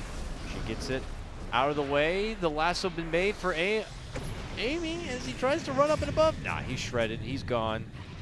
80 seconds. No buyback there. Looks like they have done an LFY to secure themselves into a Game 5. Playing it just as safe as ever, though. Fall back for Roshan, I guess. Drow is dead. They don't know the Drow has no buyback, which is perhaps why they're inclined to go for Roshan. Rather than put yourself in a push that you could get Chrono, Drow buys back, die, then your opponents get Roshan. They're gonna... Here we go. I like this. LGD just say, let's go. Never mind. No, they're trapped. Uh-oh. Okay, well, at least we may end the game sooner. Maybe he just says, I'm going to hit the R button and pray for the best, boys. Stone Gaze is out. He tries to right-click a little bit of something here and there. There goes the Chrono. Some of his team's in it, some of them are not. Not a bad Chrono. Multi-shots are coming out. It's okay, but then eventually they hog tie up the old lady. And they put it down. Good game. We're going to a Game 5 grand final. LFY pulling it back. What an impressive 2 games that they've played. I think they've just shown themselves to be more consistent generally, like throughout this whole tournament the last few weeks, and they're really showing it here. Like the way they handled LGD yesterday and the way they've come back in these last 2 games. They've just played so well. Like their game plan execution, it's always there for them, and what an impressive showing once again for LFY. Yeah, they continue to get out-drafted, I would say. Most of us would say, but... I think games 1 through 3, to me, clear out draft. This one, like, I felt out-drafted towards the start, less maybe towards the end of the game, convinced because of what happened, like how they were actually able to pressure the Drow's lane. This game maybe wasn't as much of an out-draft, but definitely the first 3 games it felt like LGD on draft. I don't think we're expecting the Drow to have like a great time and just be able to do whatever she wanted. But in terms of, for example, the Faceless Void, we expected him to get a good amount and be more of a presence. But he seemed pretty invisible for that mid game, not because of the Shadow Blade either. Yeah. He really struggled this game to find good initiation. I mean, it kind of capped off at the end. He got a Dazzle, which is maybe a good hero to actually Chrono in those late games to start Graves, but he did 0 damage to that Dazzle. So it was a rough game for him to play once these heroes got farmed, because both Morphling, DK, very tanky, very hard to kill. Monet plays a perfect game, 14-0 and 5. It was great to see the old slippery Waterman make its return. You know, I don't know. I mean, is it in meta? We'll have to see. If it maybe comes out Game 5 and gets scores of another win, maybe some people are watching and going, Morphling again, huh? Find the right game, the right draft. You know your opponents have a slower pace farming hero like Medusa. It could have been a fast-paced game if Drow has a good time. I think that's the key thing. They realize if this Drow actually gets all her item timings really early on, they're going to push a lot of early towers, and Morphling is useless. Like that's a game where you do not want to have Morphling. A Drow, 15, 20-minute push game, your Morphling is a horrible pick, but because Drow gets pressured as much as she did, the pick really works fantastic. And there was a point where it looked kind of dangerous for them, because I recall that the basically LGD were pushing was a high ground into tier 3 at some point, and like they had all the heroes there, and so that started to look like the kind of nightmare scenario that you were talking about for LFY, but ultimately they managed to stick to it, really just seize map control and play very well with that map control for like the next 20 or 30 minutes of the game. Damn, look at my boy DDC. 0 kills, 0 deaths, but 17 assists. That's the dream for a defensive support 5. Yeah, you're just and for the one position to not die as well, right? So yeah.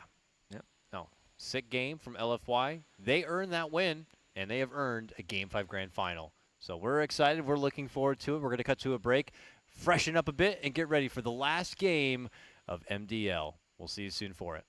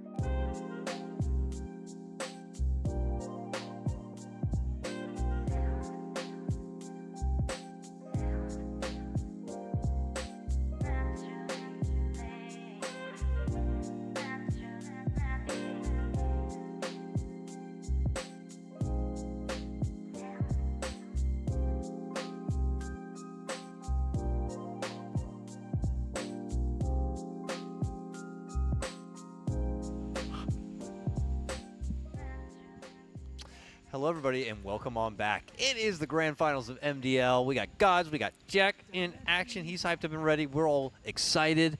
It's game 4. The hypest thing, game 4. It's game 5.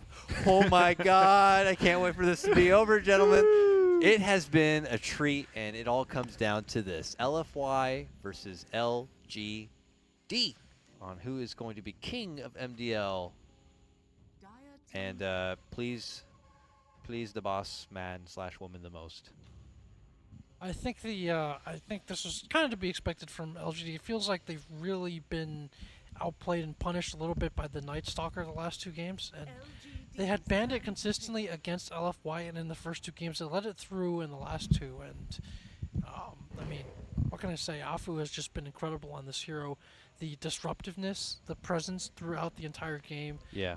Just everywhere at the right time. Just like all these little in-between plays where he's able to provide vision, get away, like absorb just the right amount of spells, or die productively. It seems every time. It's just been a huge thorn in their side, and so they get rid of that this time. And then LGD, Forever Young, of course, going for that immediate Earth Spirit pickup. So that first Afu hero coming out early, and never afraid to pick that. LGD respond with Kunkka that they've used very consistently just about all the time. Oh, straight up into a dirty little silencer. Yeah, you have that flexibility, I guess. Do you have that flexibility? Silencer, Kunkka as a support duo, I guess that could be something.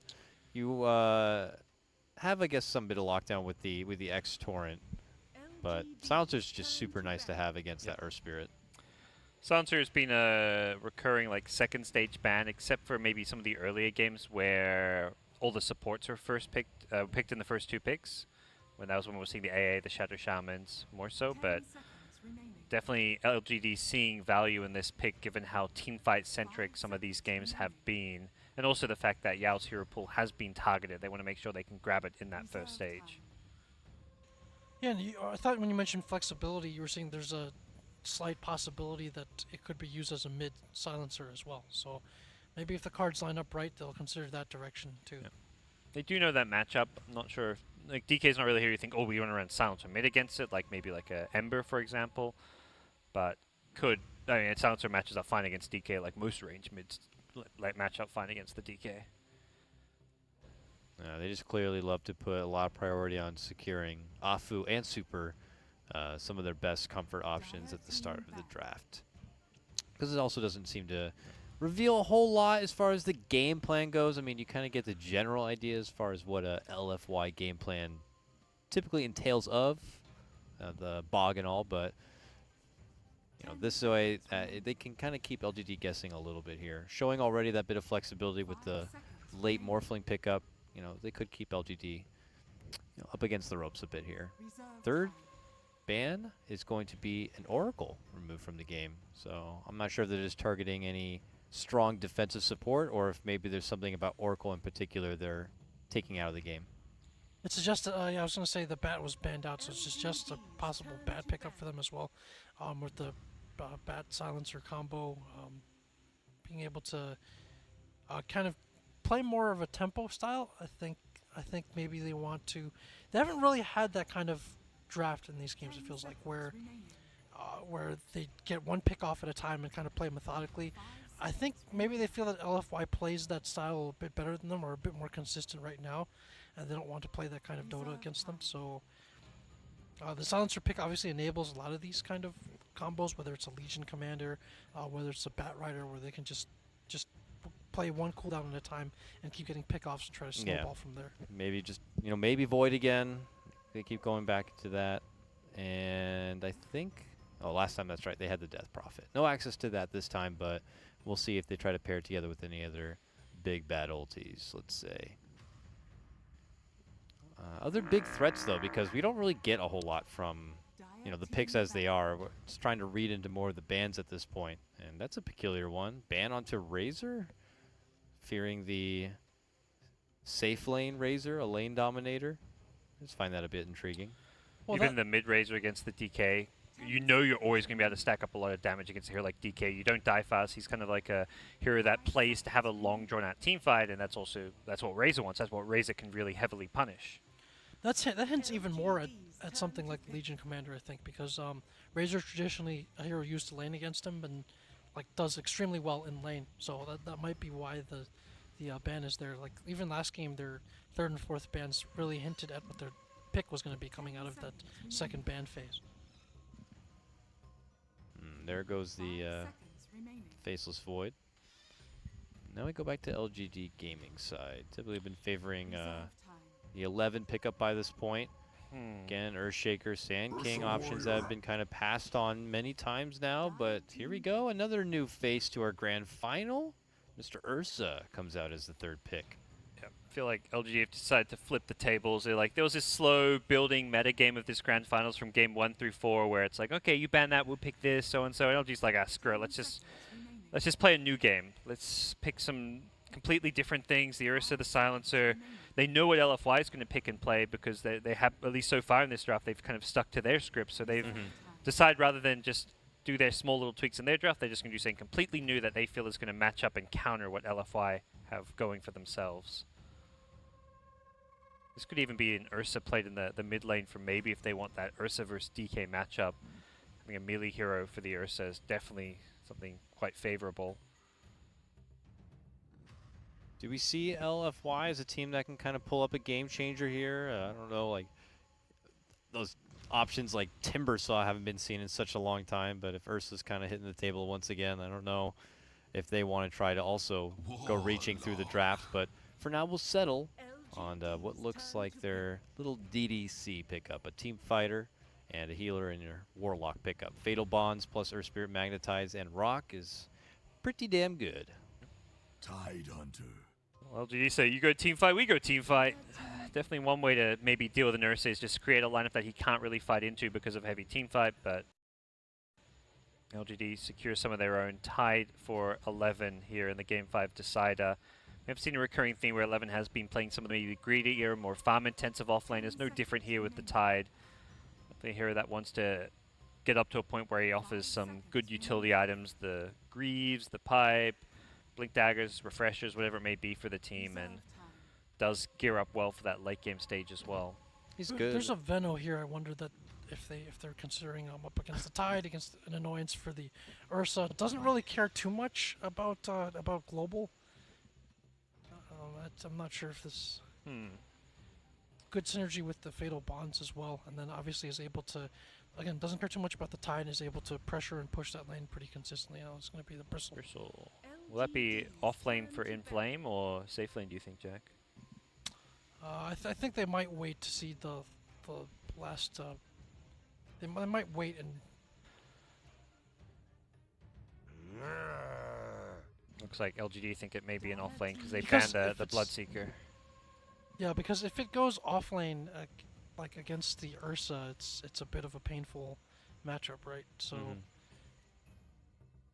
guess the question is still where the Ursa is going. And the nice thing for LGD is they get the final pick of the draft. So they can decide based on what LGD Forever Young pick, whether they want to run the Ursa mid against the TK or just put him safe lane and grab a different mid laner that they may feel suits the draft better.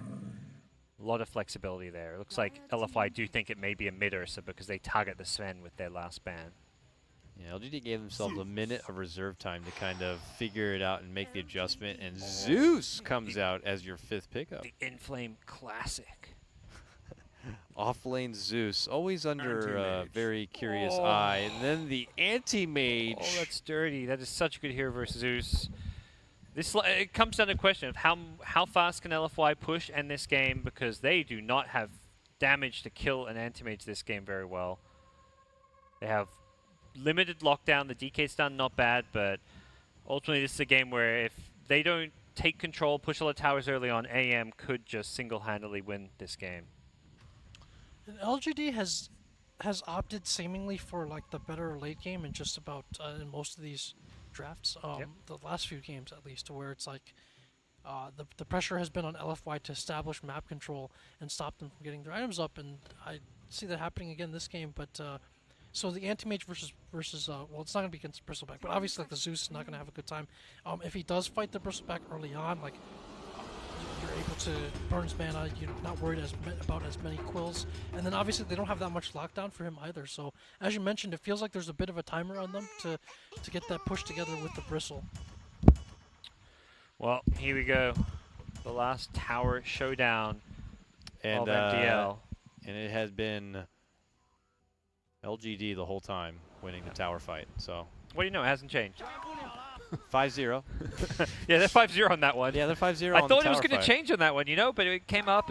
It was still LGD favored. Yeah. Oh, who would have guessed? Brutal, savage, wrecked. All right, you guys done? Okay, let's get into it now, ladies and gentlemen. Welcome. Okay, maybe. No, hold on. One more chat, we'll warm up. Here we go. This one takes the cake. Final game of your grand final, MDL here. Getting into action, I'm super curious how the laning setup will end up being here. You have your Earth Spirit, who will try to look around for those kind of early game setups as we've seen Afu do. But as you step away from the safe lane, you might give easier time for 11 on that matchup. And also, you know, you got to consider the AM and his matchup on the bottom lane. I don't know. It seems like it's going to be a difficult head start for LFY. Yep. Bottom lane's going to be similar to last game. You want to tri lane just to deal with this pesky Zeus, and also you've picked a hard carry. Ame, he's going to want to free farm. He wants that support from Kunkka as well. Silencer, while he's good at zoning, doesn't have reliable disable or anything. He doesn't really have kill potential. Like a Silencer AM lane sounds very weak. No stun, no real good slow, no real kill potential. But with Kunkka, it definitely exists. So I think we'll see Kunkka block the mid lane, then head bottom. Also protects him from the Earth Spirit, who is likely to be helping out and trying to contest AM's farm. What's interesting also is, after seeing that Earth Spirit pick, I feel like LGD's core picks this game have kind of minimalized the impact of the Earth Spirit. It just feels like these are 3 cores that are very difficult for him to roam on and secure kills with. So that's an interesting, like, different direction they've taken in this draft. That's where you get to see a real Earth Spirit specialist, finding openings where it feels like there's not going to be too much action in the early game. What's he doing here? Maybe dragging, not the first creep wave, but aiming for the second creep wave to drag off. Uh-oh. He's been found. I've been spotted.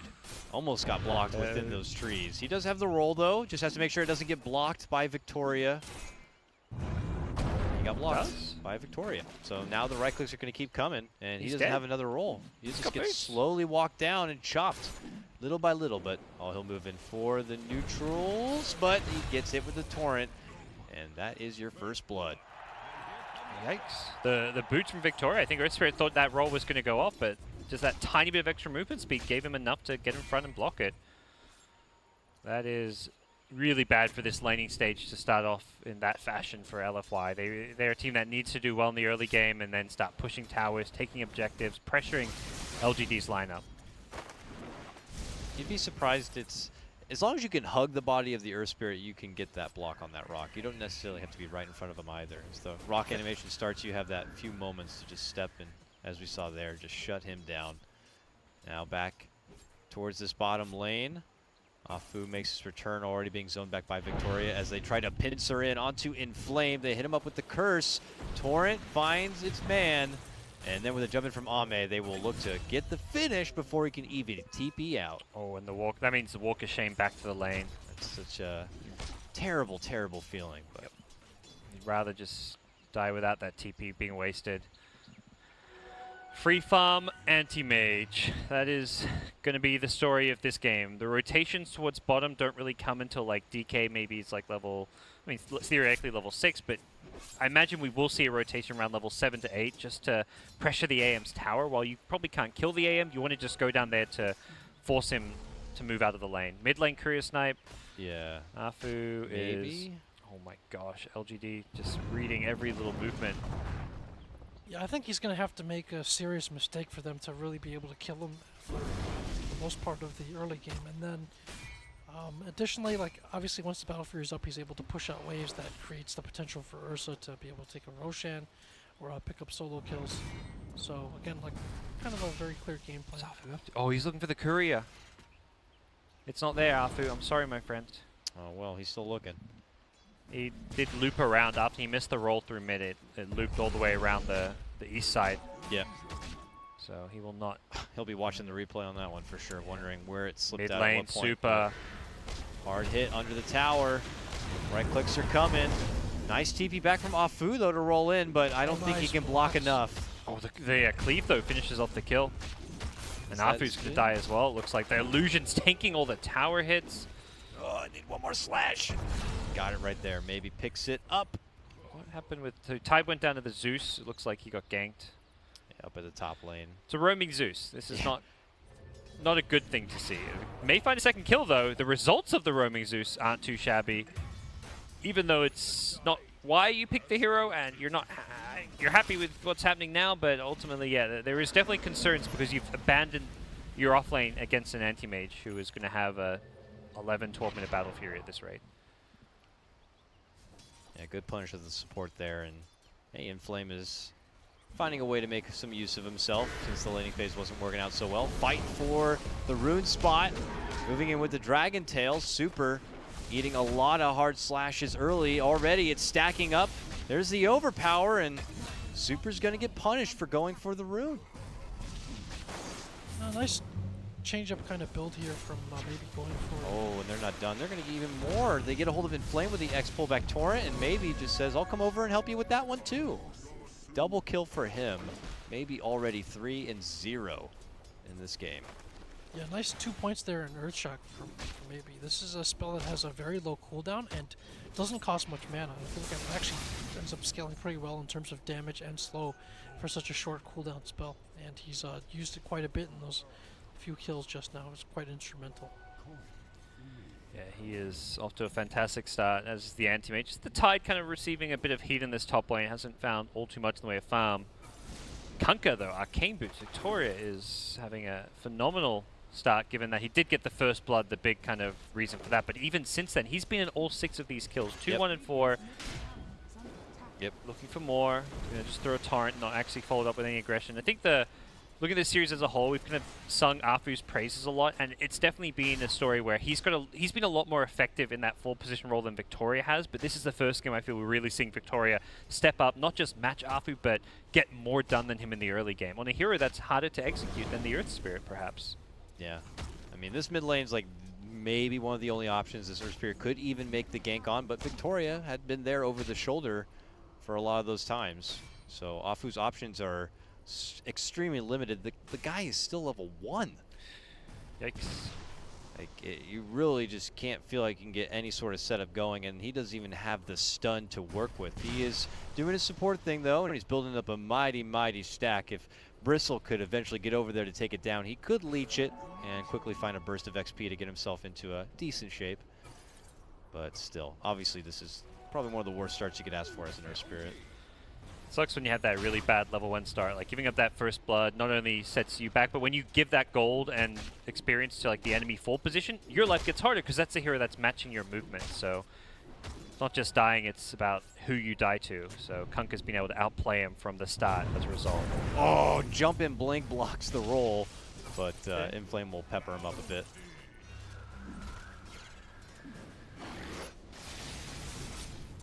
Trade of heals through that top lane, it would look like. We have 11 nearby working his way through the jungle. There's Iron Talon going. He's pretty happy. He knows mid and bottom are crushing. This stage, his team, he's probably just been like given the mention that, hey, these lanes are going so well, just don't die too much, try and hold your tower, just keep farming. They don't need the Tide to rotate with Ravage. They are doing so incredibly well without the Tide. This is actually like a scenario where this Tide has so little pressure on him to actually achieve anything that he can just play the farming game. Maybe I've been waiting in that bottom lane in case one of those 2 LFY members wanted to overstep their boundaries, but the opportunity is not going to be there. They will end up at least clearing out the tier 1, it would look like. Which, oh, LFY getting jumped here a bit. Is kind of happy to tag him up a bit. But, you know, if they want, does AM just kind of keep hanging in this bottom lane? Is it time for him to step off and go to the jungle? That lane could be swapped over to his support for now, I guess, if they wanted to get Silencer closer to that global. Ideally, you farm both. I think the most efficient way to play the anti-mage is to farm the lane and then go farm that big camp right by your lane. Yao's trying to stack it, which won't work. It has been blocked, but yeah, ideally, you're at this point where you've got the regen from the Ring of Health, now Perseverance.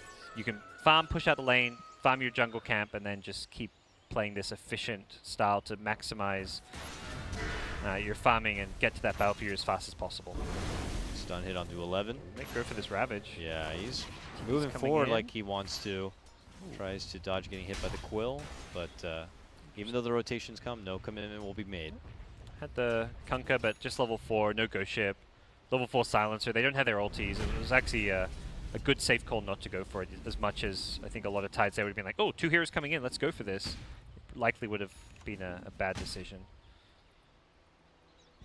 Still LGD though, hanging on this top lane right now as Monet is trucking on forward. Super is nearby already in the dragon form.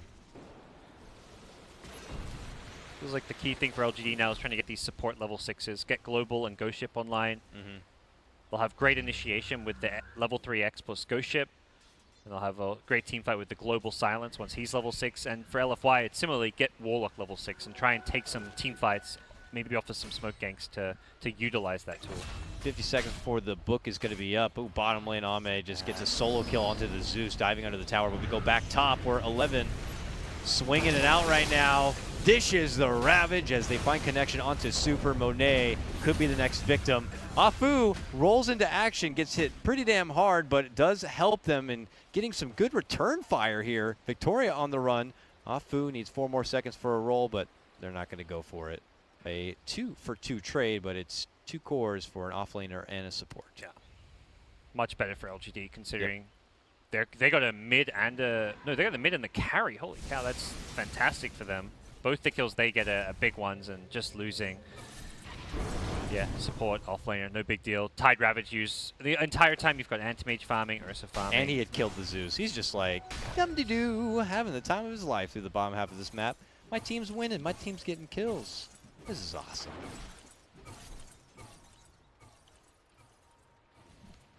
Back to the grind, LFY. You have to prepare.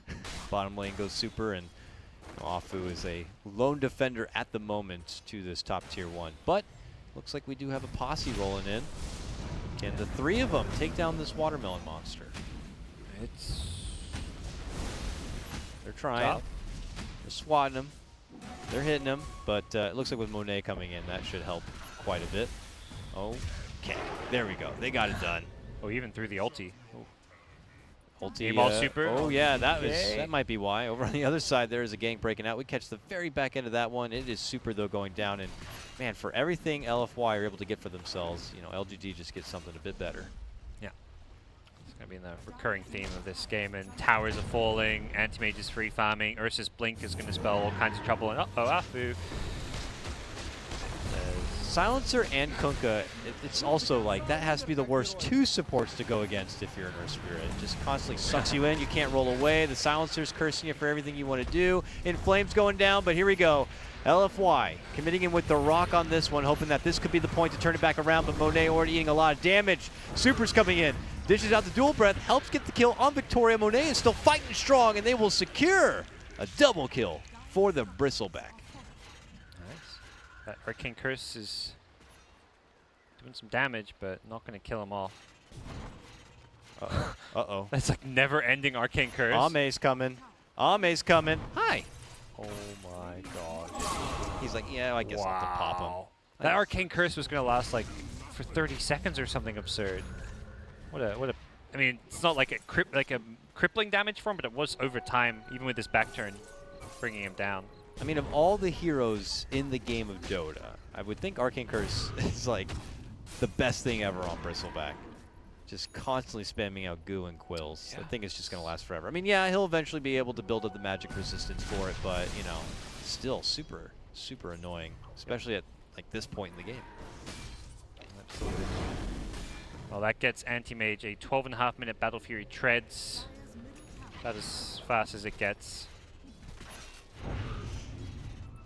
Yeah, as the Chinese say, he's about ready to take flight with this great start and picking up multiple kills as well, which you definitely don't want to be giving up to the Anti-Mage. Take flight? I've heard that, not just in China. Oh. It's the Chinese saying, huh? You know what I mean. Fair enough. As they fly their way down this mid lane, they are going to be easily securing a tier 1, it would appear. But, man, I bottom lane, Anti-Mage. Yeah. Cat and mouse chase here. Got him. Pops him on down. He's Afu like, rolls oh, in. Afu, you want to mess around too? He could actually, I mean, he could just turn and fight Afu. Perhaps doesn't know where the other heroes are, but Yeah. yeah, this is looking rough for LFY. Yeah, this is definitely feeling like the most significant advantage for a start of a game of this series so far, going for LGD. Yeah, for LFY, like what this looks like if you're winning, if your towers are still standing, you're able to push with the DK and Bristleback. Oh, and they found a stack, but they have been spotted. You have maybe a Nimbus Cloud kind of backing that up as well, like 4 melee heroes on the side of LGD. Could be quite annoying against the Nimbus, and you see that kind of 4-staff Ags build that Inflame usually goes for, but one thing at a time. He's not anywhere near that phase right now. Yeah, and it's not going to get any easier. They try to make an approach onto 11, but I don't think they're going to be able to do a whole lot. He just pops the Ravage. Super gets popped. They move on over for 11 right now, but it's not working out so well. DDC is just going to have to finally commit in the Rock and the Fatal Bonds in hopes that they could just scrap together anything that they can. But Afu goes down next. They hold on to some good Fatal Bonds damage, and it's going to get the finish onto maybe. The rest of LGD, it looks like they will take their leave. Not as bad as it kind of looked like it was maybe going to go. Yao will barely escape. But yeah, Anti-Mage, when you're fighting with your Treads Battle Fury, you're kind of far ahead, because he's kind of, normally it's like that Manta style where you kind of consider and start getting involved in the action, but he says, no, I'm already ready. And also we can start taking these Ancients. He steals one Ancient sack, he goes and steals another. Don't think there's damage to kill him here. In fact, I think he can kill Afu, but he's worried about, yeah, Zeus coming in. Lightning Bolt and an ulti. Oh! Ulti's dead. Nice. Okay. All right. Big kill, but still, there's an anti-mage problem with or without that kill, but it does something. Slows him down. It's nice, but man, I just can't feel like LFY just had lost so much. Not just from the casualties of the fight itself, but you were mentioning the stacks that had been taken away. The mighty Bristleback stack ransacked by LGD. Tidehunter getting a lot of that too. So not even a lot of funding for them to kind of fall back on at this point. DDC is going to have to work through making a new set of stacks at this point. What do we have coming together for some of the cores on LFY's side? Sange and Yasha in the works for your Bristleback. Super doesn't have anything queued up at the moment, but you know, Power Treads, drums. We've seen the story before. Sometimes he'll go the BKB over the Blink if he feels it's an essential item for the game. This game fighting into like the Tide Ravage, the Global Silence, the Kunkka, it may be more of a priority. All right, fight at the Roche Pit here. Monet moving right into action, finds focus onto Yao. Yao still needs 10 seconds before the Global's even going to be back up, and now they settle for the Tidehunter instead. This is a great window for LFY while these big ultis still need some more time. Yao the focus once again, one more second for the Global. Oh, he gets blasted down right at that second. Can LFY now sneak into this Roche Pit and take it for themselves? Possible. It seemed a bit ambitious of LGD doing this without the anti-mage. It doesn't seem like they need to force this big fight, but Ravage is up. They still can try and fight this one. Anti-mage does not have TP though to help out. Bot back. These Global's ready. LFY are very nervous now as 11's looking to walk into action. He does have that Ravage. And there it is. Finds good connection onto 4 targets at that point, but Monet is still shredding him apart, and that's going to get the finish. Now it's Maybe running in, able to get the Afu takedown, but they turn their focus onto Maybe and take him out as well. LFY will continue their adventure into this Roche Pit while the AM is just farming his way through the bottom half of the map. Feels kind of like a let's contest Roche just because we're creating space for AM kind of moment, but at the same time kind of necessary. Whoa, Yao got the Roche last hit? Okay, that's some value Arcane Curse. Roshan was snatched, it says. So yeah, Radiant got the Roche last hit. That's some nice, that's a nice freak, gold stolen. Little freak accident that happened to work out well. Nice job, Yao. Clutch. But Aegis still belonging to LFY on this one. It's definitely, again, we kind of feels like a recurring theme where LFY just making the better moves, team fights, and just playing more together and kind of out-executing LGD. But this game, there's still this big anti-mage problem. No matter how well you execute, do you even have a solution for him? And for now, the answer still looks like no. Next up is kind of that, what has been fabled almost as the AoE build up on your Ursa. Desolator is going to be on queue for maybe. I've heard a lot of people say that you'll see Ursas go for this, I guess, if they lack tower hitting capabilities or ways to do some extra sieging power. Good burst against some of these tankier heroes like Dragon Knight and Bristle. You want to maximize your damage output during global before you get hit by a Warlock Rock or a DK stun. It definitely would help there. It does feel like a game where Anti-Mage is going to be the one split pushing and hitting buildings, so I don't really feel like he needs it for the building hit as much. Oh. Moves for Victoria here. So close Setting to it his up mech. from Afu. He's able to kind of walk away from this one. There's the TP. Can they cancel it? No. He might be able to get that mech. How to dodge a 4-man gank as a support. Yeah. I think maybe he had a little bit to say in there, right? Like he kind of showed up, and I think LFY were trying to change course or change targets. It got a bit confusing there. But they will at least get the tier 1. Jack, the Bog is online, they got an Aegis, they're got the Warlock, DK, Bristle back. This is it, Game 5 decided they've gone full Bog and hoping that it's going to work out for them. They may have started poorly, but this is... Yeah, this is baby Bog right here. here. This is baby bogging right now. I don't know if it's going to be enough, as the Manta style just came online there for the Anti-Mage. So we'll see. I mean, bottom, I think it's all hands on deck. It's time to get pushing and try to get this one to a key objective before the Anti-Mage is, he's got what he needs now. Yep. So this is going to be very rough for LFY. It's like, do you really want to go late game against those heroes? Can you go late game? Perhaps we'll see some kind of Zeus scaling with, like, the Ag's Lightning Bolt mini stun does make Zeus more of a control machine in some of these later fights, if you can get to that point. Dragon, I actually kind of like this. He's going to go for the Shadow Blade. This is kind of the item you normally opt for against the Anti-Mage, because you want to be able to just have that easier kind of, better scaling for one thing into the late game, and also easier initiation on him when he's trying to split push. So I like that Super does mix up his build based on the state of this game and the hero he is up against. Also Silver Edge against Tide. You want to start a fight on this annoying Tide who's always in the front lines, and you're just going to cracking off any kind of disable? Well, Silver Edge will prevent that.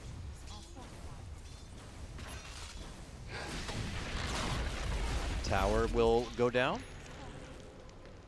Nice snag right there as Monet continues to truck on forward through this lane. He still sports that Aegis here, and we'll see if LFY are going to be putting some more attention to going on the offensive, because I would agree with you guys. LGD's late game lineup is pretty damn ridiculous here. Monet is slowly withering down 11 at this point, and he's just going to have to go to the TP. Close. LGD were actually rotating up there with the entire team, but problem was 11 was going to be unable to fight, so even with the team moving up there, it was not going to be all too favorable. Yeah, they would love to have that Ravage. At some point, just, I know it's kind of a flavor pickup, but Anti-Mage Agnums, is that a possibility this game?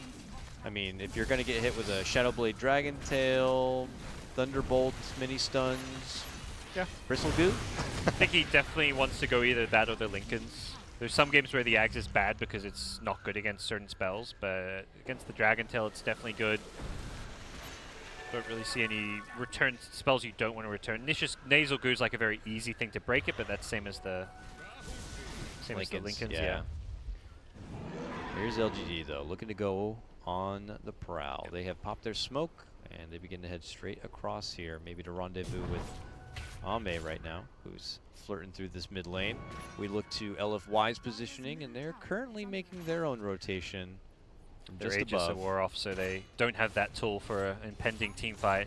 Oh goodness, look at this. Bristle crosses right in front of LGD, and that's when they make their move in. They're going to get a hold of him. They're going to pull him back in. The global comes out. The Ravage is to follow. Monet goes down. They could go for super next. DDC finds a hell of a rock drop with a Fatal Bond. The Magnetize is also there, but can they manage to burst through LGD on this one? It looks like they will get the takedown.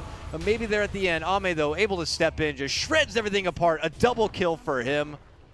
He heads back to the lane and will follow things up with a tier 2 takedown.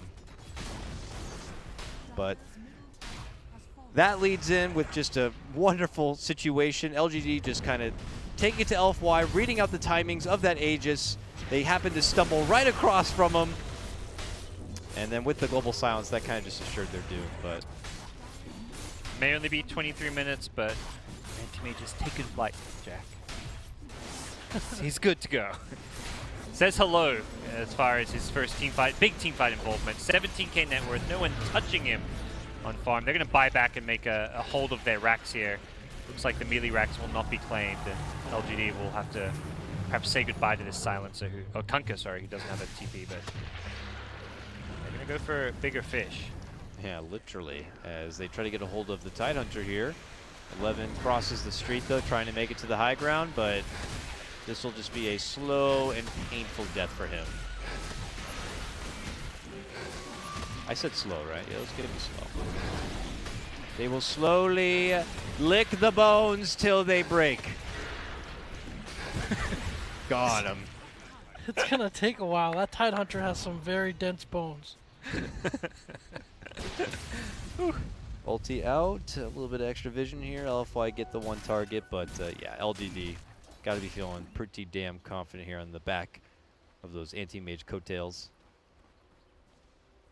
Simply waiting things out as the global comes back online, as the Ravage will come back.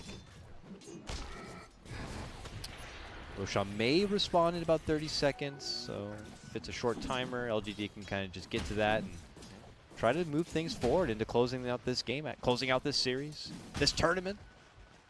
All for LGD. The LGD versus LGD best of 5 grand final going the distance, and well, perhaps a Chinese Dota classic. We're going to end on an anti-mage game. Ame has done what's needed to be done. He's got a Skadi queued up as his next item. Not what I would have normally anticipated or expected to see, but kind of at that point where it doesn't matter what you buy in anti-mage because you're just so far ahead. You just get tanky, you get scary. The Skadi slow is actually going to be pretty nice and reduce some of the damage output and the kiting potential of some of these heroes. He's almost already there, too. It's the crazy thing. All right, Deso in hand it looks like for maybe now. And cooldowns at the good. Mech is up. Things feeling pretty good for LGD at this point. Just a matter of probably scouting out the Roche timer as it is, and wouldn't you know it, it is a shorter timer. It's only going to be about 30 more seconds before it is up and ready to go, and there's a DD rune just outside. Just sitting there waiting for someone to pick up and go in there and just take down that man. Rene may just pick it up before anyone else can, though, at least. He does see it, but nope, gonna walk past it. Nah, I'm good. Here go LGD. They're grouping near this mid lane. Ame has his Skadi. He's unkillable. There is almost zero chance of him dying in a fight. No lockdown, no damage out, no physical damage output. There is no way this anti-mage can be Guys, killed. wait, one more second. All right, well, they'll settle for the shrine. Maybe they just got it after the strike. Or Maybe. they just want to fight with this DD. That could Yeah. also be quite a likely occurrence. They had this ward up here just outside the center lane, but looks like they'll recognize LFY head the other direction, so they that's see when it. they step back for Roche. They'll go in and get the Aegis here. All right, LFY, are you going to go down like that? Fighting so hard. They started this best of 5 series down 0-2. They move on to win the next 2 games. You're going to go out like this? Got to get in there, bring the fight. I don't know why I had to coach him there for that moment, but I just, you know, we were here for so long. You just want to see both these teams give it really their all. Their coach, I believe, is Banana, who made a name for himself with other teams over the years. He coached TI or newbie, right? No. Oh God, for a bit. He actually coached LGD last year at TI, and he had to play as a stand-in because of visa issues. So he is with LFY now. Well, he's probably not going to be super happy because they are losing the Rex in the mid lane, Jack. The tier 3 is already down. Here comes the upheaval, a good magnetize, a good spread of magical damage coming in with the Thunder Gods on top of it. This could pose a little bit of a problem for LGD right now, but then again, we still have the anti-mage factor looking to come in and take advantage of all that empty mana. Sees out Super though makes it back inside, settles for Afu instead. Afu is not going to be able to make the roll back in, but Ame's going to roll back in. Oh my god, just evaporates the Zeus. Inflame is just torched. The double kill is there. The buyback has to come out. It's only DDC. And this seems to be the beginning of the end. Super goes down without a buyback. LGD go in for the Rex, and they have done it, gentlemen. They are going to be your grand final champions of MDL, taking the title away from the Evil Geniuses. It is indeed Dynasty Day. Maybe Emperor is crowned here as the kings of MDL. Is it the year of LGD? China has crowned them the People's Champions, That's Jack. the way the meme goes. They're unbeatable. The preordained People's Champions. MDL is a pretty good start here for them. Hell yeah. We've had a good couple of months qualifying for TI. Decent, respectable run at the Summit, but here, a big title before TI is going to give them a big boost in confidence, given the playing field here. The two best Western teams in the world, maybe only VP kind of the other one you could argue in that mix, and then all of China's finest. So for LGD, this is definitely a good win for them. I hope they get that TI invite. I'm just kidding, guys. Congratulations to them.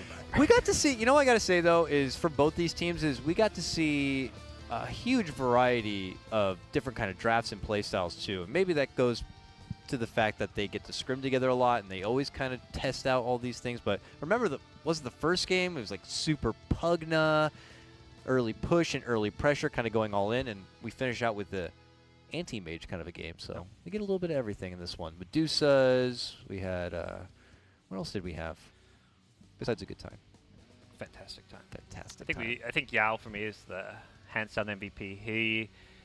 He won this best of 5 with his drafts, and I think even the tournament as a whole. LGD's drafting was on point. I think there were, from time to time, some misplays coming out from them. We saw the game 3, which really felt like it should have been LGD's, the Shaker mistakes, the Troll and the Roshan pit mistakes, but ultimately, Yao set his team up to win every single game by never being outdrafted, always having a clear strategy in mind, strong dominant lanes, big team fight, always having a great late game plan as well. Yao was fantastic this entire tournament. Throw it up high, boys. Congratulations, LGD. Look at him swing that Reaver around. Chop someone with it. I've got to agree with that. Like I think he had the better draft in at least maybe 4 out of 5 games for this grand final. So like really like kind of off the back of that, because this team, the knock on them is that they're a bit inconsistent. Like they look a little bit lost at times. Other times they look really good. The draft is just such a key point in terms of, you know, keeping that momentum, keeping them on the right track. So I gotta give Yao the credit. In terms of play, though, I've been really impressed by AME's play. The knock on him used to be that. Oh, so that's Ho78 congratulating LGD. I did it first. Battle Fury, beautiful game. He's saying, I guess we can translate this, right? Yeah, yeah. Oh, do you want to translate it, Jack? Sure. Oh, you're nice. You're nice. If I can hear him, I can hear myself on first and 2, but I'll do what I can. 体能消耗应该非常的巨大。在这个 Must be 前 very 2场比 tiring. 赛取得胜利之后，后2场 After 比 the 赛又 first 被 2 wins, LFY 战队取得了这样一个2连 they 番的 took 成 back 绩。 2, 最终决胜局 but 你们 finally 是怎么样调 the 整自 fifth 己 game. 的 How 状 did 态？ you adjust? What did he say? He said, I don't know. He's 来问一下 I don't know. shying away. Oh, here's Yao. Dodged. 就是被连追2场以后，然后不管是教练还是我们团队，然后就只有一个结论，然后就是打好 Dota， 就是享受游戏，然后不要在乎比分。 So after those 2 games, we all came to the same conclusion with our coach, which is just play good Dota, just enjoy the game. Don't be too shackled to 全面的爆发了出来。接下来的话呢，我们应该就是要去备战这个1年当中最重要的这样一个期末考 exploded 试 here 了。 at 那么 this 老干 tournament. 爹战 There's the 队 final 在 test coming 出 up. 征 TI 之 The 前， yearly 能不 final 能跟我 exam 们这 at 个 TI. 所有现场以来 People here. 交个底？你们在这次 TI 当中，你们所展望的成绩应该是怎样 What do you think? How do you think you'll do at TI? 我们的目标是 Our goal is 就大家一直在说，然后一直在重申。 everyone keeps saying that 其实我想说的就是，老干爹这次 TI 的目标就是突破自我，因为之前都是，就是止步于季军嘛，然后就希望这一次再进一步。 our goal is to just break out and like break through from where we were before, because we always seem to, you know, not get to where we wanted to be. So we want to get past that point this year. Obviously, the crowd just repeated that meme about they're supposed to be the champions. So we'll see if they can break that curse, the TI odd year curse. MDL 国际精英邀请赛圆满落幕，也希望在接下来的 TI7上面，中国战队能够取得一个非常圆满的成绩。谢谢大家。 Congratulations. 让 Good 我 luck 们 at TI. 明年 MDL 不见不散。谢谢。 Woo! Congratulations. MDL. LGD, Lagarnier, the hottest sauce in the land. Reaver, it's all yours, the women. What's The maybe money. doing with the Battlefield? Give that to Ame, He man. can barely lift the thing. Yeah, I know. Ame's the heavy lifter here. Come on, guys. Go with the script. It is not how this was meant to end. You know, you got the 5-game series right, but you didn't get the post-game ceremony right. Wrong player holding the Battle Fury. I'm impressed with Ame. Just before, like, the knock on him used to be that he was like a super greedy kind of player. Like, he required a lot of resources out of that position, and so maybe had to take a step back a little bit. And in this case, I mean, I think the Mask of Madness build he's been using it just about everyone has worked out pretty well. We've seen him play a wide variety of heroes, whether it's Gyro, whether it's the Medusa, with his own kind of take on those, and it's worked out great. So I think he's been, you know, if we go to Yao's drafting, we can point to Ame's carry play as a big part of their success as well. It's no longer just the maybe show, perhaps. Maybe for me, at least as a Western fan and a viewer of this team who's always loved to watch LGD and maybe play, it's always felt like the team has always been about him and had to play entirely around him. This term we saw much bigger focus on the draft, we saw Ame step it up, and we really saw maybe a different look from LGD, even if it wasn't perfect at times. Well, it's got to come to an end at some point, gentlemen. Yep. And LGD, they'll be your champions of this go-around this time. China has taken the gold on this tournament this day. Another great tournament from MDL. I want to Woo. thank those guys over there. It's Absolutely. definitely one of the best premier Chinese tournaments. Everything always running smoothly, on time. Some cool production, some cool pre-game stuff that we get to see. Great pictures. They like to have fun. Yeah, I Yep. like that. I like tournaments that like to dabble in a little bit of the fun, a little bit of the memeage. Yep. So I appreciate that. It's always a good time. Let's give shout-outs, of course, to everyone here in-house. Got, of course, Gods and Jack here. We work in the late kind of shift from often like 11 p.m. local to 8 or 9 a.m. Before that, we had the all-star crew stepping up, opening the show. Shouts to LD, shouts to Lumi, shoutouts to Merlini for helping us there. Shouts to our production team. We got Eric and we got Rob, a.k.a. Ice Element, helping out, running the show, hitting the buttons and doing the switches back there. Our hospitality team for making sure that we don't die. And we eat food and drink water and bathe. So we're not just casting Dota like smelly pigs Of over all, here. of all the responsibilities, that one just suddenly, you know, making sure that we don't die. That's But I don't know about you guys. I'm ready to go home. I'm ready Yep. to sleep. I'm ready to reset my life back to a normal person because we get to start getting amped up and ready for some TI action. There is Oh, yeah. one more event, though. I know a certain DreamHack is going to be coming up. I'll be there. We've got But- Peruland too going on. The finals Peruland. today. Oh, that's I think today. it's just started like maybe 5 minutes ago, or it's meant to start in like 5 minutes. I don't know. Well, if you guys Check that out. wanted to see more Dota, just head right over there. Where is it going to be at? I don't know. BTS 2, it might be here. You know. We'll next question. Do you plan to stay up to? Are you able to stay up to watch it? No, not me. But if you guys like Dota, you should. Yep. And I'm sure this channel will probably auto-host it. Thanks, Yep. guys, for all the support and love. It's been an absolute blast. Take care. We'll see you next time on more Beyond the Summit action. Bye.